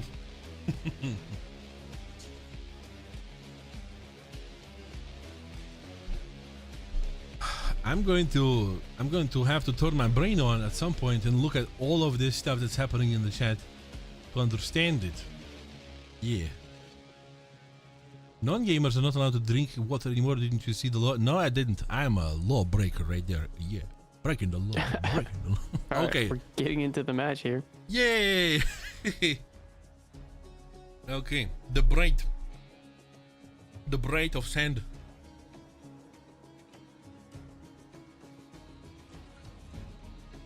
Look at this. This man has 2 cars in his household and a very tall tower. It's probably a rich man. And he has a cannon. Artillery piece. Alright. What do we see? What do we see? We see Olest with the BF-109 G14, a Spitfire, F Mark 14, AMX 13, and the Jumbo with Pingaslinger. See, he's here, chat. Nexus team has, well, the same in the air, but T20 and MX 13 on the ground. Okay, I wonder where the MX 13s are going to go. Is it going to be C camp? Nobody's going for A or B. No, the A cap is being ignored. Wow. Seems like a interesting decision here. Maybe Pingasling is going to be going into the rocks in between the B and C, you know? Closer to B, that position. Yeah, he's going to be overlooking from the B position, which is really relying on 2 factors here. Well, I think they give away the C point. However, they really rely on their air to win here. So Yep. Mike Orphan's going for Boobin, and Kiev is going to be fighting against Bagus. In the merge, Stealth Belt's coming out from Corfins. Boobin already playing passively, has not fired yet. Well, And he only needed to fire once, it seems. Oh, Kiev and his opponent also kind of traded. Kiev is going to be diving. Maiko is also going to be diving. Bobencito is pristinely clean and he has his bomb with him. Mm-hmm. So, Nemesis Gonna be and lining up Rubik's that bomb get here. ready for some explosive action. And Samo is going to be there, ready for it. He is inside the C cap. Oh my god. Look at him. Rubik's is going to be going around him. He's going to be in trouble, kind of. Nemesis is going to... Yeah. Rubik's takes Samo down. Bobencito wasn't there in time. He's now looking at Bagas with his Leopard 4070. Bagas is very good with it. Rear decides to part ways with Bobencito. And he's not dropping the bomb. He couldn't because he was flipped upside down. He couldn't. Oh, man. Yeah. Ping on the B cap is going to stop the ticket bleed, or he's going to start the ticket bleed on Nexus, but then Nexus gets the C cap quite easily. And now he's going to be running towards a... He probably got information on somebody, Maiko, moving there in his warrior.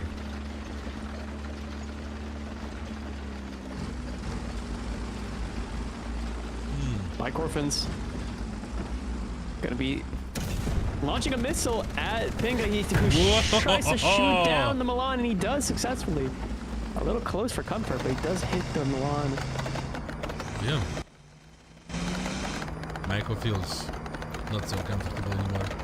This man shoots down ATGMs. And now he's trying to catch his ATGM launcher with that machine gun fire. Oh, kind of does it a little bit. That's not so comfortable looking.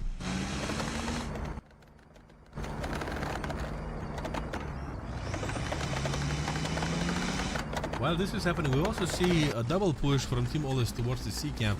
Yep, that's Kiev and Samo. And Rubik, versus Rubik's and Nemesis. Yes. And Bagas is also going to be coming from the rear to help.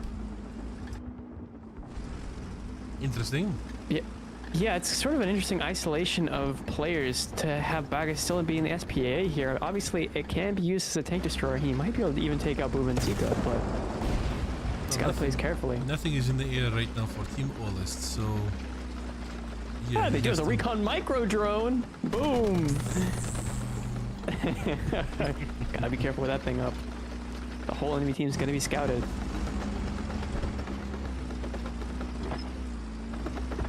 We do see Rubik's here holding the angle against Samo. Yeah, the guys are taking positions. Oh, drag shot on Kiev. Very cheeky shot right there. Yeah, great shot. Now he's advancing further. Yeah, he's gonna be moving up in positioning. I'm not sure if he's gonna be able to pen anything, but at least he has greater position. Oh my god, right in the cupola. Oh my god. If that worked. How does that hit? If that worked, that would be crazy. But Rubik's cannot push out too hard because maybe at some point Pingaslinger will be sending shots to him. Samo is pushing the same direction too now, so that Rubik doesn't feel so comfortable.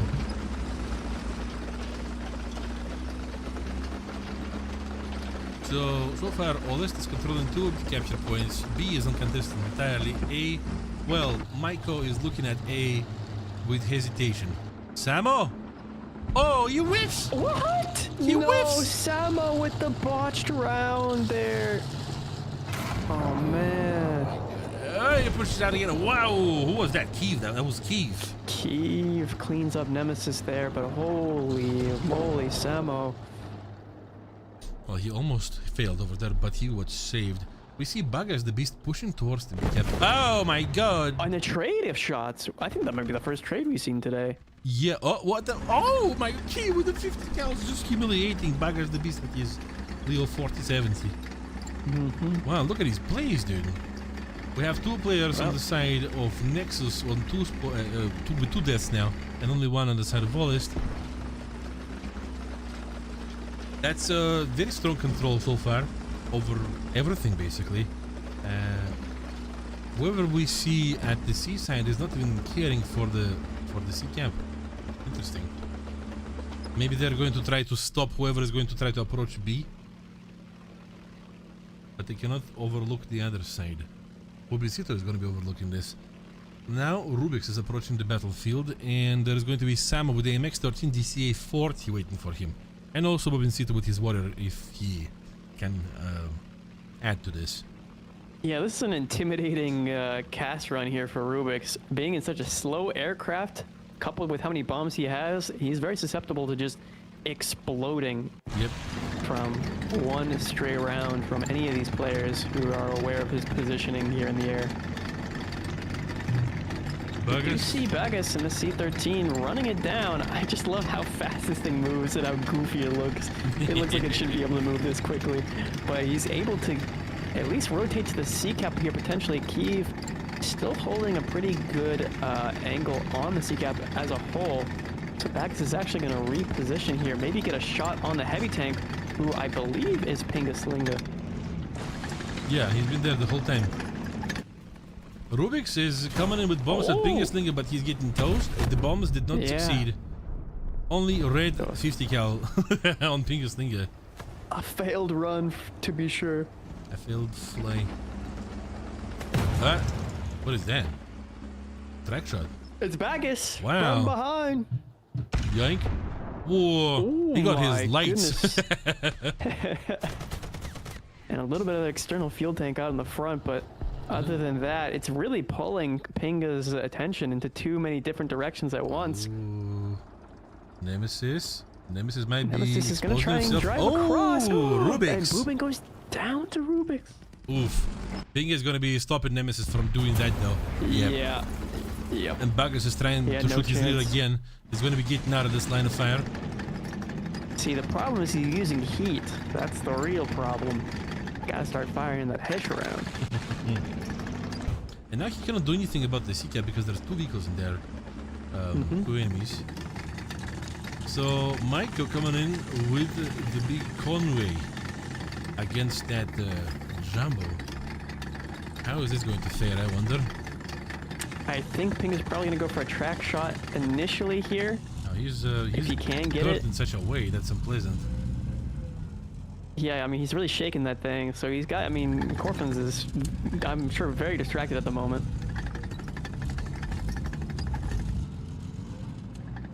Oh, and yeah, look at the pincer here, waiting for his teammate. Ping is going to force the engagement with Rubix, I think. Yeah. Going to force the 1-on-1. Whiff? I don't think either of them are successful. No. Oh, now they're both successful. And they trade. Whoa, this is fantastic. The second time in the same match that we see the trade. Absolutely mental reaction times, dude. That's crazy. Yeah. Inhuman reaction, which is crazy because Ping is on like, well, Ping, that's yeah, he reacted faster though, I guess, yeah. Well, Samo is eyeballing Nemesis. Nemesis cannot do anything in there, not at all. Wow. Just wow.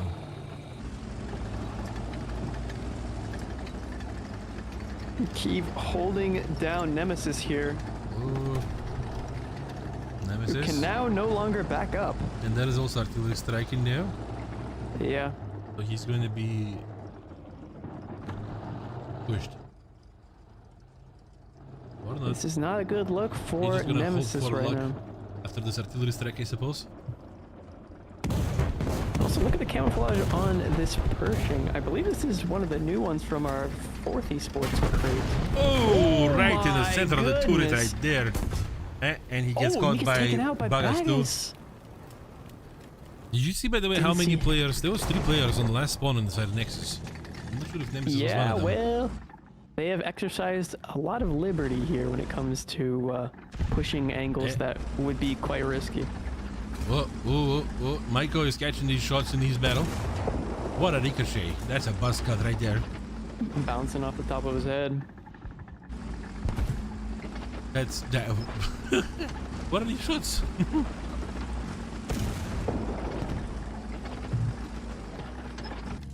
Yeah, Maiko has a big turret, but his cannon is pretty high in that turret, so you can look out. Yeah, Samo is trying to get that battle right there. Mm-hmm. I think he's just whiffing. Hold him down. And another Yoink. shot into Boobin. the side of the turret thereby. Yeah. And also Rubik's destroys Boobin too. Yeah. So it's just back and forth between these teams. Mm-hmm. Kiev is not coming in with the Breda. Mhm. So there might be no 4th. Just the back for Team Nexus. We'll see. I see what you're saying. I see what you're saying. Yeah. It could be the case. Simply 4th forward for Team Olist here, who's looked very strong throughout, even though they're Nemesis. losing their capture points now. Oh, way off. Wow. I'm genuinely surprised that Yeah, I'm the surprised the M36 Kiev didn't survived even the try bomb. to machine gun the top of Nemesis even a little bit because he's a squishy. Well, guy. he's got the roof armor. You know, He it's did, it's well. it protects enough, surely. Is it enough though? No. Yeah. Okay, who's gonna be the next target? I think he's got Michael? to double down. He's got to go for someone who's far enough from the SPAA, but That would be Rubik's. close enough that's reasonable. Yeah, Or maybe Bagas. I think it's Bagas. Bagas is looking quite aware of the situation that he's in, but he's also to fight Pinga at the moment. And look at the SPAA war. Samo versus Mike Orphans in the corner here. Keeping him busy. Oh my goodness, keeping him more than busy. Hold on, he got his driver. Yoink. And he takes And him he gets out. yoinked himself by- Oh my goodness, by what? these trades Bagas? back and Yeah. forth. Bagas yoinking him. So Kiev is now going to have freedom to bomb Nemesis once again, I suppose. I just don't see Last the bomb. point, though. I mean, for fun. I guess. See? Whee! Boom. Like, I came back for you. You thought you were free. No.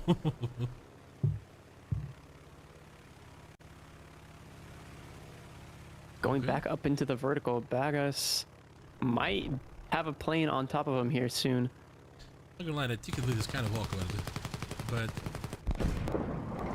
Oh, no, a little bit nothing. of damage to the fuel tank, but not anything just, substantial to light him on fire. Yeah, I would just call it cosmetic damage. Really. Yeah, superficial. Superstition. Samo is going to be trying to go back for the C point to stop the ticket bleed, although it's just kind of What's for happening heaven's with this sake. point? Oh Always my happening. goodness! They're gonna have to exchange insurance, I think, that Rock and Samo after that collision. Hold on, man. You can't just drive away from this crash like that. Oh, he's lucky he didn't break that because he could. Samuel and Bagas. Bagas Samo is catch playing the him. intimidation tactic here, and it's working. With 50 seconds on the clock, it's... The intimidation by backing up is, yeah, working. Hey, I mean, he hasn't rounded the corner yet, so he's done something. I'm gonna get you! Coming back. Like a chihuahua. Like Team Rocket. Blasting off again. There's been a few Pokemon references today. Have you? Yeah. Have you had a hankering to go back? I'm and just, watch the I'm franchise? just descending into childhood. Oh, okay. Yeah, yep. Yeah. I got you. I got you.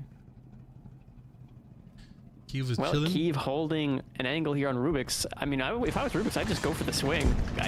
Oh, he goes for the 50 cal over the rocks there, just to keep Kiev on his toes. Oh, but the toes are on the other foot as Samo takes a shot at Rubik's and then goes for the swing. Whoa. Yeah, I mean, they don't have anything else to do with that timer. Yeah. Look at Kiev. All right, so the first round goes to Olist, unsurprisingly. Yeah. To me. But Rubik's have been doing work too on the side of Nexus with 7 kills. Impressive. Impressive, but not impressive enough. Olist positional play was much better. I wonder if Nexus is going to be coming out of this with anything to offer that is not a loss. Gotta say though, Kiev and Samo were on their last spawns too. But we see it was fully out. Yeah,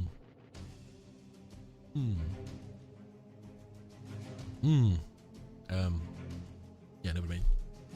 I mean, looking at the scoreboard here, there's definitely kills across the board, but I think Corfins and Nemesis here need to pick up the slack a little bit. 6 kills for Rubik's, 7, Yeah, and that's 3 what I'm for Bagas. Yep. Yeah. Micro and Nemesis didn't have enough luck, I suppose, or like not enough positioning. Yeah, they need to put themselves into a position where they can do these kills. Didn't succeed with that this time. No, they have a chance. No, they did not. But this is Sinai, so it's heavily reliant on cast to help out, especially on certain positions where it's almost impossible to pry players out of. For example, like the A point, that's one that's quite difficult to get people out of, and the rocks around C can be quite difficult to pry people out of as well, especially when it's isolated into these 1 versus 1 fights. Yeah, 4 minutes 20 seconds till 4 start. What would be your advice for Team Nexus at this point, John?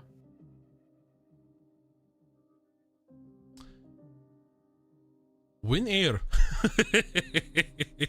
Win air, because so many things stem from air. It's crazy, dude. It's absolutely insane. But yeah, other than that, the positional play and the awareness of the multiple directions on all of the players of Team Olist is very good, and it's hard to compete against that if you don't have enough practice. Yeah. So this could be the issue. So yeah, our boss, I saw that message in the chat before, but I still feel like I need to announce that. Our boss says that the regular predictions will be kept along the new points and 150k camo thingy redemption. But with the new system, you can redeem the camos with only 50,000. And I believe the rates of getting these points are going to be similar. So, yeah. Yeah, this is, yeah. Just notch, bruh. Yeah, those radar guided missiles are real hard. Oh no, Spitfires. You gotta go cold. Yeah. Imagine something like launching a missile and it just is basically like these long balloons going. That's kind of what it feels like to play that one Focke-Wulf 190. Oh yeah. With its this wonky looking missile. Yeah. Meant for bombers, I believe that was. I think so. It almost has like a space age, like cosmonaut-esque design to the missile. Imagine seeing this as a like, I don't know, a backgunner of a bomber. Like what's this? Whoa. I mean, I wonder what the statistical chances of that actually happening. Like, and getting killed by one of those, it must be minuscule. Yeah, wasn't it just a prototype? I wonder. All right, we see same stuff happening everywhere, but Nexus now doesn't go for the French lineup, so it's a T20 and Jumbo for Slave and Rubik's. Otherwise, it's all the same. Or is it? Did Nemesis go with the Japanese plane last time? I believe it was A Spitfire, no? a Spitfire, yeah. I want to say yeah. All right. We see both planes on the side of Nexus going pretty close together. Interesting.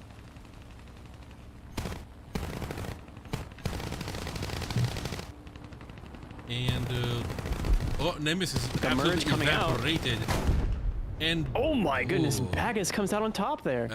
Well, yeah, he's a bit oily, but he's flying. And that means that Samo might become a tasty snack.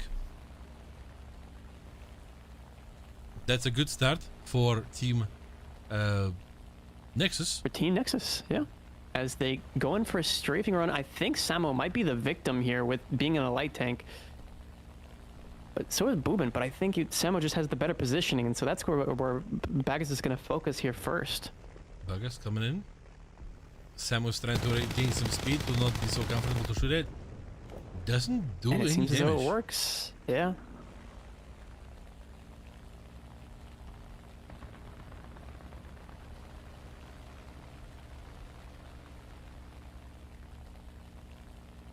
And so he's Another going attempt. around for another strafing run on Samo, and it looks like Yep, it's going that to be works. good. That works. Absolutely obliterates him, but he's Oh gonna my dump the rocks. Team Rock. was Oh, almost- what's happening on the ground? Rubik's takes Whoa. Pingaslinger out. That's big too Mm-hmm. for Team Nexus.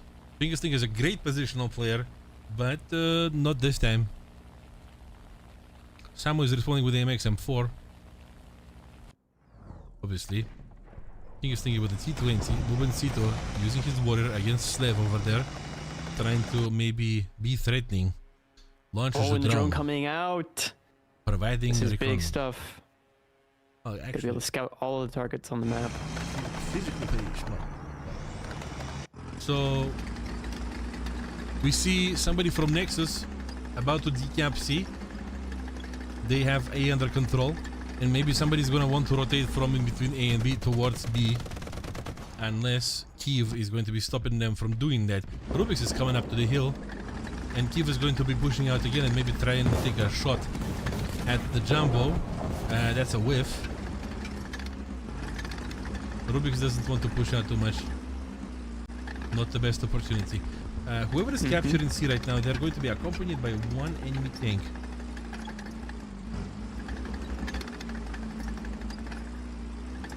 Yeah, Kiev is looking back at that was Samo. Is he going to try to help Samo against the Nemesis? Potentially. Yeah, or is he gonna try to multitask for and the keep B B-cap. from being captured? I think he's going for the B cap to start the ticket bleed in the opposite. Well, not start the ticket bleed, but at least slow the ticket bleed down somewhat. Because A and C being taken here by Nexus early game is going to put Ooh, a lot of pressure. almost on good shot by Pingaslinger Team Slev. List. Slev didn't like that. He's gonna be a bit more passive by the looks of it. Maybe not. Rubik's taking now those tents.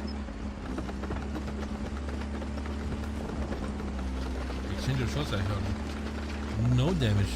I don't see anything at least. Rubix is regrouping, pushing back a little bit. And Olis is capturing B cap.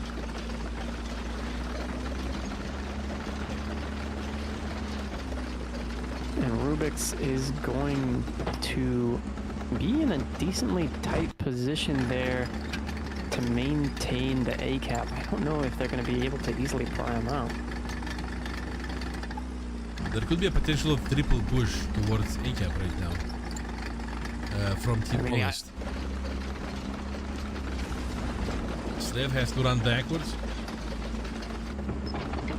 Rubix is in these rocks. It's not easy to do anything from behind these rocks.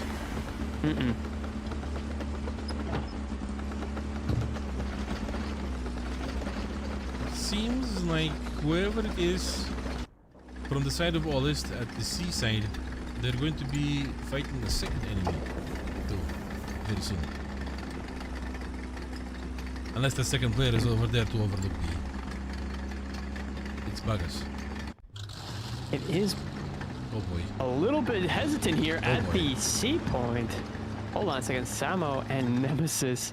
Obviously, boy. Nemesis has that advantage when it comes to, well, having an APHE round. But other than that, I think all other, and heavy machine gun, I suppose, as well.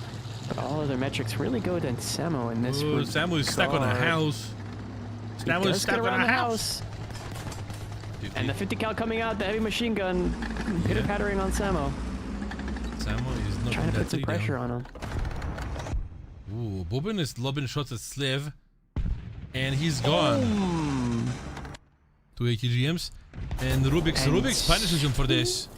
He does punish him quite handily there. Exchanges happen. Taking out the warrior. Now Rubik's versus Pingaslinger by the looks of it. And Kiev versus Bagas. There is a triple duel happening right now. Samo really that's an engine needs deck to right there, take out juicy. Nemesis here, yeah. Permafire? Potentially? I think that's the rational conclusion here. I don't think Samo wants to risk anything more than he already has.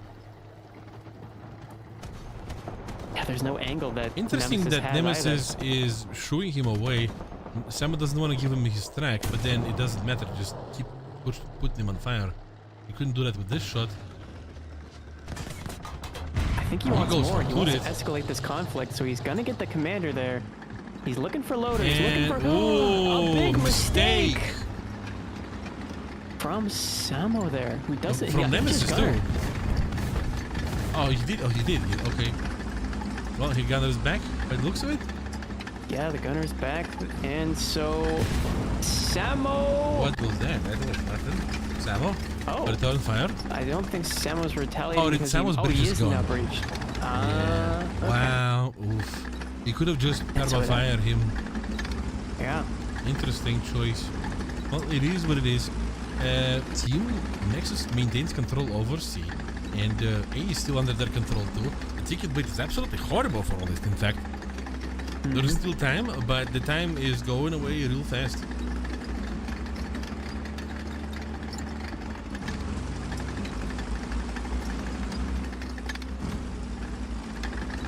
Kiev and Bagas. Bad shot. Kiev is not going to capitalize on this. Not enough time. No. Bagas backing up behind the rock. Oh, Rubik's on Pingaslinger tracks him. Well, Ping is going to be turning away from this. Not the best situation for this kind of scraping. Not good at all, rather. Boom. Yep, Rubik finishes him off. Ollist is on the back foot over here. Dramatic back foot, I would say.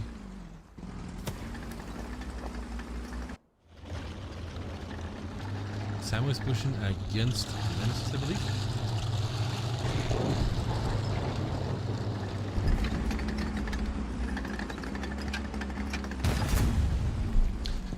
Alright, Nemesis taking shot. Samo, get in a better angle.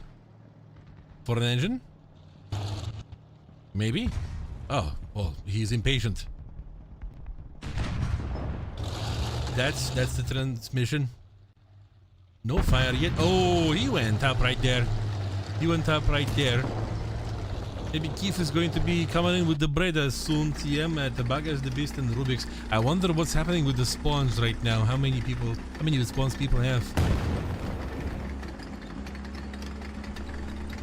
Nemesis is respawning with a sub 1-2 to counter this. While Pingaslinger is loading APCR. Getting ready for Rubik's and his fat armor. B is being captured by Nexus and C is being decaptured by Ollist.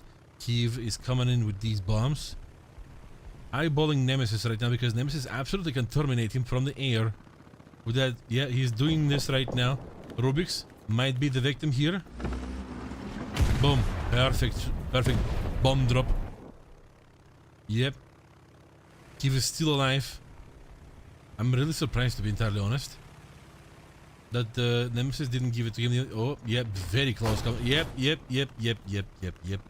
Bagas is going to be alive still. Wow. 9 seconds to repair. He's immobilized, but he can still shoot. So Pingaslinger might be trying to take advantage over him, but it's not gonna happen, I believe. They're trying, but still, this is going to be 1-1. Boom! Nice shot, but too late. Nice shot, but too late. Nexus is gonna be taking this.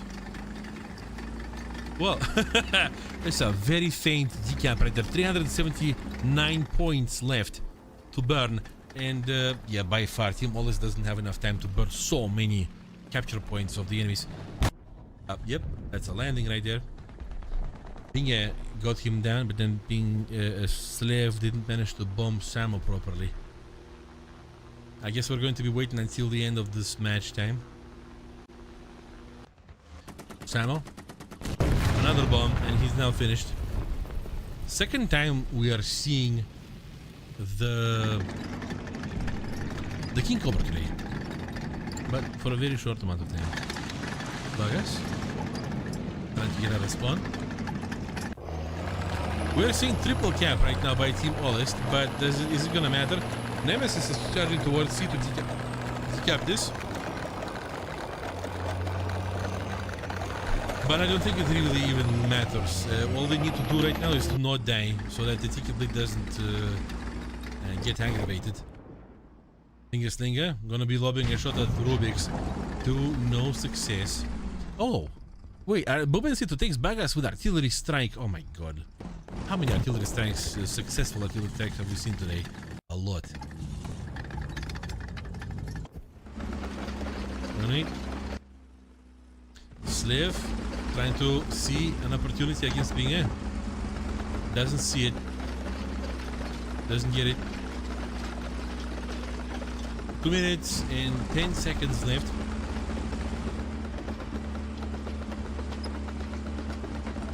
Slave is just basically waiting for the enemies to come to their spawn.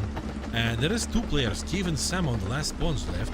So, and wow, Nexus has nobody on their last spawn. Everybody is on their 3rd spawn out of 4. Impressive plays. Olis didn't do so well this time. Oh, speaking of that, Bobencito gets destroyed by Slave. Samo in the harbinger of loss. ARL 44 driving towards the sea side, the sea cap.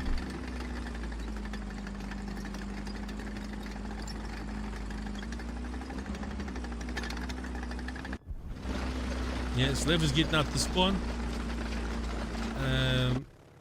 Bagas is in the air with the Breda. I do appreciate that the guys are fighting until the last second, even though it's already pretty much understandable what's going to be happening. Bagas is going to be bombing Samo. Direct hit. Oh, very good. Very good, but it's pretty, well, it's not pretty easy, but it's definitely easier to aim bombs with this Breda 88 because all the 3 bombs are hull mounted. Is eyeballing Kiev now. Slave is immobilized, but Kiev is gonna get it. Boom. Perfect. And Binge is the last man standing over there. Yep, that's it. That's it. My god. Wow. Wow. Big wow. All this started so fantastically well, but this time Nexus is saying, no, stop this. With 5 kills at the Bagas, the Beast, 4 kills for Rubik's, 3 kills for Nemesis, and 1 kill for Slevanus, but also 2 assists, which shows us that Team Nexus this time did much better positional play, so that, you know, all of the players got exposed to the situations where they could be useful. Yeah. Definitely, positional play was also good enough for Team Olis, but they did not pass as many skill checks, unfortunately. Also, I have to say, we have a little bit of a difficulty. Right now, I'm alone. Jodo's internet kind of got yoinked, but he's going to be back as soon as possible. Yep. 5 minutes until the 4th start of the match. I don't want to say... I don't feel like the initial air situation threw such a big wrench into the gameplay of Olis. It was just, yeah, it was just taking out one MX-13. Yeah, and then do nothing much. Besides that, unfortunately, one of the best positional players of Team Olis, the Pinga Slinger, got yoinked pretty quickly by Rubik's initially at the beginning of the match from behind the B cap, and that was not the best. It felt like that was the cohesion, that was the glue of the positioning of Team Honest that got swung from them. I wonder if Biggest Thing is going to be playing a bit more defensively this time. Who knows? Let me ask for the update from Jodo.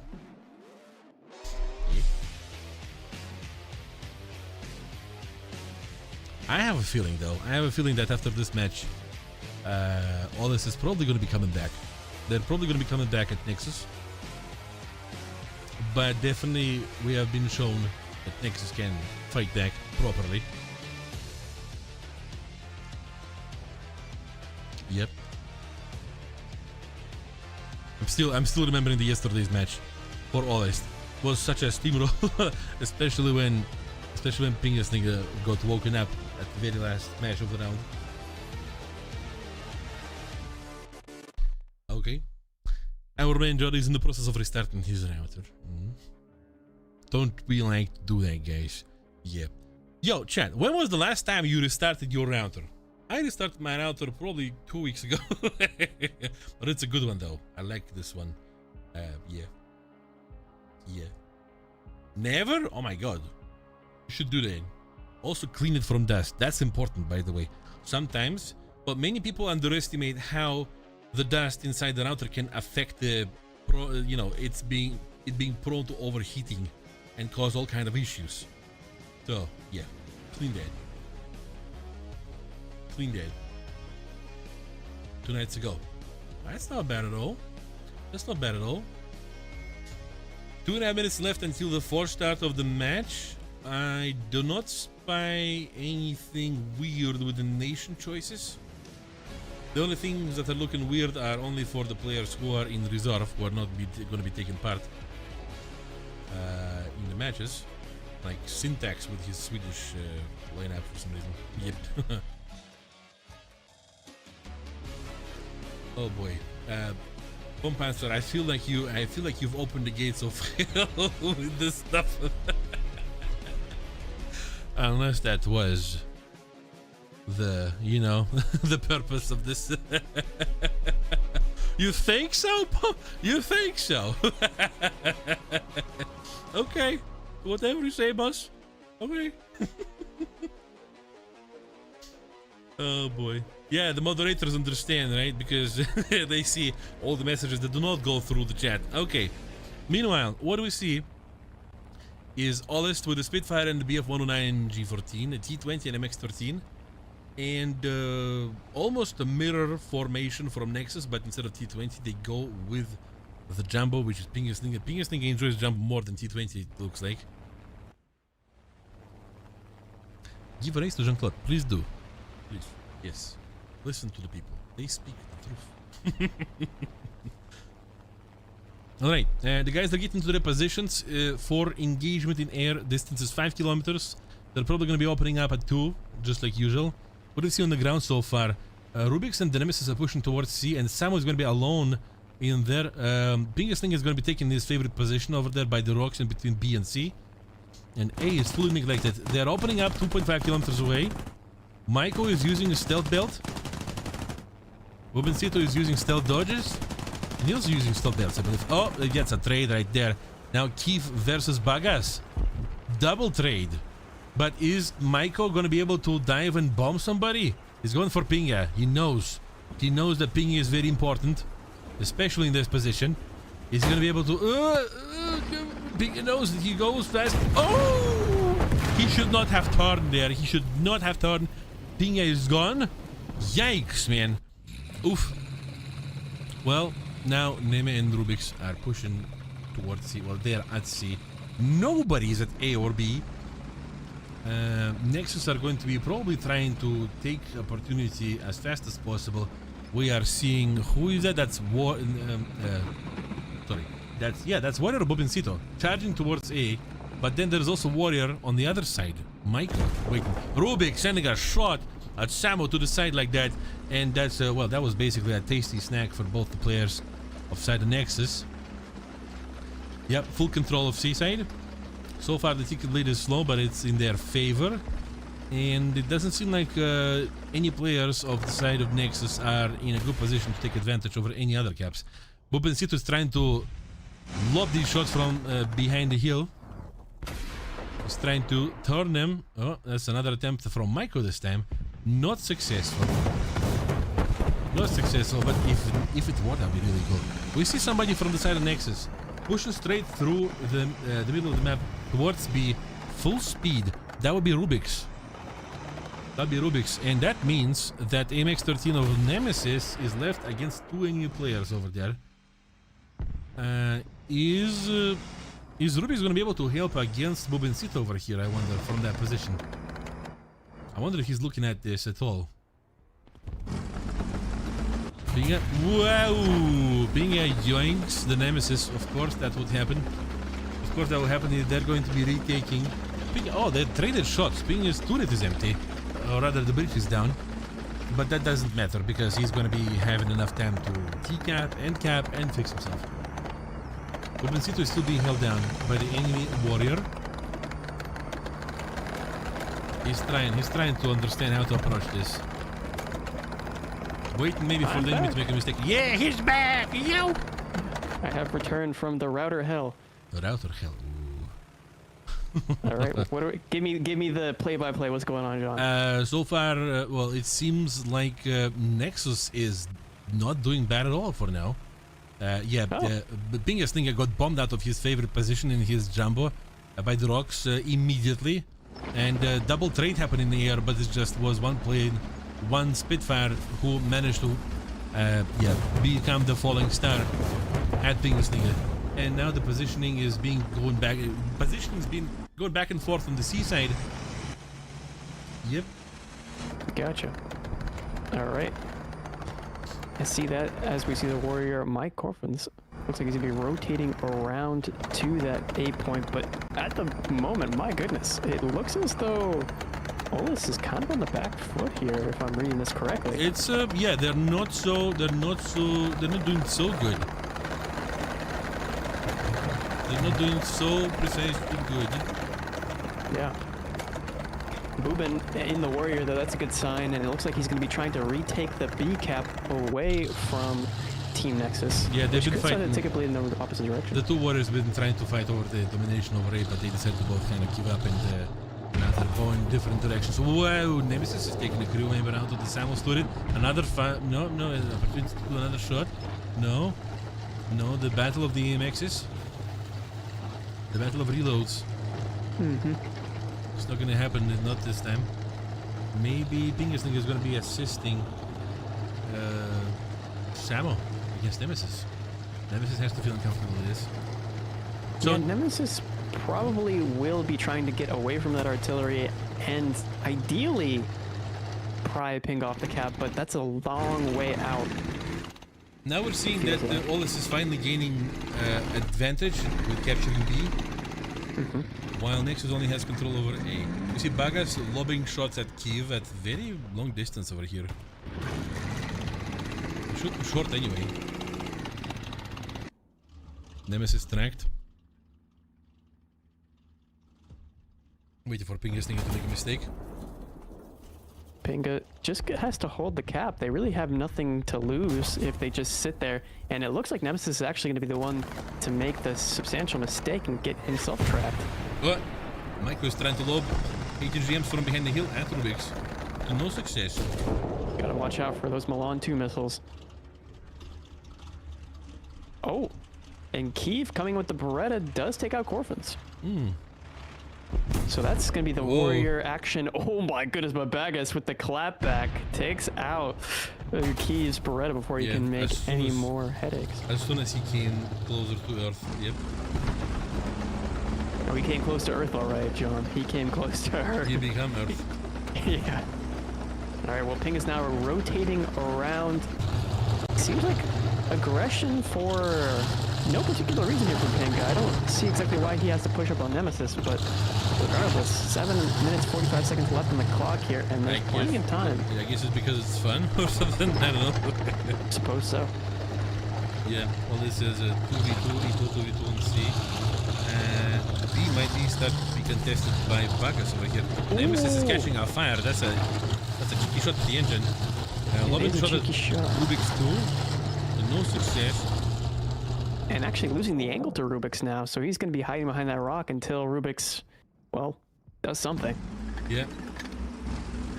This thing is going to be trying to catch Rubik's. Oh, never mind. It's the other way around. Rubik's taking It is the Slinger. other way around. And that saves Nemesis some headache here. Yep. As Samo's now left in a 1 versus 2. Obviously Nemesis still has to repair, but this is spelling some dire situation as artillery coming down all around. Samo here gets tracked. He does survive the first barrage, but there's still another set to come. I think this match is also not doing so well potentially. This is going to be detrimental to them as he's an important positional player. Mm-hmm. Alright, well. Waiting for movement. While fixing himself. Nemesis have been sitting there with a broken track for how long now? For quite some time. He did have to repair his engine as well, I believe, so. He fixed it. I could have. So we're going to be seeing Michael pushing close towards B. Nemesis. Oh boy. Oh man, he has him on a razor's edge here at the corner of his gun sight. Samo just cannot move. Yeah. that's one heck of a doorbell right there. Don't want to see it ring, especially not Samo. Ding dong, heavy metal delivery. Oh, we've been seeing it. Wow! Bagas go back home. And now Maiko? ATGM. Oh, bad ATGM. Not so bad. No, it's a good ATGM. Great ATGM Right? even. Oh my go for those god. whole crew members, and the missile confirms the kill there. Great defense by Ruben. Wow. Wow. Yeah, stay away from this stuff. Yeah, Wallace is going to be taking this advantage. And whoever it is, they're also going to be capturing A now. There's going to be a triple cap. Also, Samo seems to be approached by a friendly too. But it's a bit too late. But not anymore. Wow, okay, he makes it useful. But now Rubik's is going to be perma-driving him, probably. I think it's more than a perma-driver with that APHE. Oh, with that APHE round, he should just be able to clean up the turret crew members. Oh my, what is the 90mm doing? Slinger is trying his best to get in position to stop this from happening, but there is no way of stopping this. Too little, too late. But still, it's going to be 1v1 now. And Slinger is going to be maintaining somewhat of a control over the situation. And look at that ticket bleed for Team Olist here. Quite handily clapping back against Nexus. Rubik's is tracked now. Yeah, I think Pinga will probably take advantage of this. Hey, oh my, the direct vertical from Bagas. And Ruben's not dodging. Wow, he's alive. Dodge. He's alive in the warrior. Gets his barrel knocked out, so it looks like that last bomb might be coming for him anyway. Yeah. A short-lived victory as Bagas commits. That wasn't such a good angle. But still, okay. His final kill. It did work. It was the perfect angle for what he was trying to do. Yeah. he wasn't ready to pull out of that one. Yep. Big and Rubik. Wow! Through the optic, I think. Yeah, through the... Yeah, absolutely. Pinga. Mantlet optic and Nemesis here versus Pinga. Pinga's just isolating this to the 1 versus 1 again. It's gonna be showing his derriere, if you will, to the opponents. The thing you do for good optics. Got him. Well, this is a solid win for Team Olist this time. Yep, as I said, well, there was a way. They're going to be coming back with this. Oh my! Ooh. Yeah, that's the pen right there with the MX-M4. Right, and Slinger stood it. Right, but it didn't do enough damage to stop his breach. It did not. It did not. Nemesis has full sense of security, but it's only full sense of security. Yep.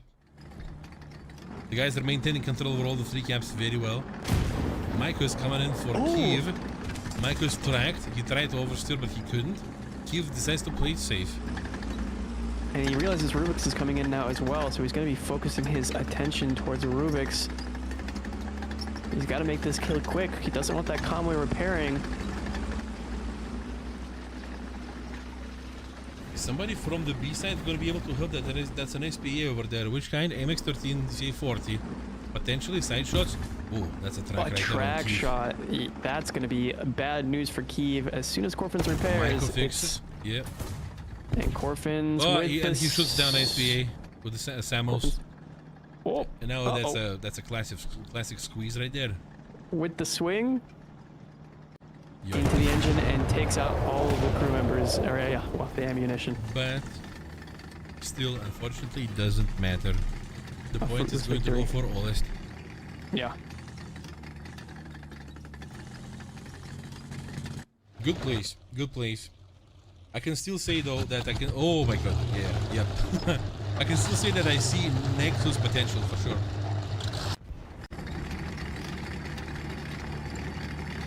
Just the skill checks. Olest is more experienced. Round 3, going to Olest. Yeah. 4 kills, 3 kills, 4 kills. 2 kill, 1 capture. Very good, equal performance for Olest. Yeah, which, no, exactly. They're very consistent. Good positional play. Looking quite strong there. And for Team Nexus, I mean, not doing too bad for, you know, at least half their team. 4 kills, 3 kills for Rubik's and Corfins. Bagus with 3 kills as well. And Nemesis with 3 assists.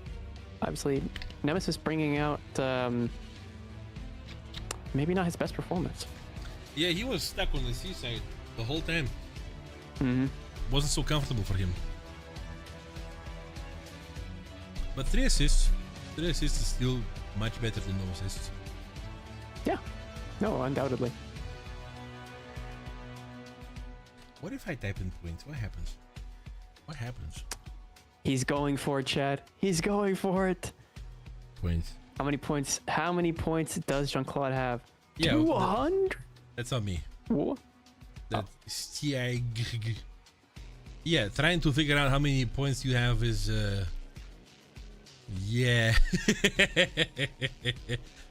Wait, wasn't there a link for stream elements? Informational link or something? There may be.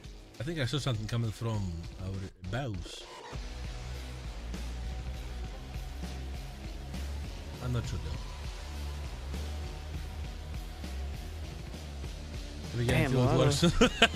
Yeah, wild strike. That's something I don't want to do really.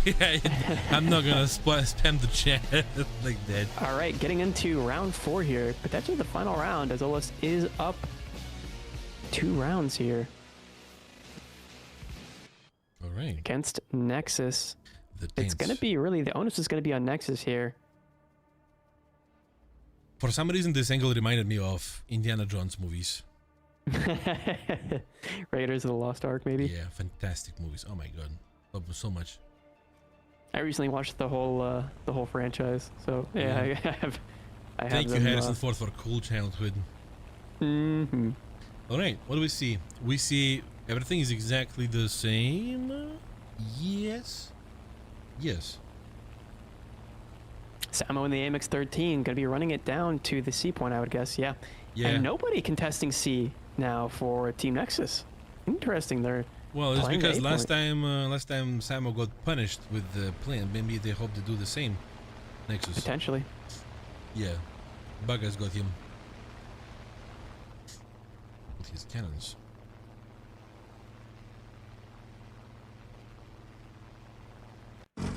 All right. On the ground, Pinga going for that middle area between A and B to kind of have an overwatching pressure. And Nemesis is definitely feeling that initial pressure. Yeah, Nexus is trying to take control over 2 camps immediately. Okay, the fire is happening. Maiko versus Bubisibo is to lose the swing. Maiko is pristinely clean. And Bagas is trading with the other plane, so Maiko is going to be great now. And Samo, you just need to... Yeah, Samo, start moving.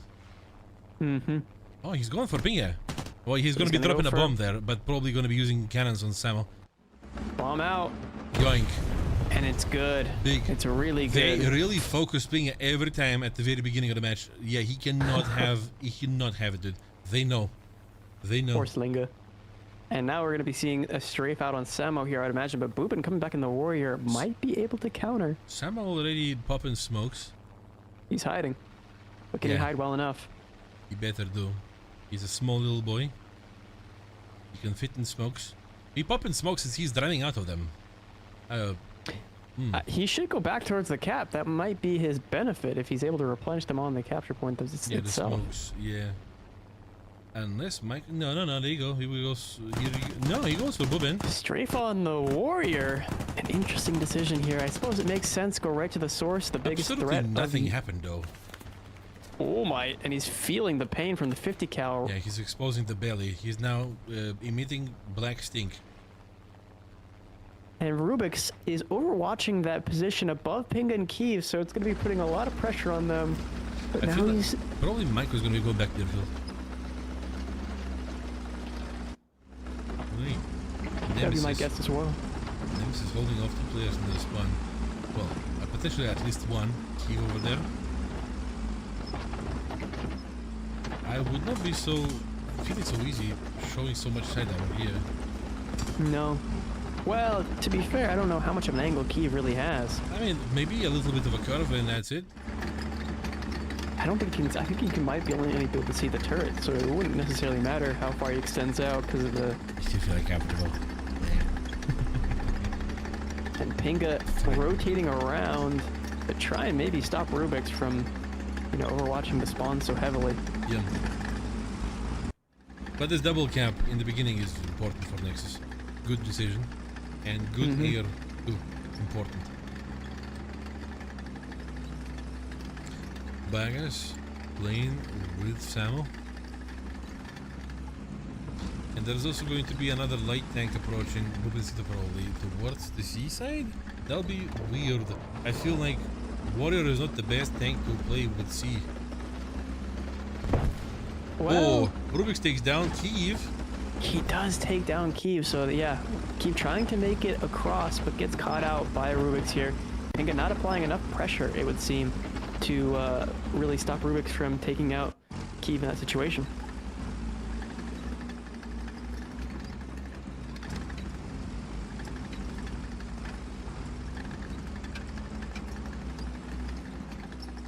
But looking at the, okay, Kiev already down 2 of his spawns, I think is what the director was trying to illustrate there. And a Bagas track shot on immobilized. Bagas from Pinga. Wow, what a line! Oh my god! What was But it, he's not HE? going to have a fruitful. I don't think there's any possibility of a cupola shot. Ricochet. Yeah, it's just too far away. He's trying. He's being threatful. Like he's like, do not peek here. Yeah, I and see that you. actually allows Samo to get a little bit better positioning that could potentially put Bagas in an awkward situation. We can see the threat Really to utilizing the Carvajal. warrior. Yeah, he's hiding behind the rocks here, and it seems like the rocks here are perfectly warrior sized. Oh, he shooting air. What was it? Yeah, he's shooting at the Spitfire, and keeps spawning in the Beretta. Seems like a bit of a blunder. Samo at the Bagas, very nice shot. Takes one of the crew members. His bridge is yellow though, not even orange. But still, unpleasant pressure.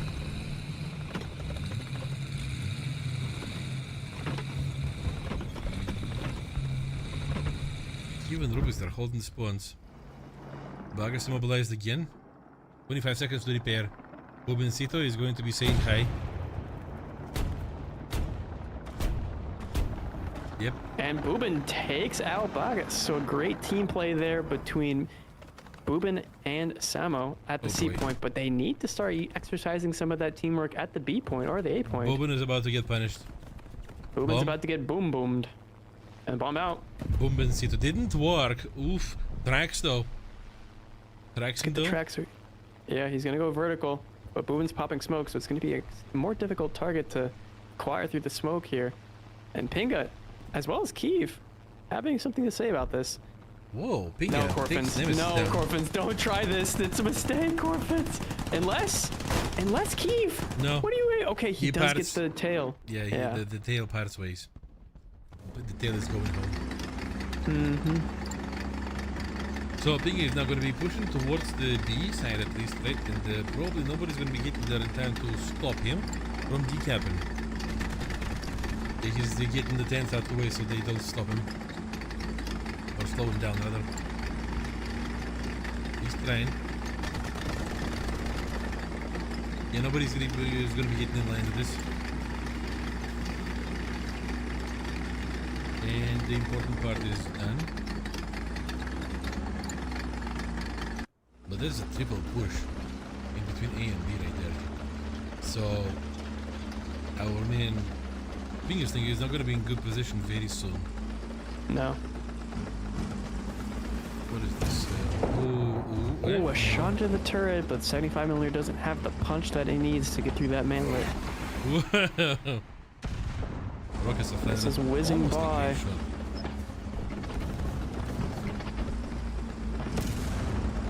Another round into the turret, but just not enough penetration. And Ping is going to be successful, I think, in wrapping around and maybe getting onto the capture point. Ooh, rounds coming out into Rubik's from Kiev in his 4070, trying to go for a barrel, I think. Or at the very least be obnoxious. Oh, Baggins coming in with the C13. He doesn't have hash loaded, so that's already a big mistake. Yeah, I'm not sure if he's going to be pushing in front of Pinga's thing like that. Not the best idea. Especially with Ruben coming in as backup. Yep. Maybe taking a shot at Ruben will be a better idea or something.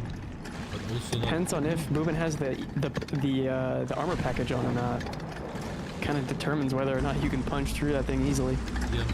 I guess you could go for turret, which regardless will probably punch through.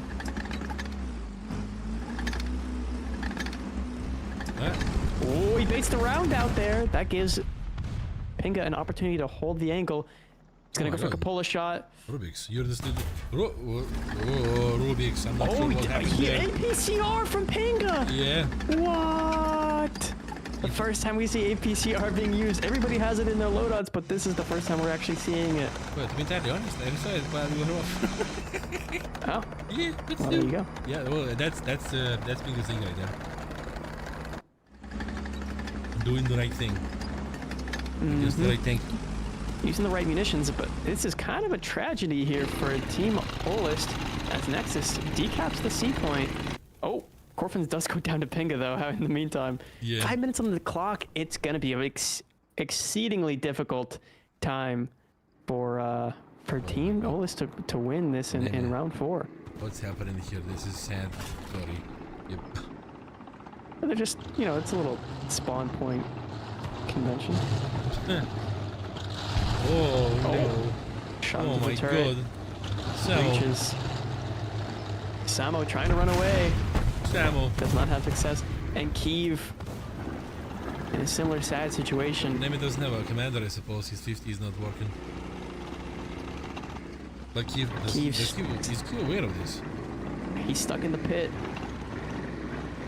He's behaving as if the 50 cal was an active thing for him. Yeah. Whoa. Well, we're not going out of bounds, mister. Be careful. That would be a first for me to see somebody dying because of out of bounds. But oh, biggest thing, he gets absolutely joined by Rubik's. He does indeed. Yeah, the 76mm takes him out. And Kiev escapes. And now the shoot's on the other foot. Nemesis is in a disadvantage. Ooh, drive. Kiev is able to bait the attention for long enough for someone to get the shot. Yeah. But this is an unwinnable position for Team Olist here in round 4. Wow. Well, that was one kill, remember? That APDS, yes. Yep. APT, yes. APD, yes. APD sadness. As we are going to be going to round 5 here. Wow.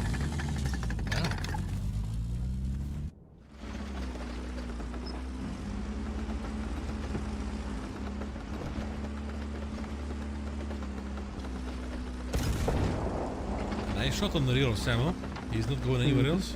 But as you guys see, doesn't matter much. Doesn't matter much. Probably the players are already with their minds there in the next round already. Yeah, they're already living in round 5.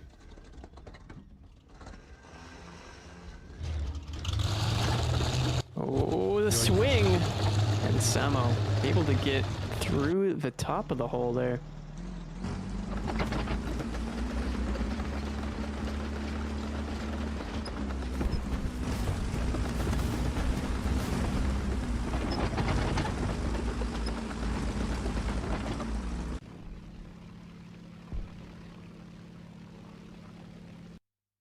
All right. 2-2. 2-2. I did not expect this from Nexus, but they're actually giving Team Olist a run for their money. Yeah, what do we see in the leaderboard? At the very beginning, here? they just did the right thing. They just chose the right directions, and they just got the spawns that Olist decided to just ignore. Mm-hmm. And that control lasted for a very long time. So yeah, good place, and not so good place by Team Olist. I wonder if they're going to take this into account and counter. And as you saw, Pingasling is priority number 1 for Team Nexus. Immediately taking him out so that he does not provide any positional play at all. Yeah.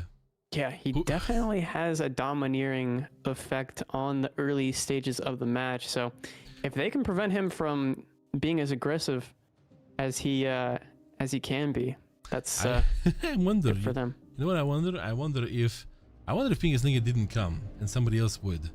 I wonder if that would throw a wrench into the plans of Team Nexus. And they're like, what do we do? But we had the yeah. you know, Who do we bomb now? Yeah. Do we bomb his replacement? Who do we go for? Right, 4 minutes 30 seconds until 4 start. Match point. Whoever wins. No way, right? And whoever loses is going to be going down to the loser bracket, and they're going to be playing against against Alliance. Yeah, but that's going to be happening next weekend, as much as Vortex and Team 1337 AK Elite also next weekend.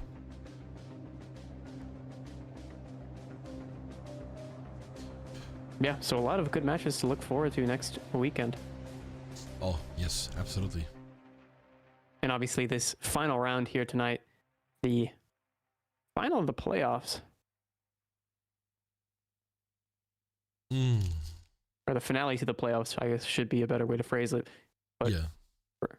Regardless, both teams fighting to the best of their ability, and Nexus definitely putting on a show that I think a lot of people, especially those who put channel points on it, were not expecting.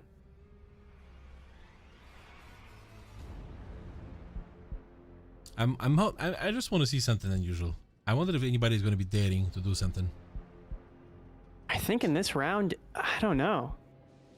Because I mean, both teams obviously in the upper bracket, so there is, I guess, an argument to be made that they have things to risk, but do you really want to? If you could just stay in the upper bracket instead? I mean, that's what Nexus did in the previous round. They did something differently, and they won. Ah, I see what you're saying. Okay. I thought you were saying like bringing all C13s in. Oh no, yeah. The C13 army.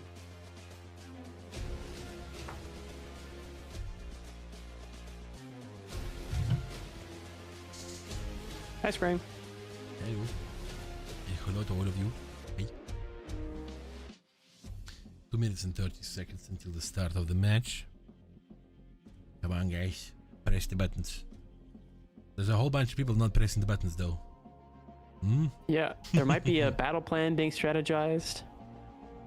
There might be some sort of plan being made in the background here. It's not something they want to rush right into. Especially with a chance to stay in the winners bracket on the line. Yeah, if you're staying in the winner bracket, you save so much more energy. It's crazy.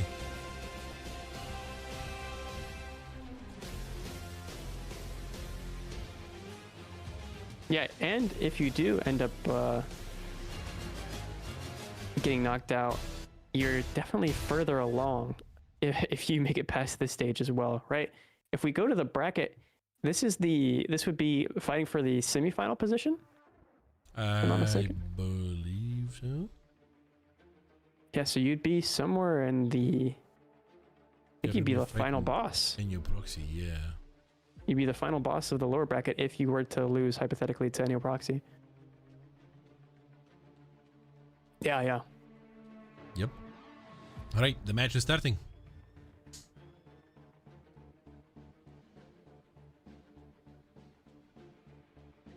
Taking a look at the palm fronds, the palm trees, and the sand. All right. Kyiv in the 109 G14 here. Oh, we see Hisoka on the side of Olist. Yeah, they seem like they made a swap with a. Oh my god, what's the word? Our man who enjoys French lineup. His name starts with an S. No. Toma? No? Aqua. Okay. Which? Aqua? No. Like the first letter I cannot remember. Oh my god! Shame on me. The first letter is an S. What do you mean? No, is it? Yes. Of the man, yeah. Samo, that's right, Samo. Yeah, that's right. Yeah. Yeah, I usually get confused by these two katakana symbols that he has around his name. All right, Bagus in the G14. It's a silent invisible S. Yeah. It might be. All right, into the merge. Pre-firing here from Bagus, or at least shooting ahead of Kyiv. Kyiv dodging, but they trade with a pilot snipe on Kyiv and Maiko and Bobencito doesn't have a wing. Maiko quite strong here. Maiko is good with his bomb. Once again, Nexus wins air. Pinga is gonna get it. Run, Pinga, run! Boom, this time he decides to commit. Yeah, okay. Well, still effective. Well, he has to commit because there is nothing squishy on the ground. That's why. Well, now there is, but still. Whoa! I saw through a portal. He's gonna go for the track, but that window into... That window disappeared. Yeah, wait, we're not seeing the same thing on the other side. I think Ahsoka is seeing a one-way mirror. Oh, Nemesis is gonna break down the building! Or try to break down the building and then take a shot at Hisoka here.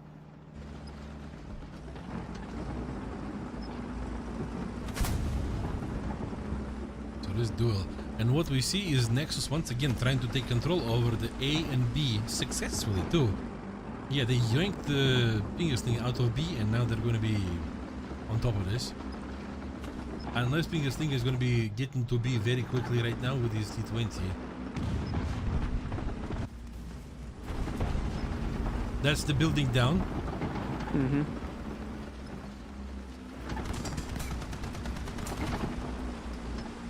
Kill half ice. And a swing out. The Nemesis is in a worse position with his Capola positioning compared to Hisoka. But whoa, mistake were made. Oh my god. Dang. So that's gonna accelerate Nexus ascension here, I think. Triple cap. Yeah. Oh, Pinga bouncing around or bouncing a missile? It looks like maybe missile hits the rock. Now we see Kyiv. Yeah, Kyiv's gonna be the saving grace here. Bagus is ready and Michael is ready too.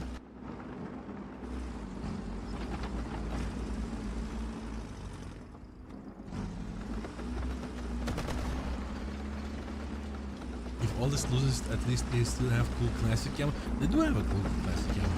But also, if they lose, they don't lose entirely. They go down a little bit. The biggest thing gets tracked by Rubik's.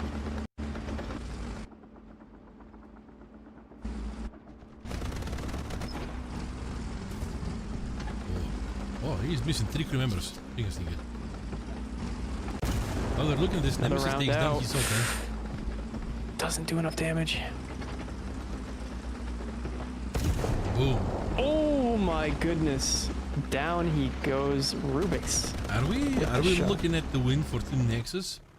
I think we are. I think it's looking entirely defiant. I mean, obviously 10 minutes still left in the match, but it feels as though the motivation for Team Olus has completely deflated. Nemesis might get ball. himself. He is alive after this. Wow. Yeah, I don't know. Oh, and Keith is also on fire. I think he lit himself on fire. Maybe it was Corfins actually who lit him on fire. Yeah, it was. Yeah. And so, yeah, I think this is looking quite strong. It's a strong start for Nexus, and it's gonna take a lot of willpower for Team Olus to bring this back in any substantial way. I'm surprised. Oh, that's a shot. Turret crew is gone for Nemesis. And Hisoka goes down. Or sorry, Hisoka takes down Nemesis. Now he's going to be taking this. It's good, but it needs to be better. They need more. They need a lot more. The defense at the moment here at the A and B cap is really the higher priority. Rubik's The first artillery round. The first artillery round hits him right on the head. My God. Who knew that Team Olus is going to be so dependent on positioning of Pingerslinger initially? All the matches that Pingerslinger didn't get killed in the beginning, they won.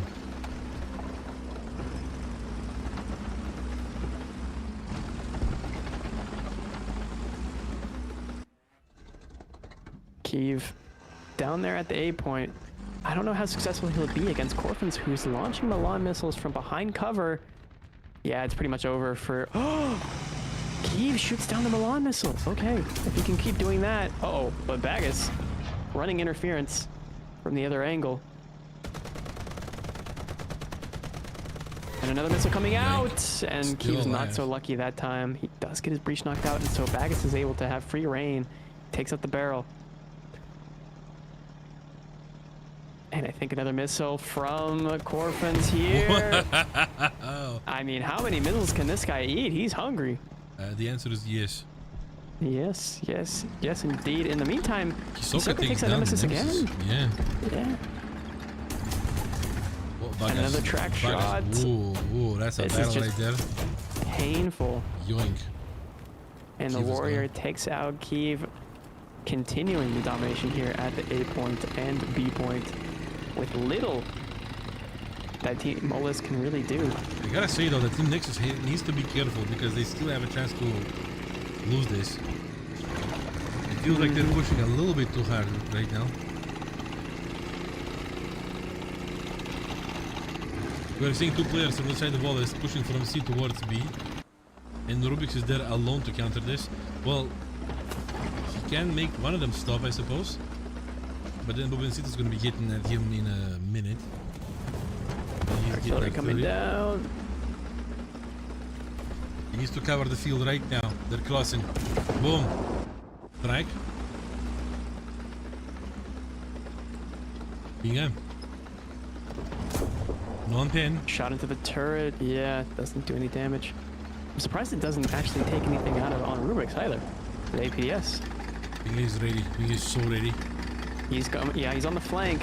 He's got to get to that B point. Oh my goodness, Rubik's is ready too.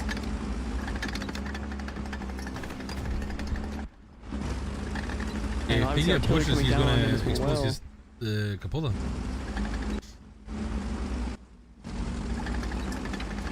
Ruben is going to be coming from behind. There's also a light tank coming in, whoever that is.